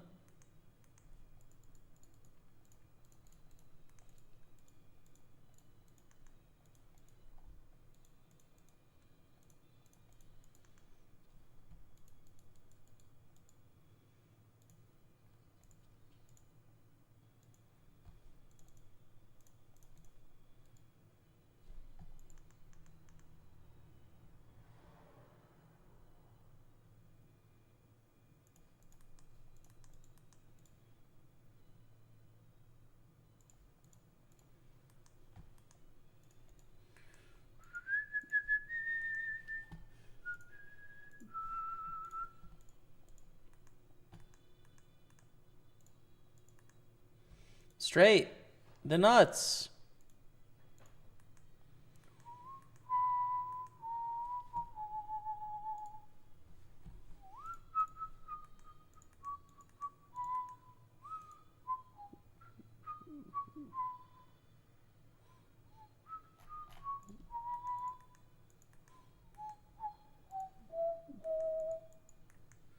Raise ace queen, get a call, ace a4.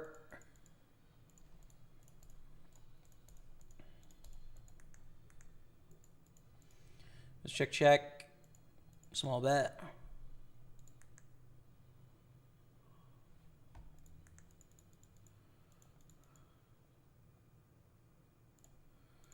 Check to induce, I think, is good here.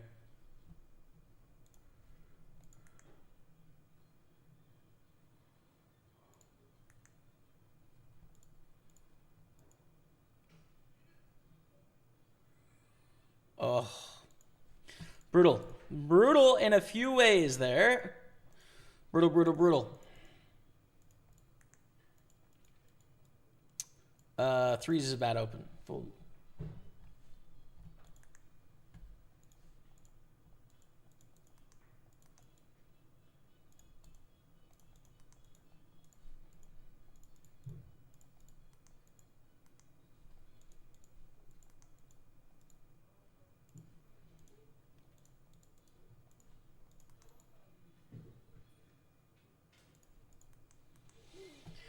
Oh, that's tough.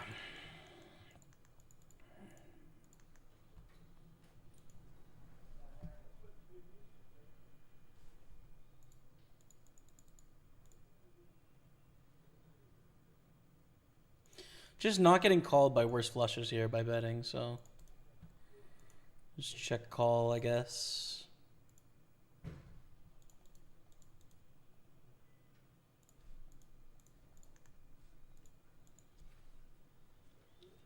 We actually did induce the rare bluff on the end there, which is nice. 4 of 7. Ooh. Lovely hand. It's a lovely hand.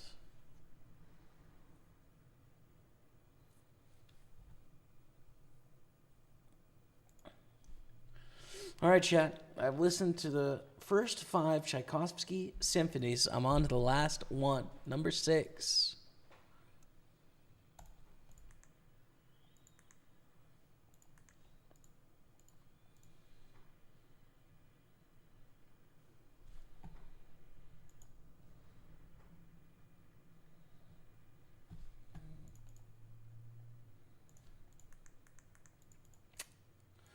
Gonna walk, they shove, we have the full king jack.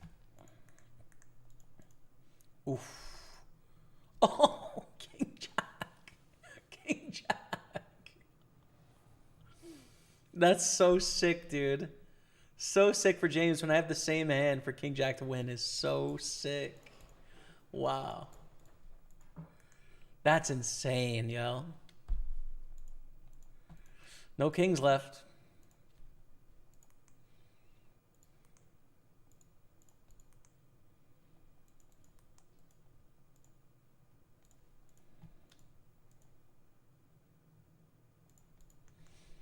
Calling here, covering for a potential bounty.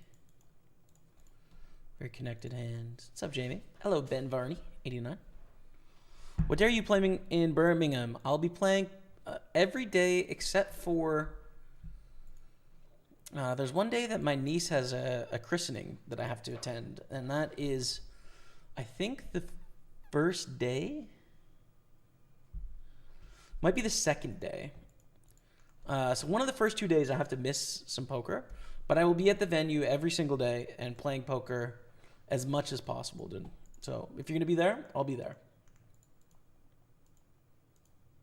I mean, I don't know, probably call covering here. Right? It's a pretty good hand 3 ways. The future game of having a stack that can get bounties seems like a gamble spot.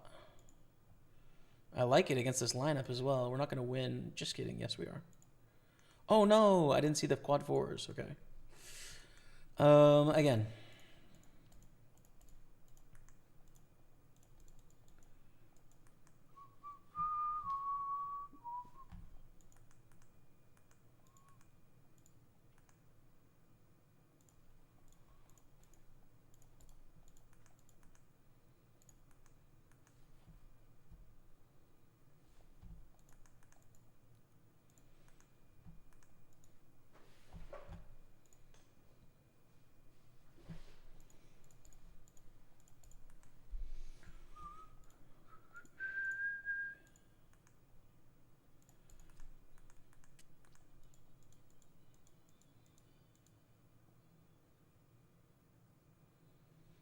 I think we are all in here in this 33 PLO main with the overpair and open ender. We make the nuts. We've lost to a full house. No, not to the full house, Polizia. What's up, Poker Bro? How are you? Good evening. Second time I tuned in from Belgium. Good luck, bro. Always nice to see you. Thank you very much. Et bienvenue, mon stream.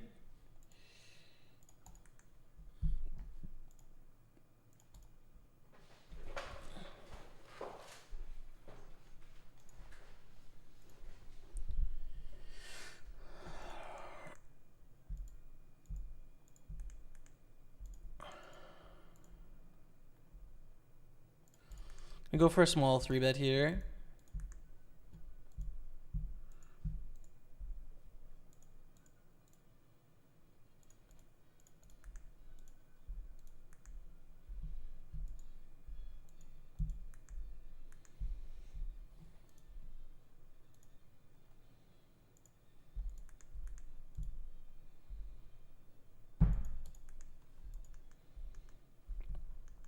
Another gamble hand. Jack 10, 9, 8 with a suit.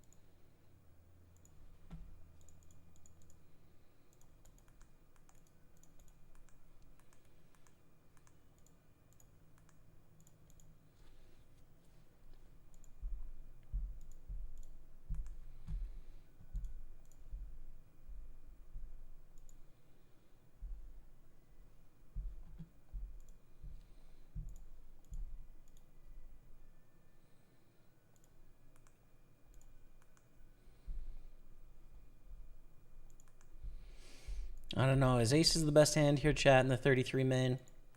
Doesn't seem likely.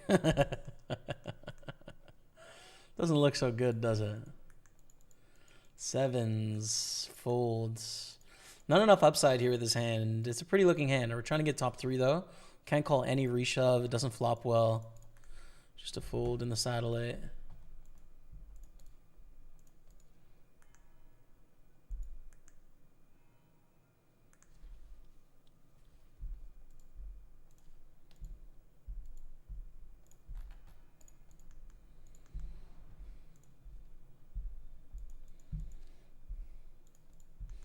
Top set of 9s has us in trouble, Jack. No. With the voice crack, we're out of the 33 main as well, the PLO main. All right, let's take stock here because we're just getting punished.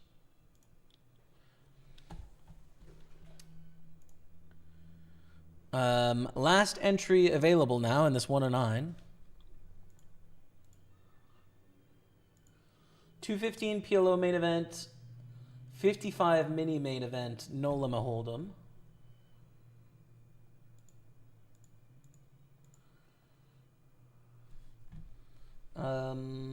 They're all late reg though. I'm gonna wait a sec.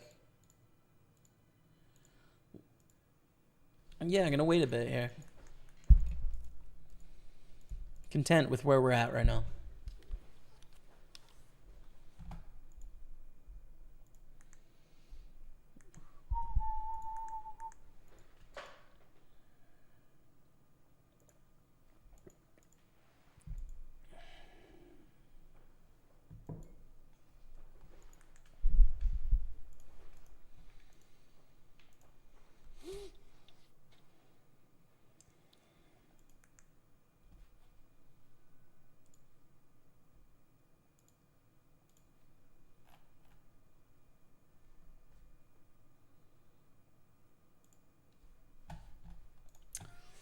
Let's go. Callum just won a ticket to the mini main. To Birmingham. Beautiful stuff, Callum. Congrats, bro.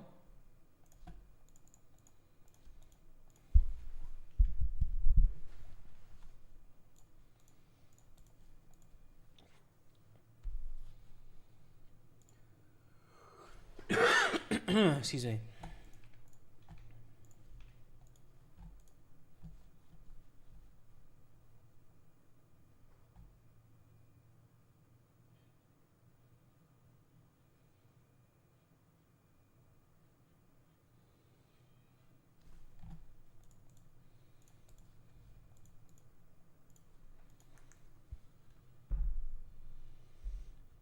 Philip reshoves on James.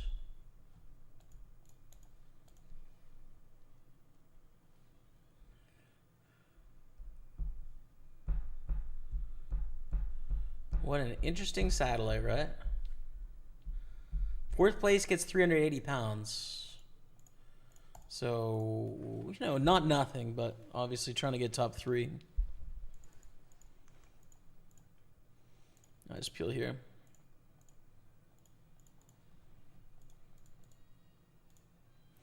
Wow, we have a lot of spots right now, actually. Let's call here. Aces is good. Have them drawing dead, which is amazing. Raising the satellite with King 9 suited, good steal hand. The aces we're going to bet. The sevens we're all in the 109 Sunday party. So we're in all the hands right now. Sevens, tens, queen 3. It's a straight, no? Hell yeah. Still in. 200K. With the fold in the satellite, Stefan goes for the reshove. Fair enough.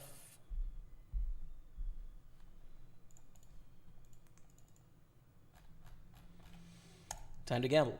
We're not that deep, actually, you know? It looks like a lot of chips, but there's already a lot of chips in the middle, so.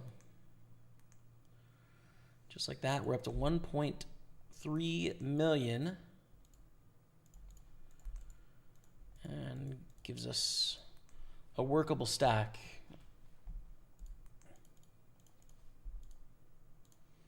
So we won 2 out of 3. Or 3 out of 4. Not bad. All in for 10 blinds, all in for 14 blinds.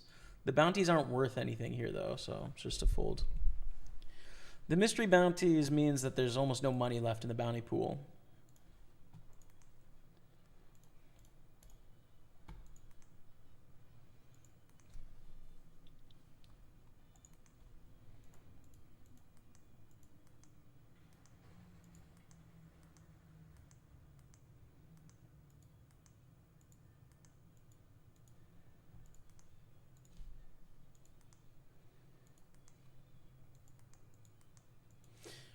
Call with the bounty in play, I think, for sure. Nice. Okay, nice, nice.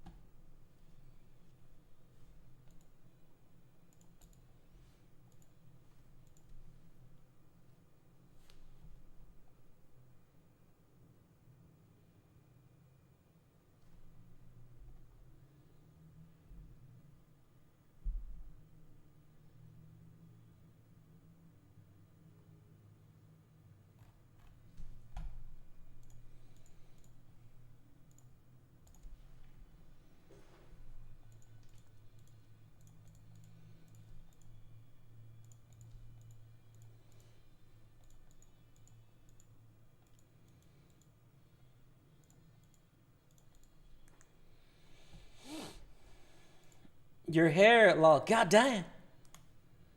Cheers, bro. Getting a haircut this week, though. So it'll be even more blonde, man. True.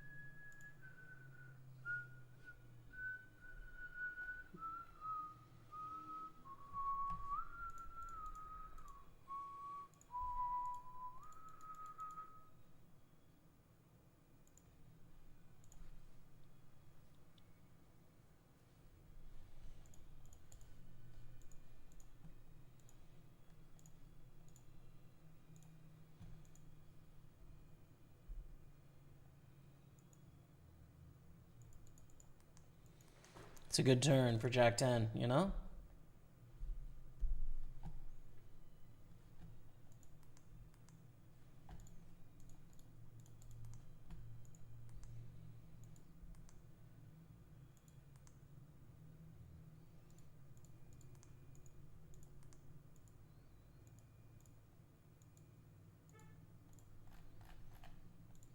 I mean, I don't know, dude.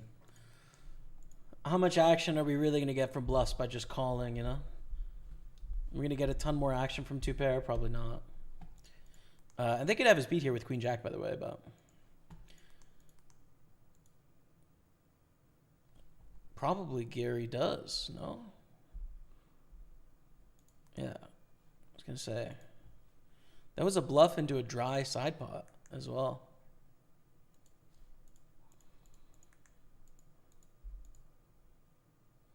Wild. Anyways, GG there. Another spot for another main event when the time comes. Still 41 minutes, so I'll register those after the break, I think, is when I'll do that.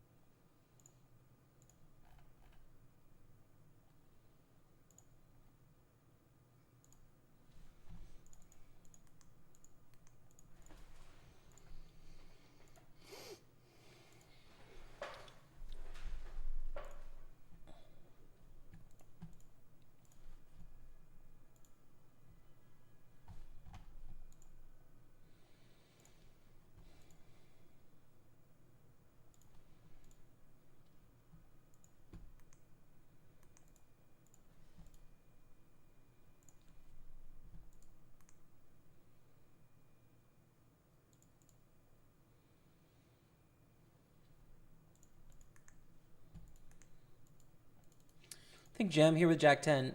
It's a steal, but trying to get into the top three, two broadways, get some chips, basically. Puts us at 2 million, which ties three of us, basically. Four of us. Basically, James is short, and then everyone else is pretty much the same stack.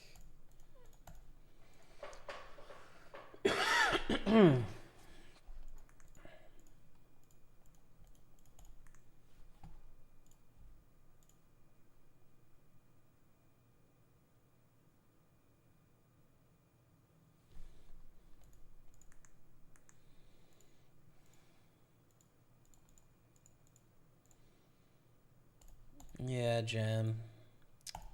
Kind of annoying, because when they have kings, we're just out, but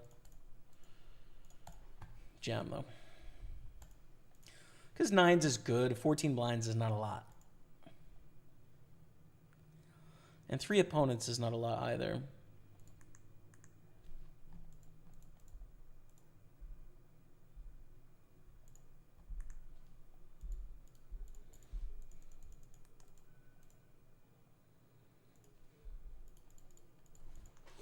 Wow, lots of interesting spots here.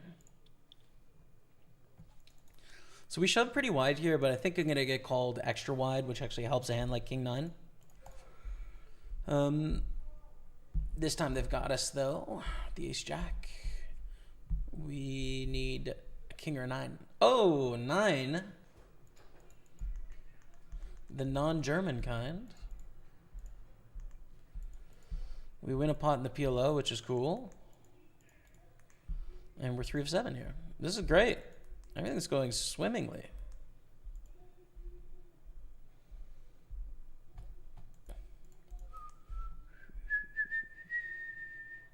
You win, no cut. You don't want me to cut it? If I win, what? I already got it booked in, though, bro. You know? Just want to shorten it up a bit and add some more color back, you know?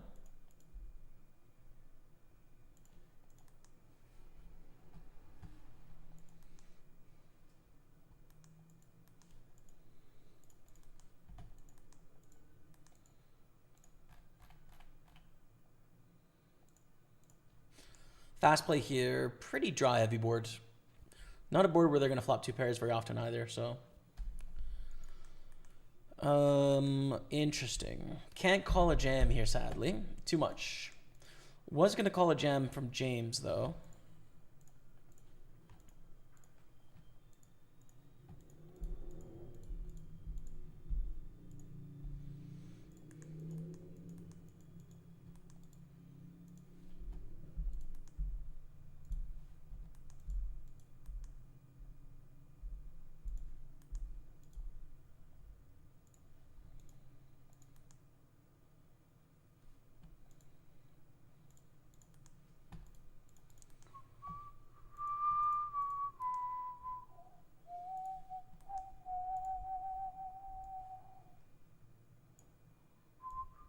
I got the maximum. I'll tell you that. I'll tell you that, chat. I got the maximum there against Jack High.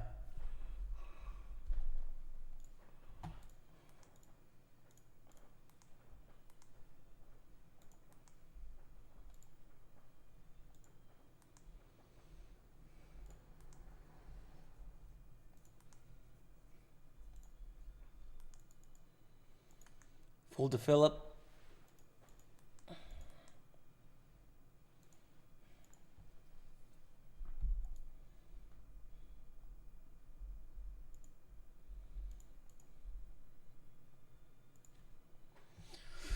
Boom! First cash of the month locked up. Let's go, Rob. Getting it done, bro. Congrats. Nice.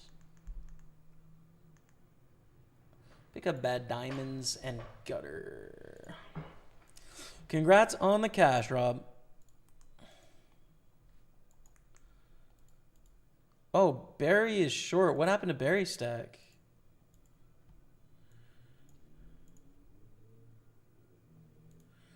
I missed the... oh, ace queen to ace king. I missed it. Sick. I'm a big Barry fan, so you hate to see it. Nothing against James, of course. We're probably down to 6, almost 5 now.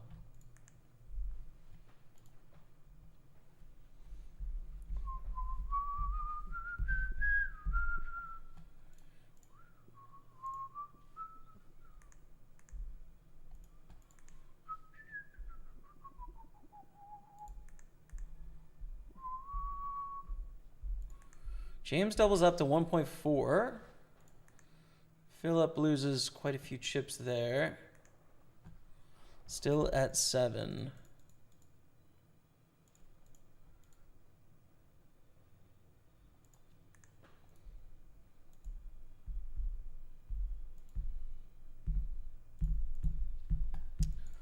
Do we want to get it all in for 10 blinds here and a bounty? I think so. Kind of sucks, but we have already put in the raise, so c'est la vie.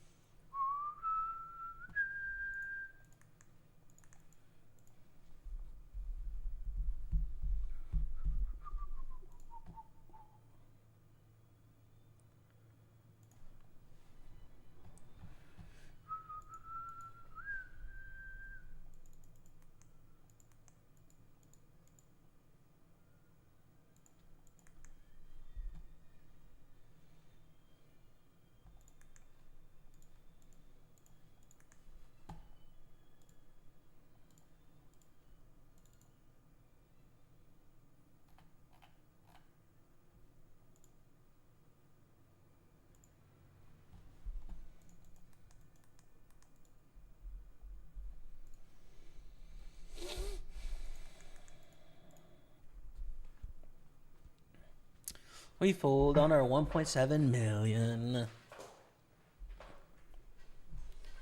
We fold. So I think I'll get the 55 and 530 main after the break here. Should I get the 215 first, actually? Yeah, I should. Because the 215 is less late registration. So Barry's all in for 1.5 blinds. This is going to be a reshove for us with the ace-6 suited. Because it's probably the best hand, and we've got good equity in this spot, so. Oh, too bad. We don't lose much, though, right? We lose a blind, so we're still fine. But not what we wanted to have happen, obviously.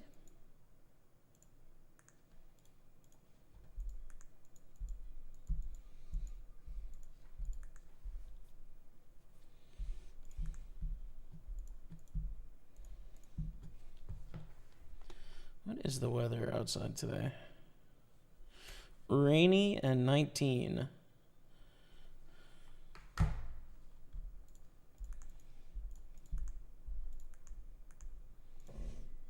And Barry's back. The three of us are now tied at the bottom, but these two aren't too far behind, honestly.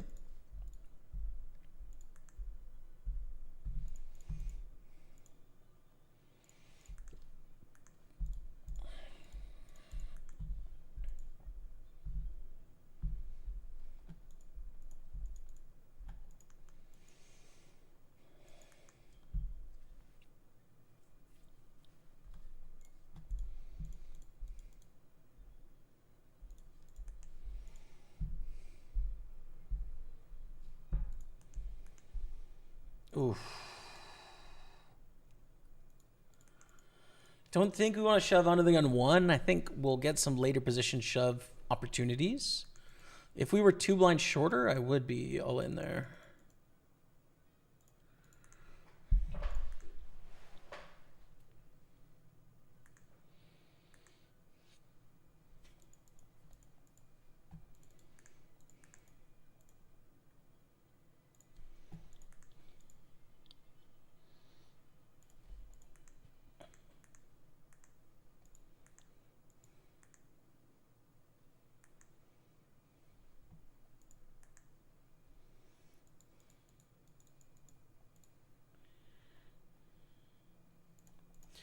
Got a bluff.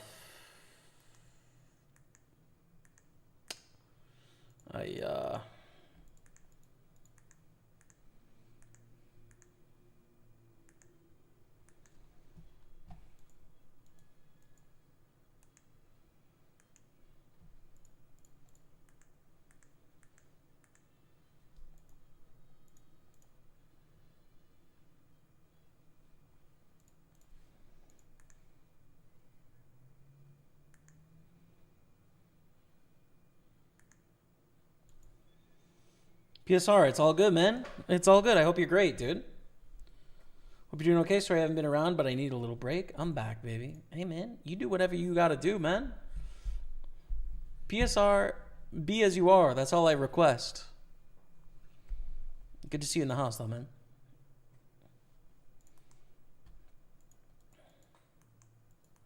Set of 5s beats the 6s here. On with King Jack against Ace Queen. GG. Okay.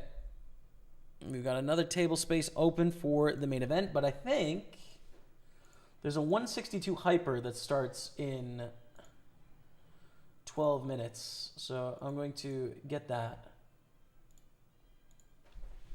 for table 1.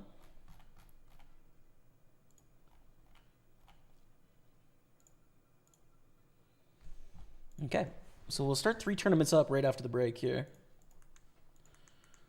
Barry's all in. Oh, Barry lost to someone again.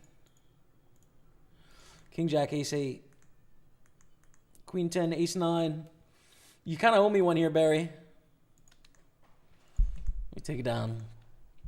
We're down to 6 players left in the tournament. I am the shortest stack. 4 get a seat. No, 3 get a seat. 4th place gets $380. Yeah, so got some work left to do. We're all in with Ace 9.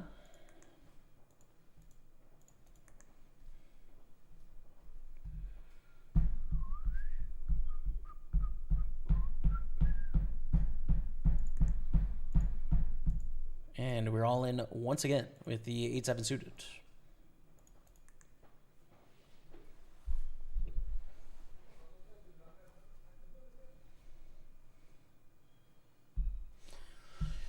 Just like that, we are in third place, back at 100K, 200K.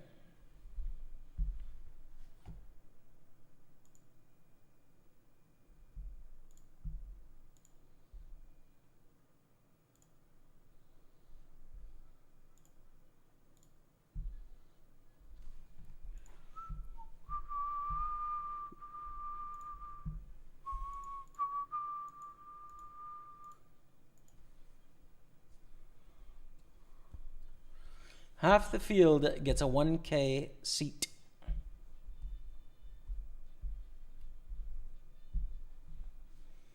Go on, James.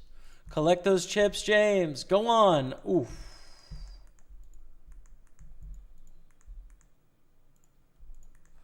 That's a tough one to see. Because if you run into the Jacks Plus, you're out of the tournament. Oof.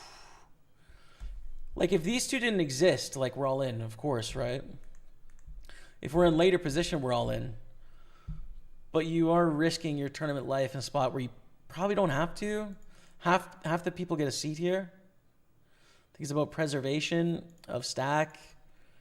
Yikes. Yikes spot. Okay, I'm going to play you some more highlights on this break. We'll play out this PLO hand first, but then when we come back, we register 215 PLO main event, 55 mini main event, 162 hyper PKO, and then the 530 millions is left when we have a table space open. So here we go, basically, man. Here we go. Thank you all so much for watching. This hand's going to be boring. Back in a few minutes. Stay with me. 400,000. We're back in this thing to win this thing. We now cover one opponent and basically cover two if they lose this hand. We're back in this to win this. Come on. We're going to go all in with King 6. We're down to 5 and the shortest stack. 248 cashed. Into Ace King. Okay. I think we're going to get... Never mind. I think we're going to survive and play to win. And right back to a monster hand with Jacks. Starting our comeback here in the 55 Masters. And we're all in with Ace 10. Blind versus blind. Oh. Into Ace Queen. 3, Jack 10. No, GG. Fifth place for 248. Hey, not a bad result, I'd say. Not a bad result. We open the 8s, ready to call reload if it comes in, but everyone folds, which is okay. Okay, we're all in on in the Super 215. 12 of 13. We got to make something happen here. We got 7 blinds. Good luck, us. And look who's all in on the other table. My brother, Matty Ice. Double all-ins here. Ooh. Matty with the sweat. Oh. God damn. Nice hand, Matty.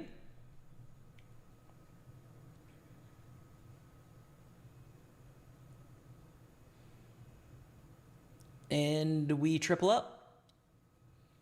We triple up just like that to 180. We're actually in contention in this tournament now, which is pretty epic.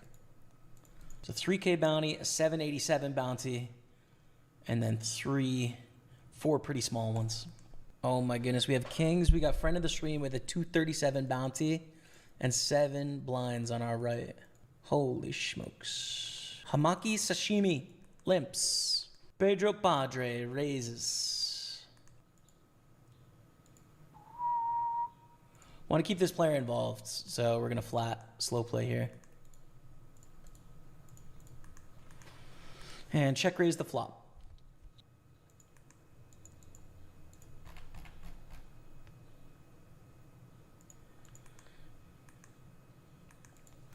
No action. Back down to the 7s. Awkward spot. given stacks here.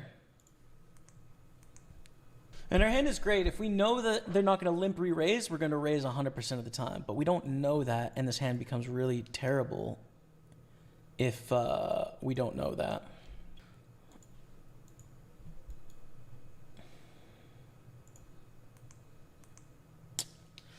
Pretty bad run out for sevens. Pretty bad. Pretty bad run out for sevens. For sure. Especially when they limp call and it's the ace of hearts. Yeah. This hand didn't go well. Final table height of the Super 215 coming into the final table, 6 of 9 with no bounties but 285 cashed. We fought back from like 4 or 5 blinds in the bubble. So now we've got a chance to actually compete in this tournament, which is sick. So good luck us. Why not us? Chat, why not us? But let's go to the 320. We're going to bet here on the deuce, deuce, deuce. Turn is a 9. Let's bet small again.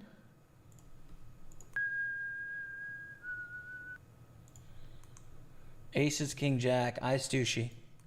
All right, let's make it a small bounty at least. I Stushy's out of the tournament. Dio has won another bounty.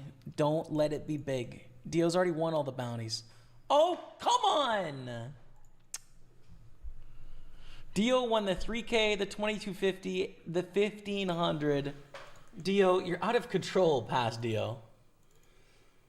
But current us is trying to get a seat. And we are dealt a spot right away. My goodness, bro.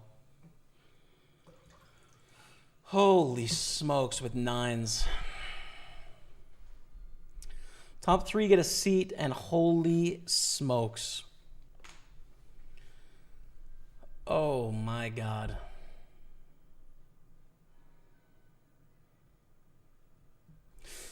Oh, I'll walk.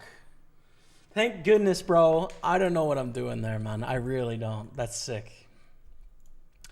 Okay, time to register stuff. 215 PLO is going on table 4.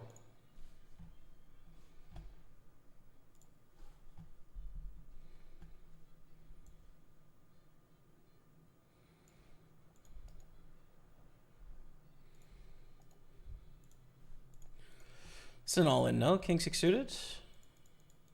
Yeah. Especially with them having to call so tight.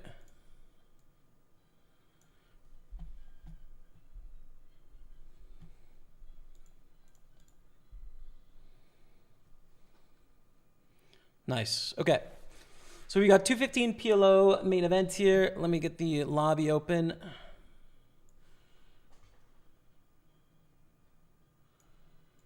Day 1A, of course. Okay. And we need the 55.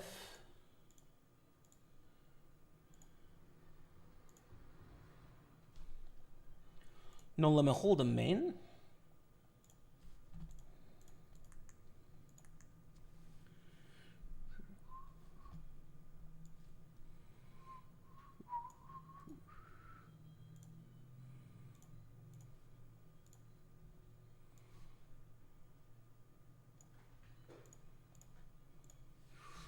And here we are.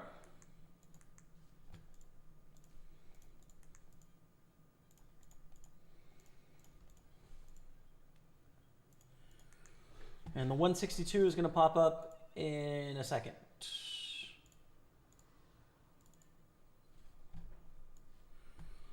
Wow, we have an all-in call here. And we're down to 5 on the bubble of the small prize, right? On the bubble of the small prize, which is 380 pounds. And then top 3 get a 1,000-pound entry.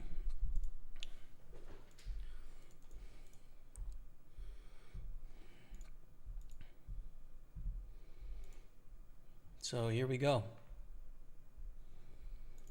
Here we go.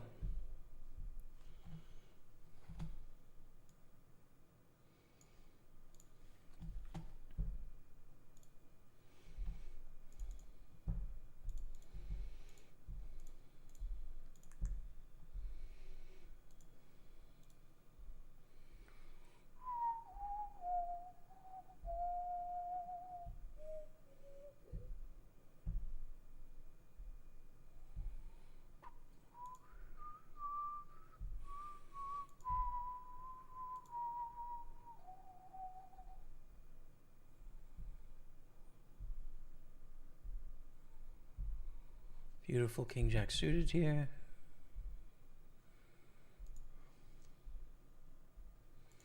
James shoves. We cannot call off here, sadly. As pretty as our hand is, we can't do it. As the 162 hyper knockout begins. Shove queen nine suited. Yes. Yes, we do. Take it down. 3.4 million. Puts us tied for the lead.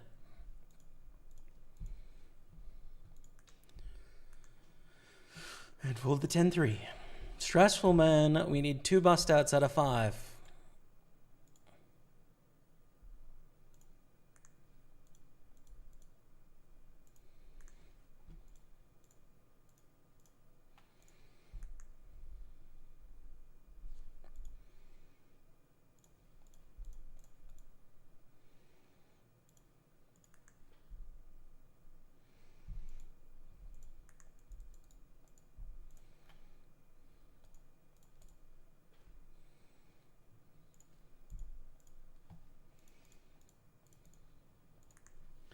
Stefan's all in.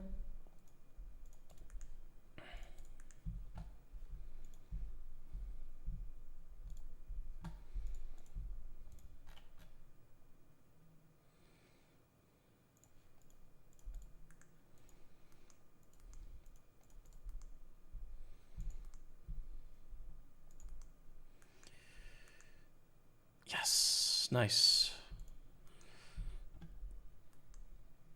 Okay, and we take that down against Endred, who doesn't call with what surely is the shorter straight, I would think, but...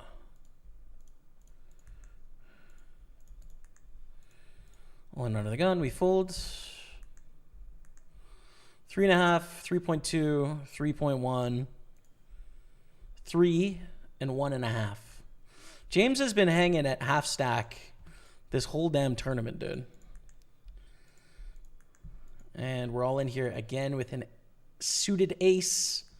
Oh, I don't like shoving here, but we must. We must.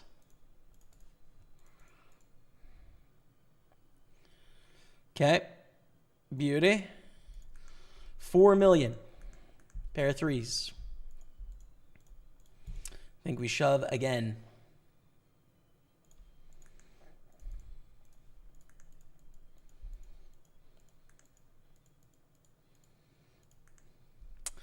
$4.5 million. Fold the 10 deuce.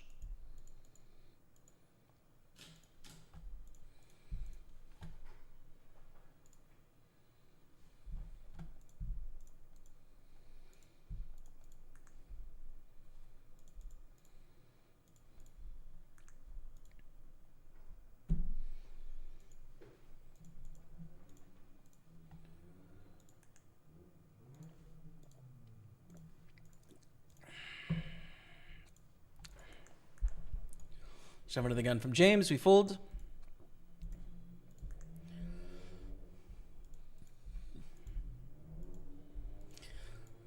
Oh, is it worth shoving on James here? If we get called and lose, we have $1 million.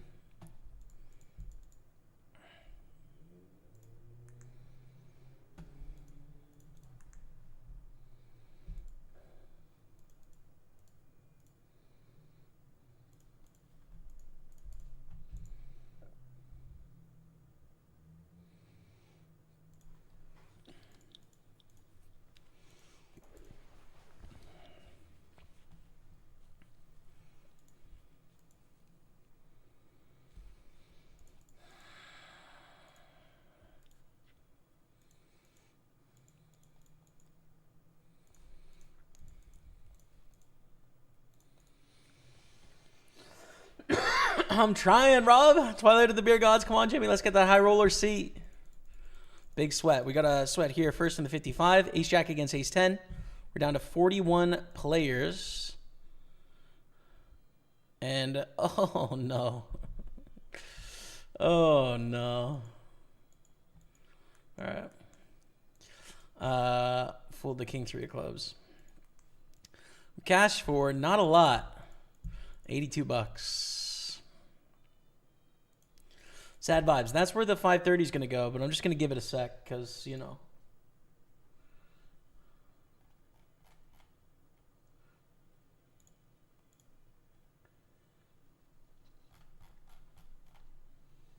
Because give it a sec. Oh, ace queen would have been sick. Ace 4. Can't call anyone's jam. But if it folds to us, we jam the ace.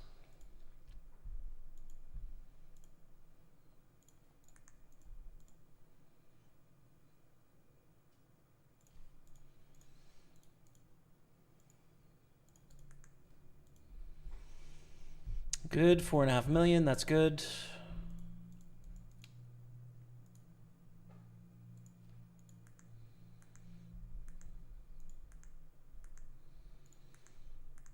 Do I shove here, man?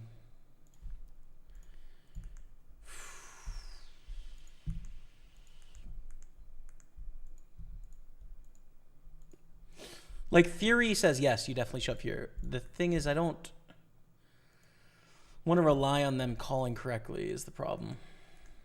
I don't really want to rely on that.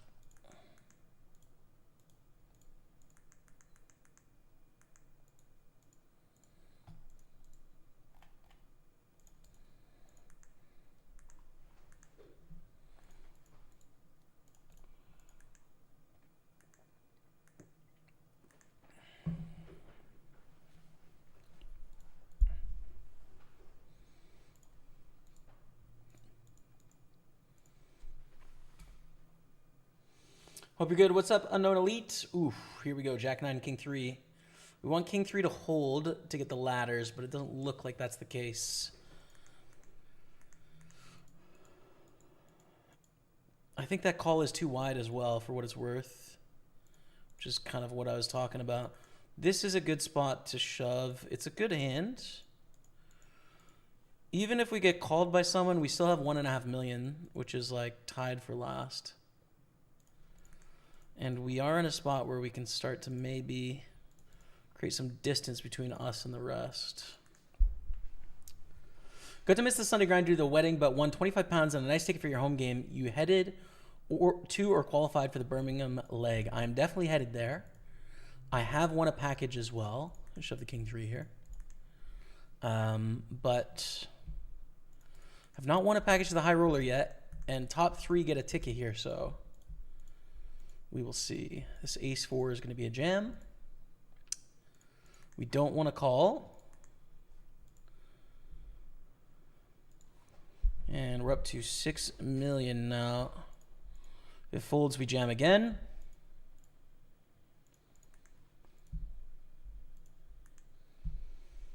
Six and a half. We've put some distance between us and the field. I'm not going to jam Jack 3 though.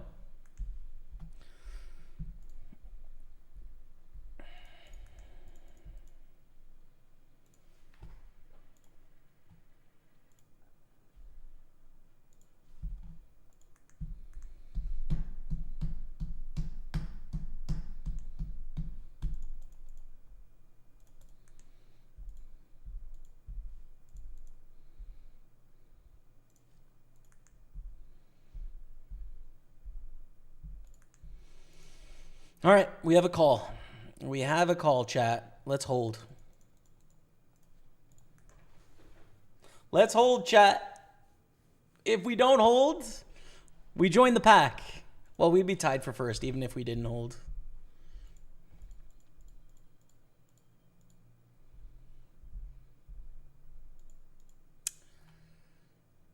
Here we go.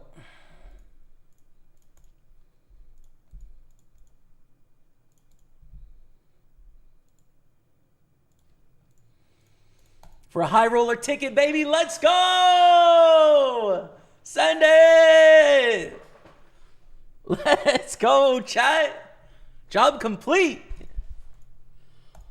If you're playing the high roller in Birmingham, I will be there, my friends. We won the ticket. Ship it, man. £1,000. Come on. Oh, beautiful stuff. Unlucky for the ace 10 there as well, but they're going to get 4th place. For £380. We get the tickets. Tough one for Stefan, bubbling there. Close one for Barry as well. Good luck to everyone next week. I will not be joining you because I got my ticket, baby. I got my ticket. Let's go. Let's go. Job done, fam. Come on.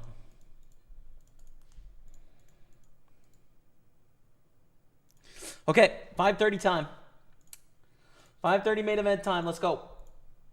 Which we won a ticket to this earlier today as well.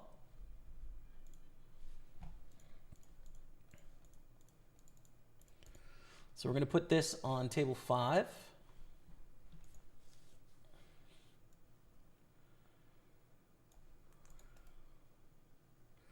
This is a mystery bounty, but the mystery bounty starts on day 2. So just try and build up a stack today, basically.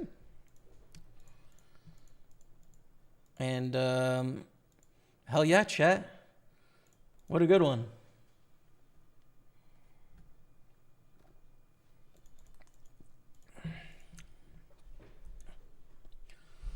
On 7th place in the home game leaderboard at the moment. Yes, we have a leaderboard going on for the home games this month. If you guys didn't see that on Facebook or Instagram or Discord.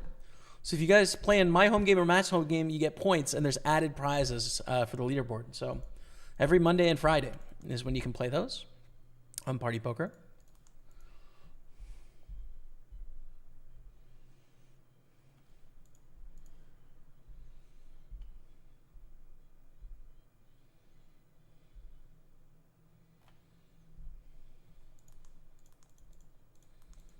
Check.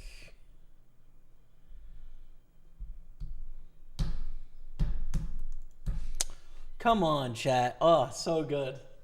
So good to win that tournament, man.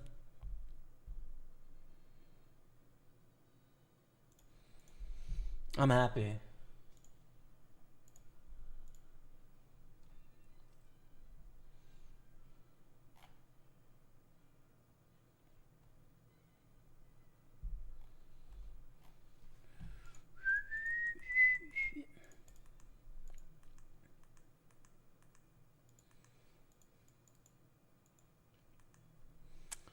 To raise or not to raise here? I'm going to say not. Ace 5 in our main event to folds.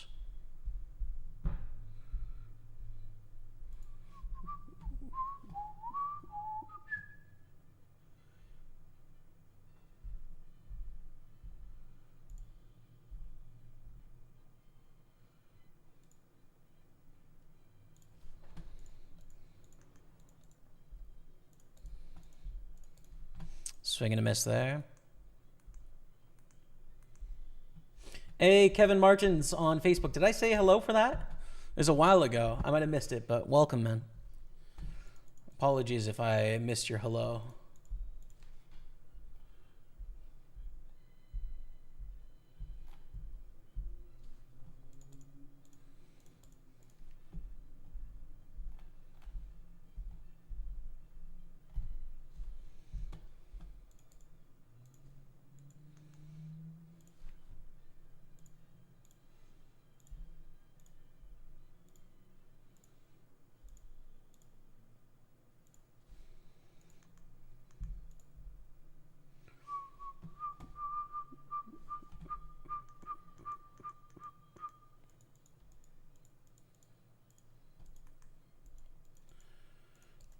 Let's go, chat. Boom. Well done. Let's go. Nicely done. Thanks, guys.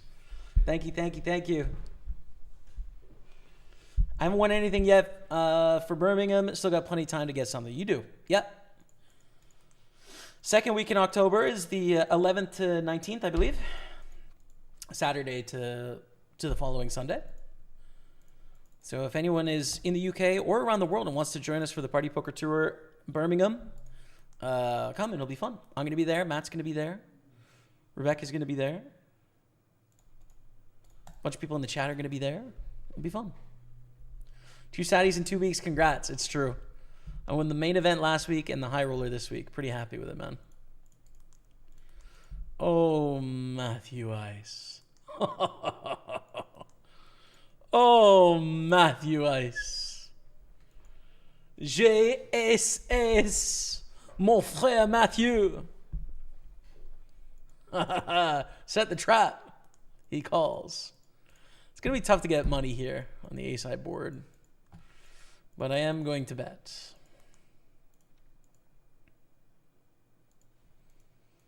Mon frère. Let's go. Take it down.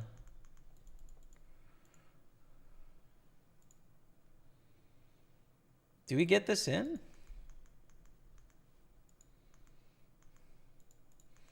I have no idea.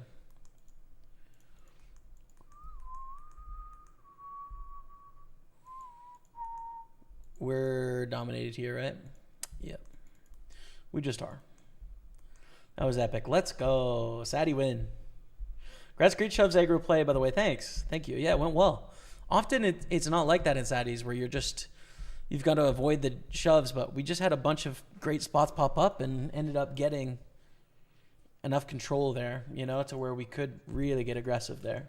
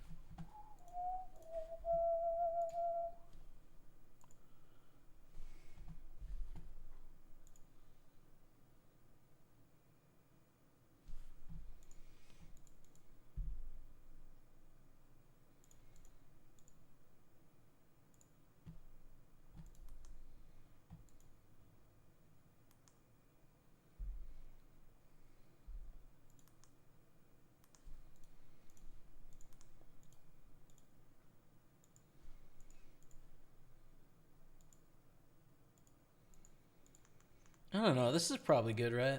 Ace, queen, 9-7 double suited. For 8 blinds, certainly against that hand, it's good.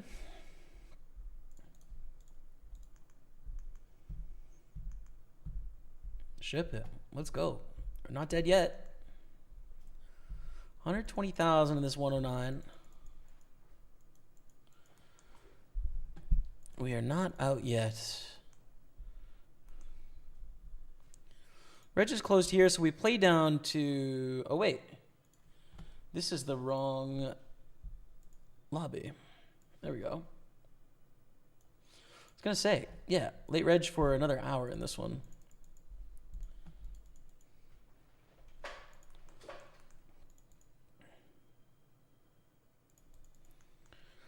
It's honestly, it's a little weird because, it's a little anticlimactic after that 1K, dude,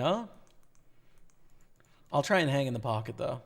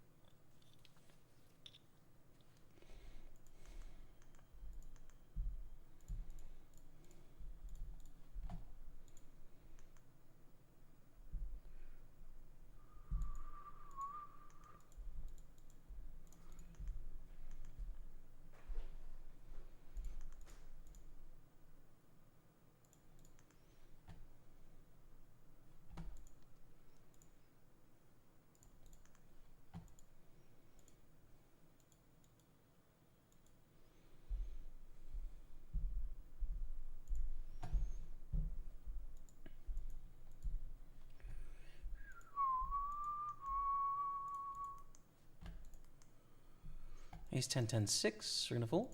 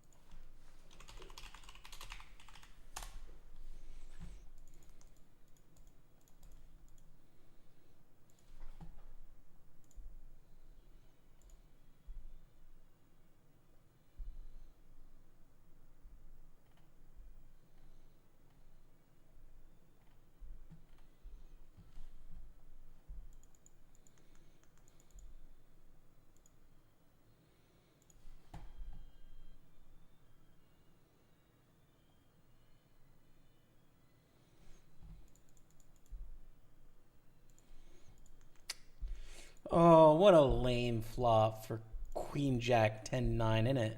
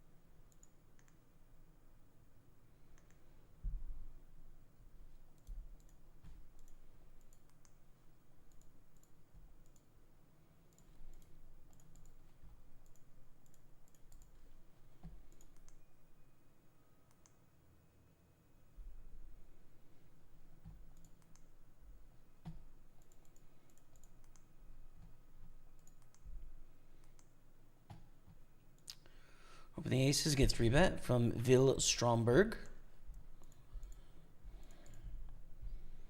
And we get it in against other aces, I'm sure. But what are you going to do?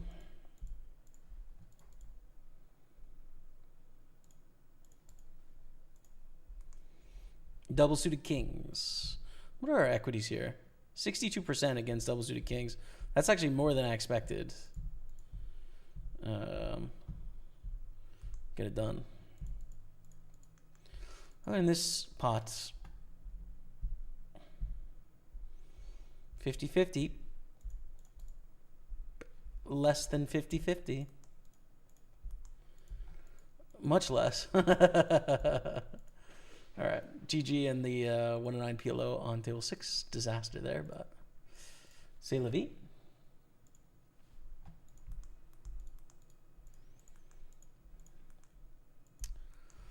And we're up to 2 million here in the PLO. This registration ends in 20 seconds, and we'll find out how many make it through the day.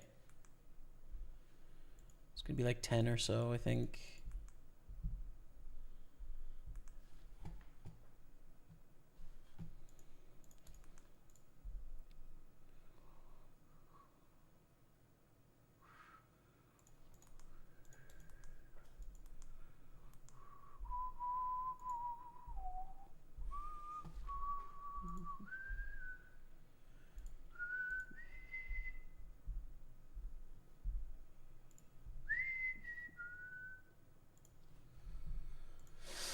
All right, chat, and that is all of Tchaikovsky's symphonies. Listen to in the ear. They're 5 hours of length-ish,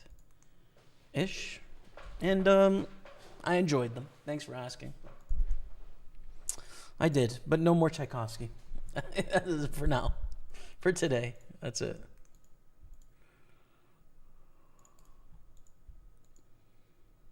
Hmm.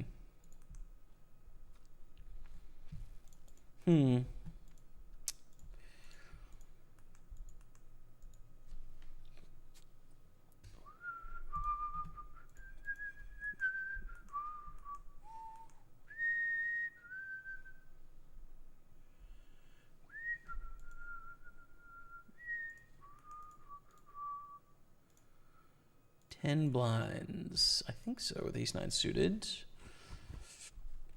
I was just looking to see if reg was still open. It's not, sadly. Nice to see we both play the 530 Mystery Bounty. Good luck, good luck. Jan Levin Normack. Good luck to you as well. Are we on the same table? No. Oh, nice. We double up here in the 55.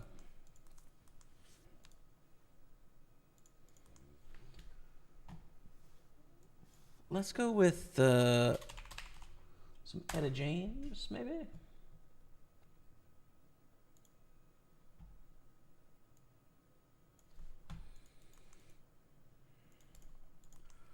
Nice music to, like, kind of relax to, I think.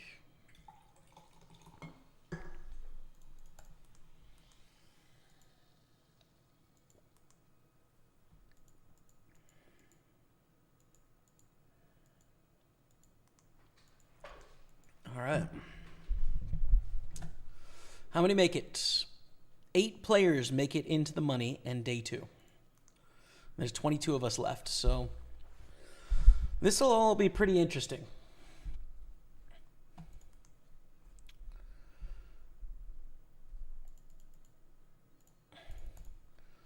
We definitely have a stream tomorrow as well, chat. We have a day 2 in the 162.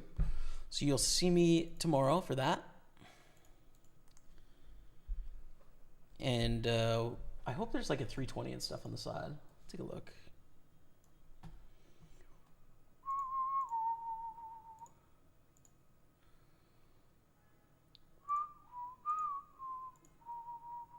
There's a 215-6 max I'll play.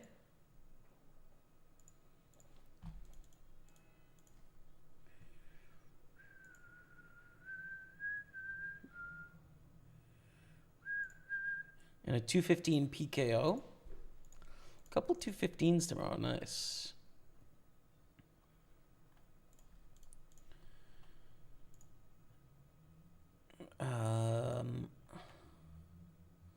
And then a 215 6 max championship that starts at 3, which is the same time as the day 2. So yeah, 3 215s tomorrow. 4 215s. Hell yeah. Sick. We bricked. Do we want to bluff?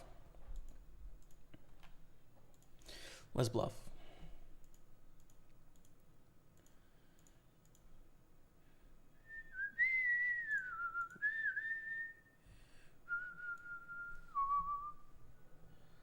What does my calendar look like tomorrow? We have a furniture delivery tomorrow. Excited about that, but I can be playing poker while that happens. The Breakfast Club is on tonight if I want to go to that movie. Should I go to a chat? But it's kind of late. We're not going to make it, actually. It's at 9:30.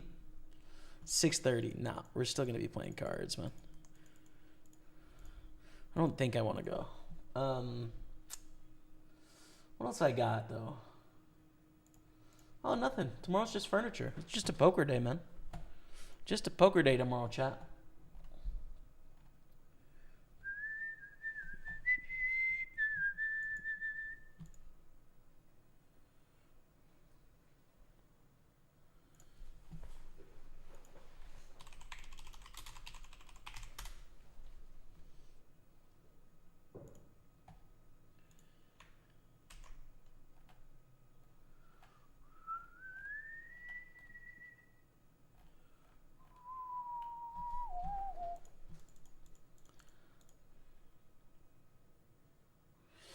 No, that's bad. Can't barrel there.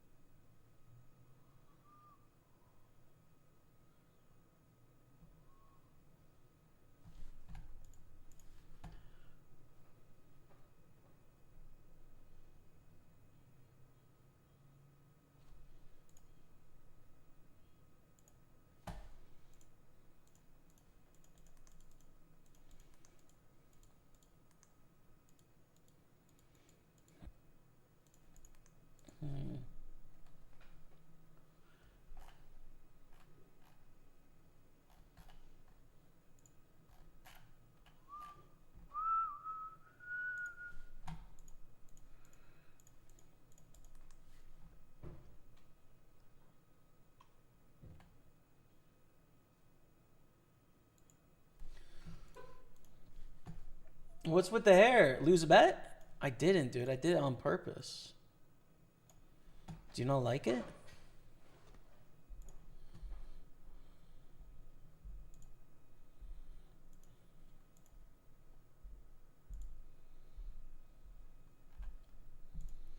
Do you not like it, man?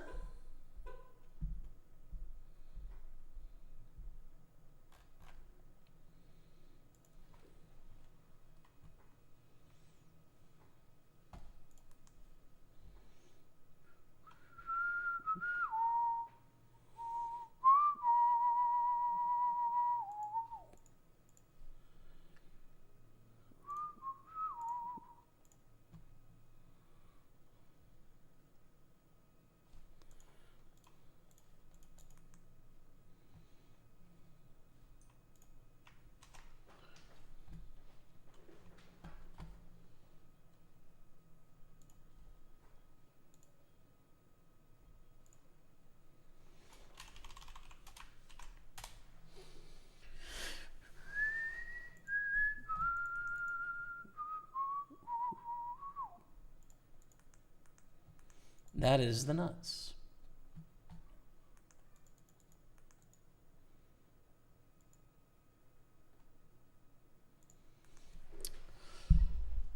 Sup, buddy? My fantasy football teams went to hell, so win one for the boys. All right, Sean. Sorry to hear that about your fantasy team. That sucks. But it's a temporary blip on your way to success this year. Saludos desde Colombia. Bienvenue. Or saludos. Man, I haven't done Spanish in a while. Welcome. Well,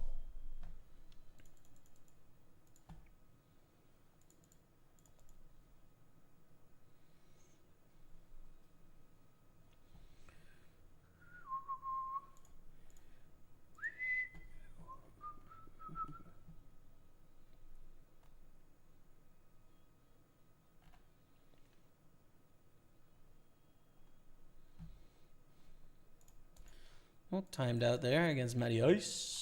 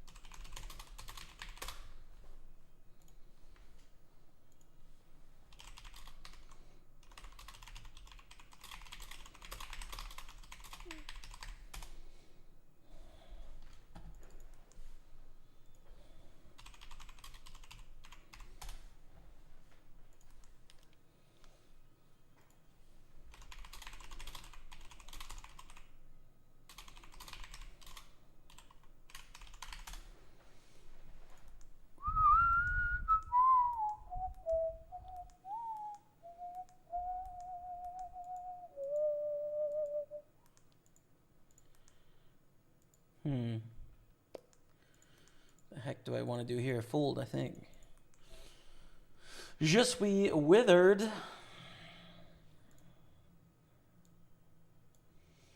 No, it looks good, Jamie. Thanks, man. I think so, too. I'm going to get it done this week. Get some more color in it, you know? Chop it up as well. We'll see what it looks like.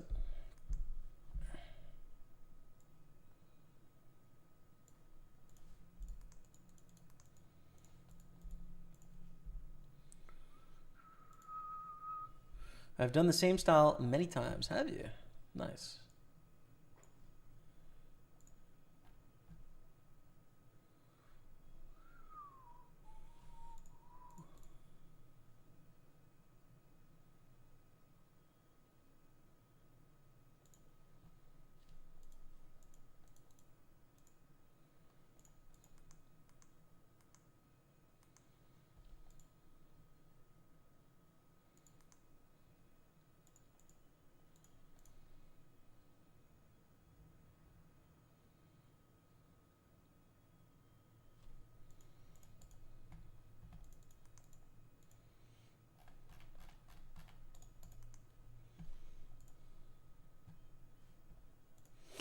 Oh, the free roll.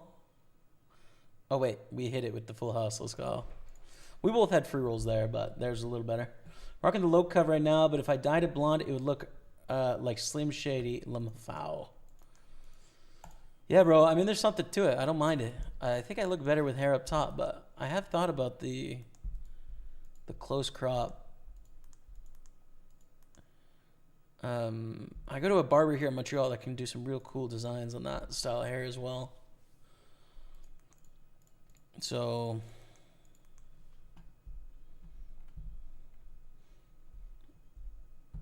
Bleach, sorry, yeah, no worries.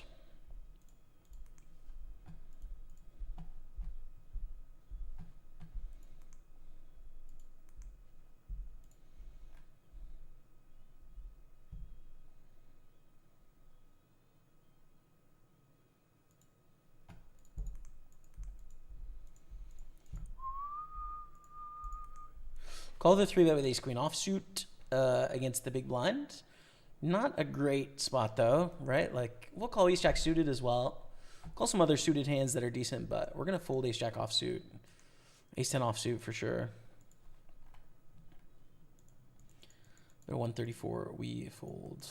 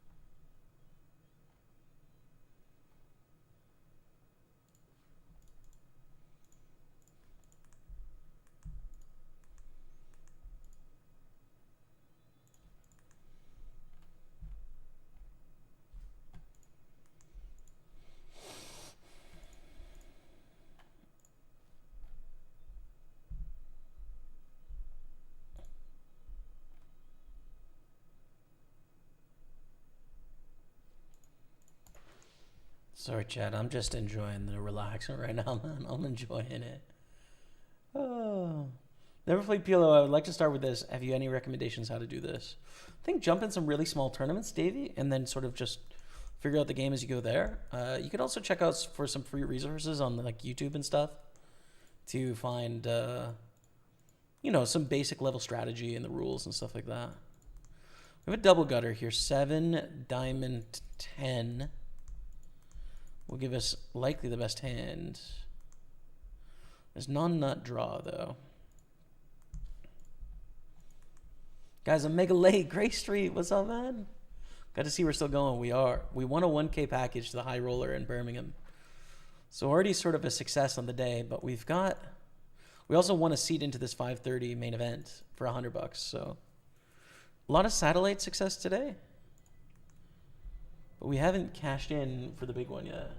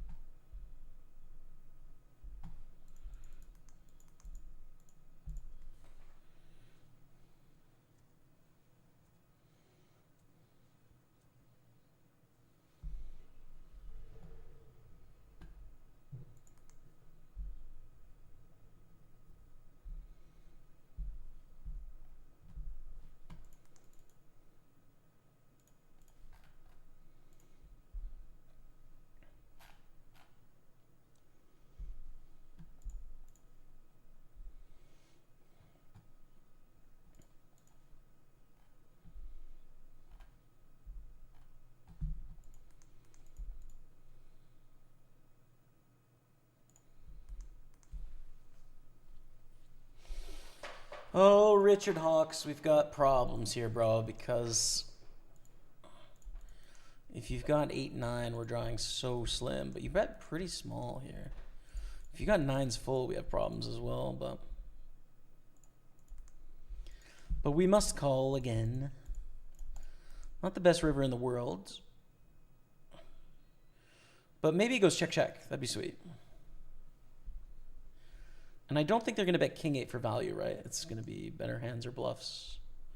We don't have the ace of hearts, which is pretty relevant here, actually. Very relevant. We also block the straight with the jack.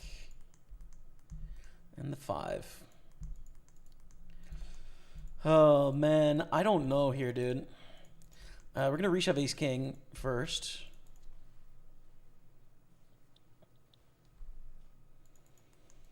I think we're going to call. With the ace of hearts, we should always fold.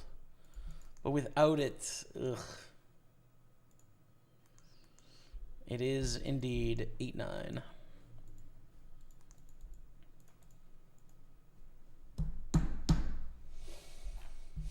Damn.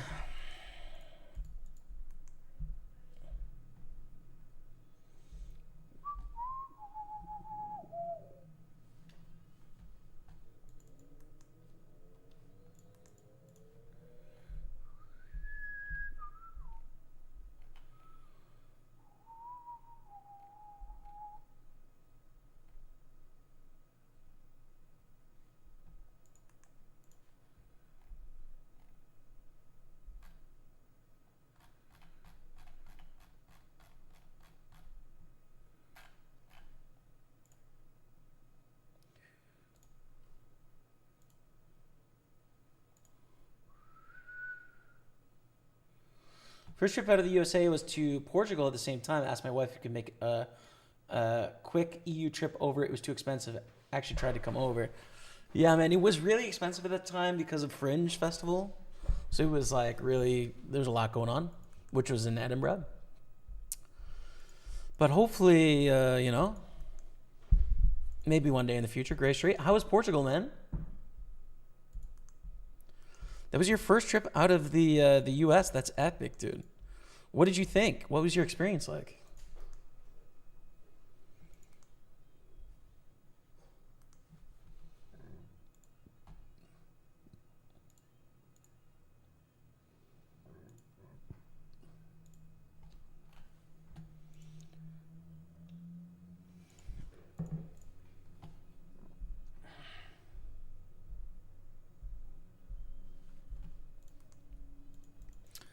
So I wish the main events had big stacks, but they just don't. They all have tiny little pitiful stacks. But that's okay.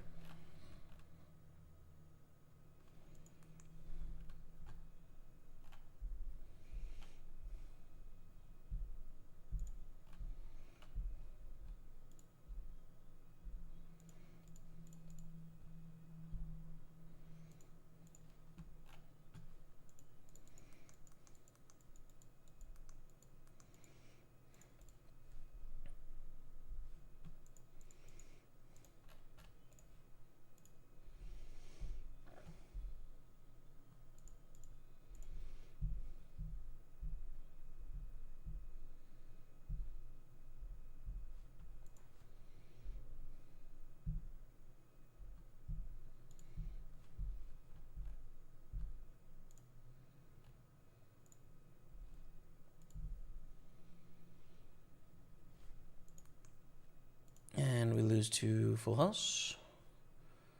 Rip City. .gov. So how was Portugal? BCAR asked. It was completely different than what I was used to, but really good also.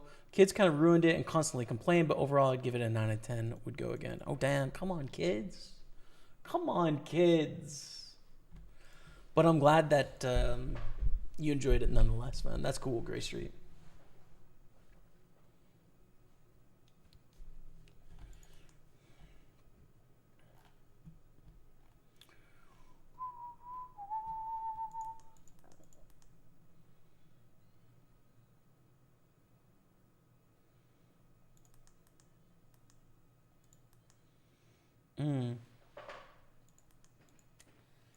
I don't think we want to jam twos here.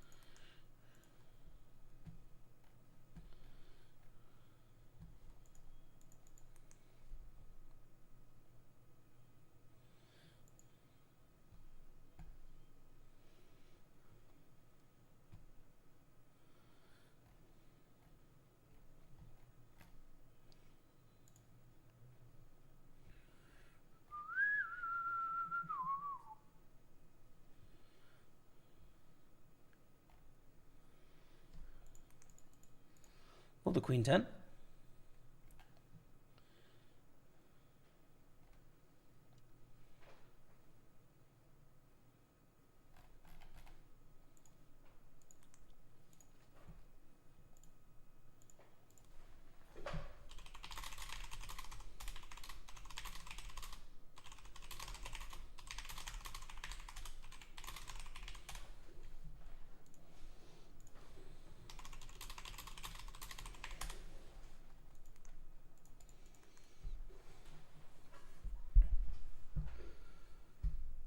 But apparently once you're in the EU, you can travel basically anywhere for $80 as long as it isn't the month of August. Yeah, pretty much, dude. Pretty much. It is like... I mean, you can do it bougie as well, but you can do cheap accommodations and food and living and like live really affordably in the EU. It's pretty nice.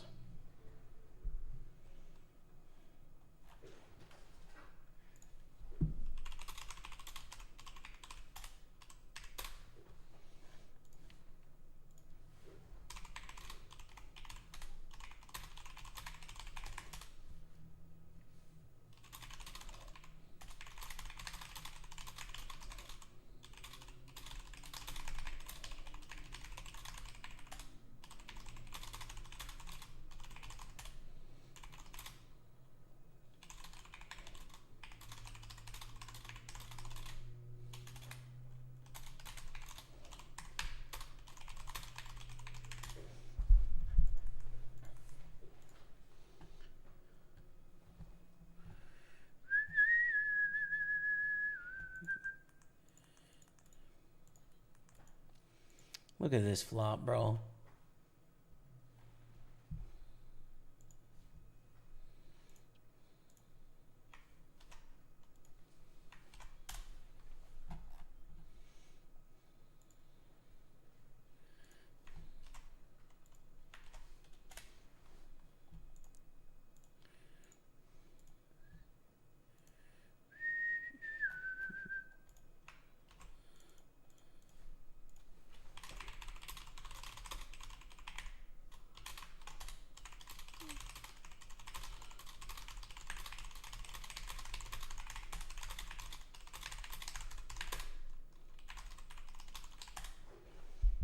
This is a great spot to check raise here. It looks like we have a 4.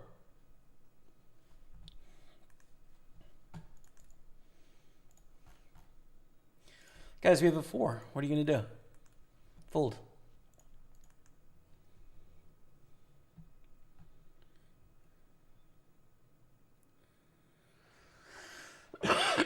Gray Street has more Portugal, but let's just sweat this sick bluff we're trying to pull here.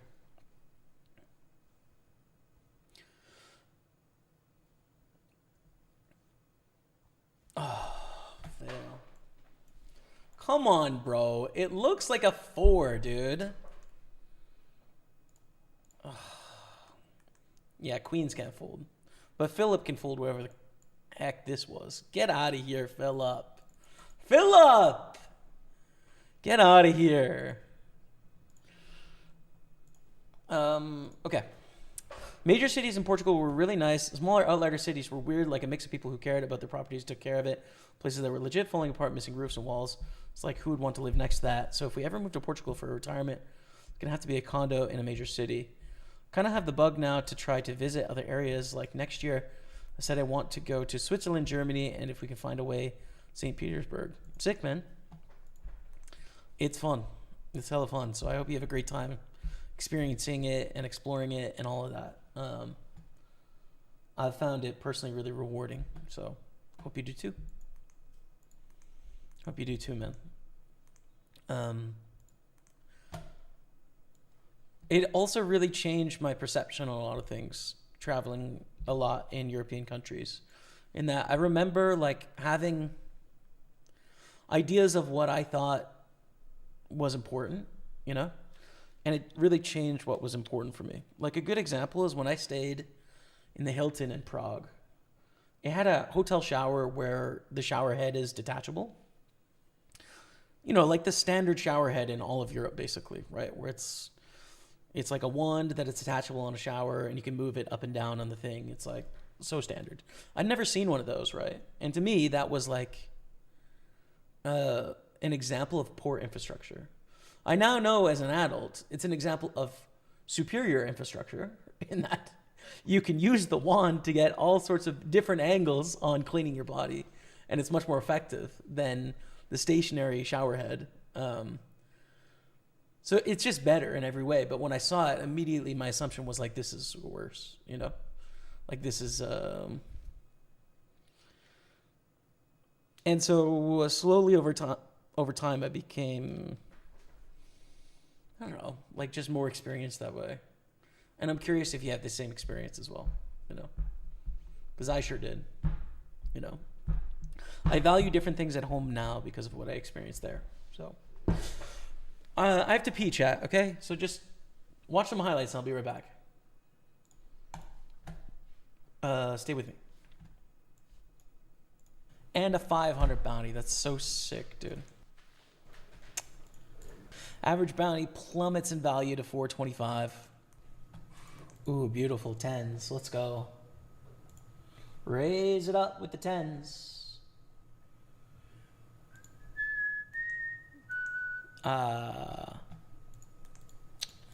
Freddie Madsen calls. Ace 9-6 on the flop. Going to go for a small bet here. Get value from a 9, get value from a 6. There's not much that wants to check raise on this board. In which case we should be pretty safe c-betting here. And we take it down. That's good. We now cover both of these opponents, which is great. Don't think we want to play Queen Jack, though. Calgary to Vancouver is cool, man. Beautiful part of the country. Beautiful part. Like a 4-hour flight away from where I am. But obviously I grew up there, so, you know. I want to see Banff. Looks amazing. Banff is pretty nice, yeah. Beautiful nature. I went there with Rebecca a few years ago. We've got the nuts, and Dio's going to lead into us here. And we obviously call and let Dio do their thing.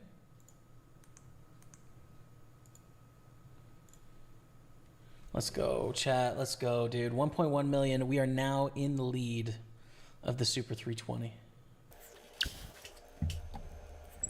We get a ladder. It's a 447 bounty. Okay. Which actually decreases the amount of bounties because there's only small ones left. But we are down to 4 remaining with a little ladder up to 911. Just shove this on Murph, I think. With King 10 suited. It has a lot of equity when called, and we don't really want to raise call. We definitely don't want to fold pre-flop with a bounty and 20 blinds here, so we're just going to ship it. The old stop and go from Murph. King's Ace Jack. And we're down to 3. 1253 cash. That's a 298 bounty. The 3 left are 787, 447, and 150.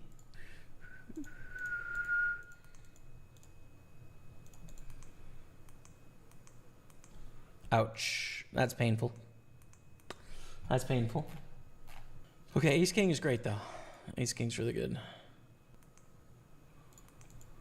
Call. Good luck. To take the lead. Against 2s. Yes. No. Yes. Come on, chat. 1.5 million, baby. We got a big lead. We've got a big lead now. Oh, no, we don't. I thought for some reason that was for a big lead, but actually Freddie, oh, we were tied on chips. Okay, I see. I'm going to 3-bet the 10s. Dang. I don't know what confused me there, but something did. Good luck. Oh, yes. Friend of the stream, Dio, we've got to say goodbye to you, my friend. Saya Nora. See ya, Dio. Is going to win the most money in the tournament already, though. He got the 3 biggest bounties, so we got the 700 there. We've got the 4th biggest bounty, which is beautiful. 787 plus 1787 in the prize pool, but we play a 1K heads up plus both of these bounties. Interesting pots. I'm just trying to find the schedule for this festival, but I can't. Do we stack off here? Pretty awkward. Because everyone's kind of tied in. Yo, chat, what's up? We are back. With two tables, the 5:30 main event, and then this 162 PKO Hyper chillin'.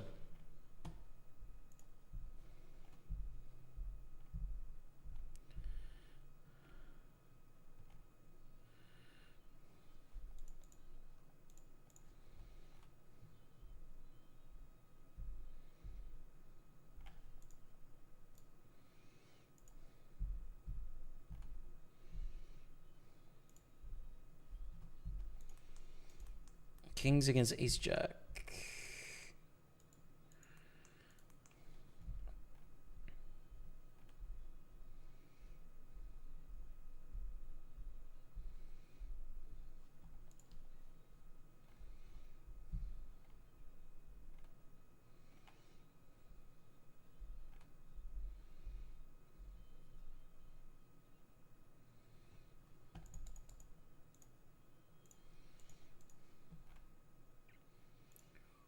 Hello, good luck. Thank you, NB Nemus. Thank you very much.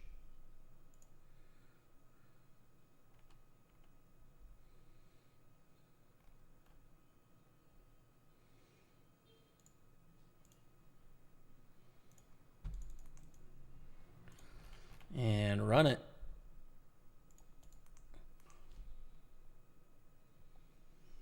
Flop to flush is not good. Yeah, dude. Re-enter. Re-enter bullet 2 in the 5:30.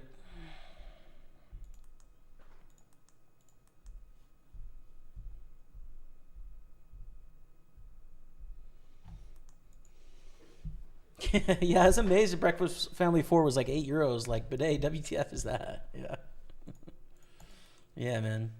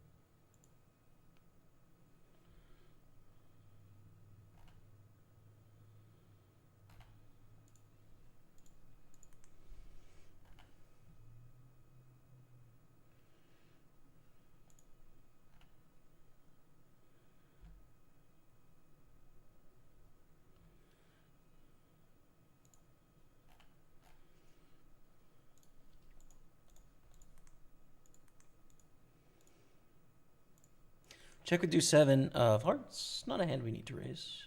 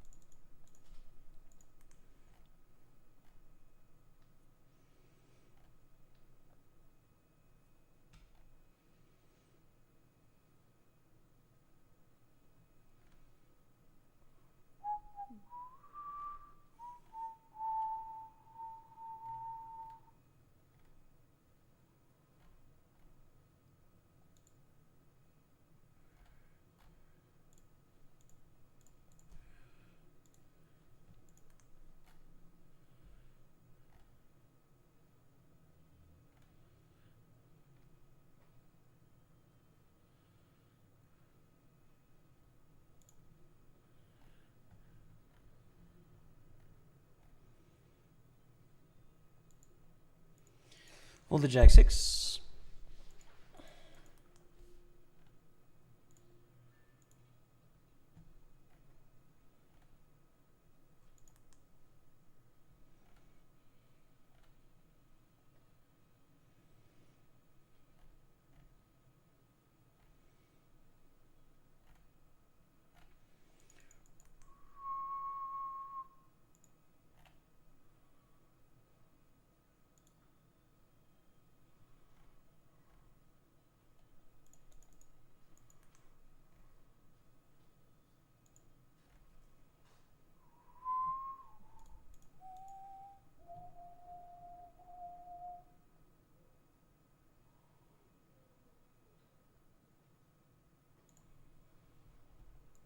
I'm streaming at the same table. First time streaming, though, just more of a test. Nice. NB Nevis. I'm assuming this is you. Friend of the stream, Nicholas. Good luck, man. All the best with it. Hope the stream goes well.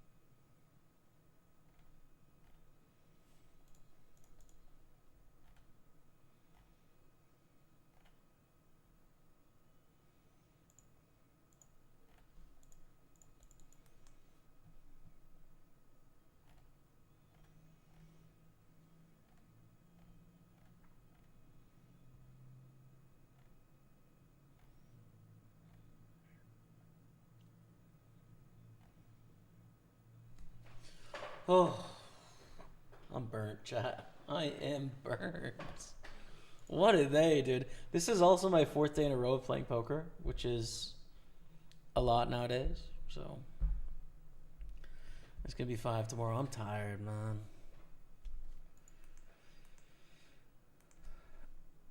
Not to compare you to the serial killer, but do you see the Idaho killer had ARFID? I didn't see that, no.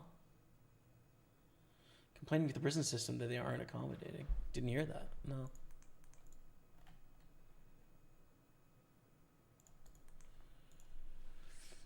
Didn't hear about that.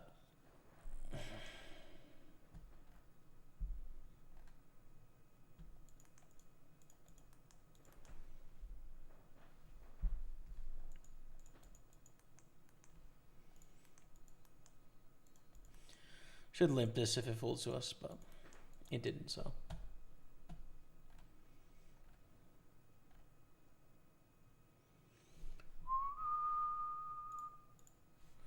I'm gonna move the main event over here just so that I can brain rot in peace towards the end of the day here, man. Because I need brain rot. I need it at the moment.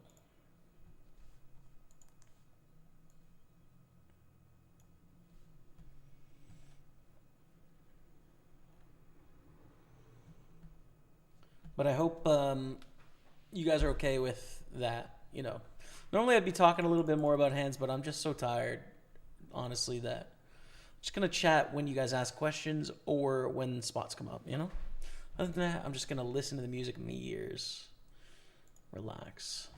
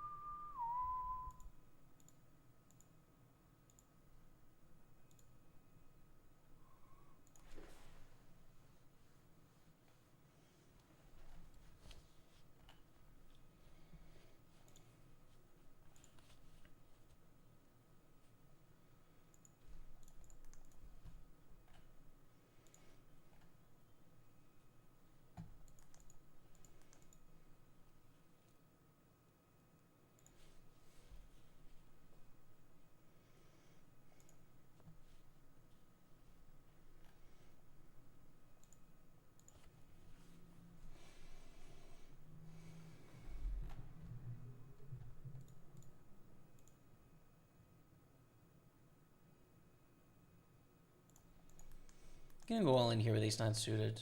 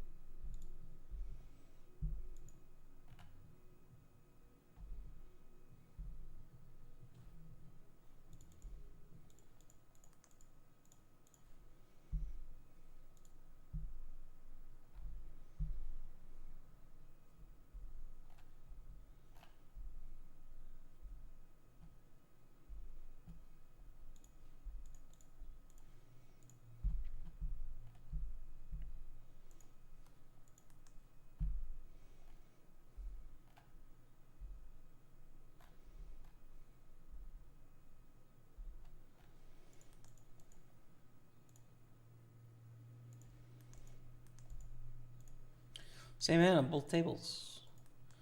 Hopefully we can win 1 out of 2. Looks unlikely.